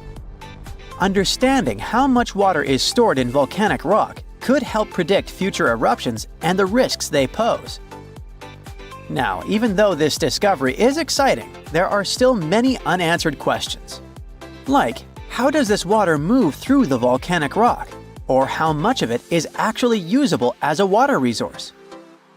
Since this underground reservoir depends on rain and snow, a series of dry years could cause big problems for both water supply and volcanic stability. Researchers are now working to understand the full impact of the Cascades volcanic water reservoir and how to manage it responsibly. But let's look closely at the geological wonder that is the Cascade Range. Picture this: a massive mountain range stretching all the way from Northern California up to British Columbia, cutting right through the middle of Oregon. That's the mountain range we're talking about. In Oregon alone, it's about 260 miles long and up to 90 miles wide, covering 17,000 square miles. Whoa, that's bigger than each of the 9 smallest US states. The coolest thing is that the Oregon part of this mountain range is basically built by volcanoes, and apparently contains at least one volcanic rock water storage. The range itself exists because of something called the Cascadia Subduction Zone, where the Juan de Fuca tectonic plate, a chunk of Earth's crust under the Pacific Ocean, is slowly getting shoved beneath North America. As it sinks, the intense heat and pressure force water out of the oceanic rock. It lowers the melting point of the surrounding mantle and creates magma. That magma rises up and fuels the Cascade volcanoes. This is part of the Ring of Fire, the giant belt of volcanoes circling the Pacific. So, in a way, the Cascades are part of a much bigger volcanic system that's constantly shifting and changing. The Oregon Cascades are actually made up of 2 completely different zones, the Western Cascades and the High Cascades, and they look nothing alike. The Western Cascades are the older part. They formed around 45 million years ago. These mountains are rugged and deeply carved up by rivers. Some canyons are as deep as 3,700 feet. This part of the range used to be volcanically active, but over time, erosion has taken over, reshaping the land. The High Cascades, on the other hand, are much younger and way less eroded. Around 8 million years ago, the volcanic activity shifted, and new eruptions filled in old canyons, smoothing out the landscape. Eruptions kept piling up fresh lava, and rivers in this region didn't have as much time to create deep valleys like they did in the Western Cascades. That's why if you look at the two regions side by side, one looks jagged and carved up, while the other looks smoother and more built up. Some of Oregon's most famous volcanoes are located in the high Cascades. I'm talking about Mount Hood, Mount Jefferson, the Three Sisters, and Crater Lake, which actually formed when Mount Mazama erupted and collapsed in on itself. Unlike smaller volcanoes that pop up, erupt for a bit, and disappear over a few months or years, these giant volcanic centers have been active for thousands of years. And because they've been around for so long, they have way more complex magma systems. They produce everything from basalt, which is a runny, fast-moving lava, to andesite, dacite, and rhyolite. And rhyolite is the type of magma that leads to huge explosive eruptions. So while some of these volcanoes might just ooze lava, others have the potential for devastating blasts. Another amazing thing about these long-lived volcanoes is that their underground magma chambers stay hot for a really long time. That's why the Cascades are one of the best places to tap into geothermal energy. There's a ton of heat just sitting beneath the surface, waiting to be used. Oh, and don't forget about the Cascades volcanic water reservoir. Who knows how we will use it in the future? Now, we already know that the Cascades are part of the magnificent Ring of Fire, Earth's most explosive zone. Imagine a massive horseshoe-shaped belt wrapping around the Pacific Ocean, stretching for about 25,000 miles. It's one of the most geologically active areas on the planet. This is where Earth's tectonic plates are constantly shifting, colliding, and grinding against each other, creating some of the world's most powerful earthquakes, volcanic eruptions, and deep ocean trenches. The Ring of Fire follows the meeting points of multiple tectonic plates, and they all surround the giant Pacific Plate. These plates aren't just sitting still, they're always on the move, pushing against or sliding beneath each other at their boundaries, known as fault lines. When this happens, you get everything from deep-sea trenches to towering volcanoes and violent earthquakes. One of the most extreme examples of this activity is the Mariana Trench, located east of Guam. At 7 miles deep, it's the deepest ocean trench on Earth. It was formed by a process called subduction, where one tectonic plate is forced beneath another, sinking deep into the Earth's mantle. The Mariana Trench is one of the most mysterious places on Earth. It's insanely deep, with crushing pressure and total darkness. So for a long time, people thought nothing could live down there. But it turned out that life existed even at the very bottom. In 2005, scientists found a tiny single-celled organism in the Challenger Deep, the deepest part of the Mariana Trench. They also came across colorful rocky formations and weird sea cucumbers. The Mariana Trench also has hydrothermal vents, which are basically underwater hot springs. Even though the water there is super hot and acidic, strange creatures and microscopic life forms still manage to survive there.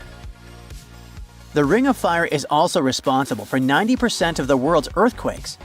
Some of the most powerful quakes in history have happened here, including the 1960 Valdivia earthquake in Chile, the strongest ever recorded, which hit a mind-boggling 9.5 on the Richter scale.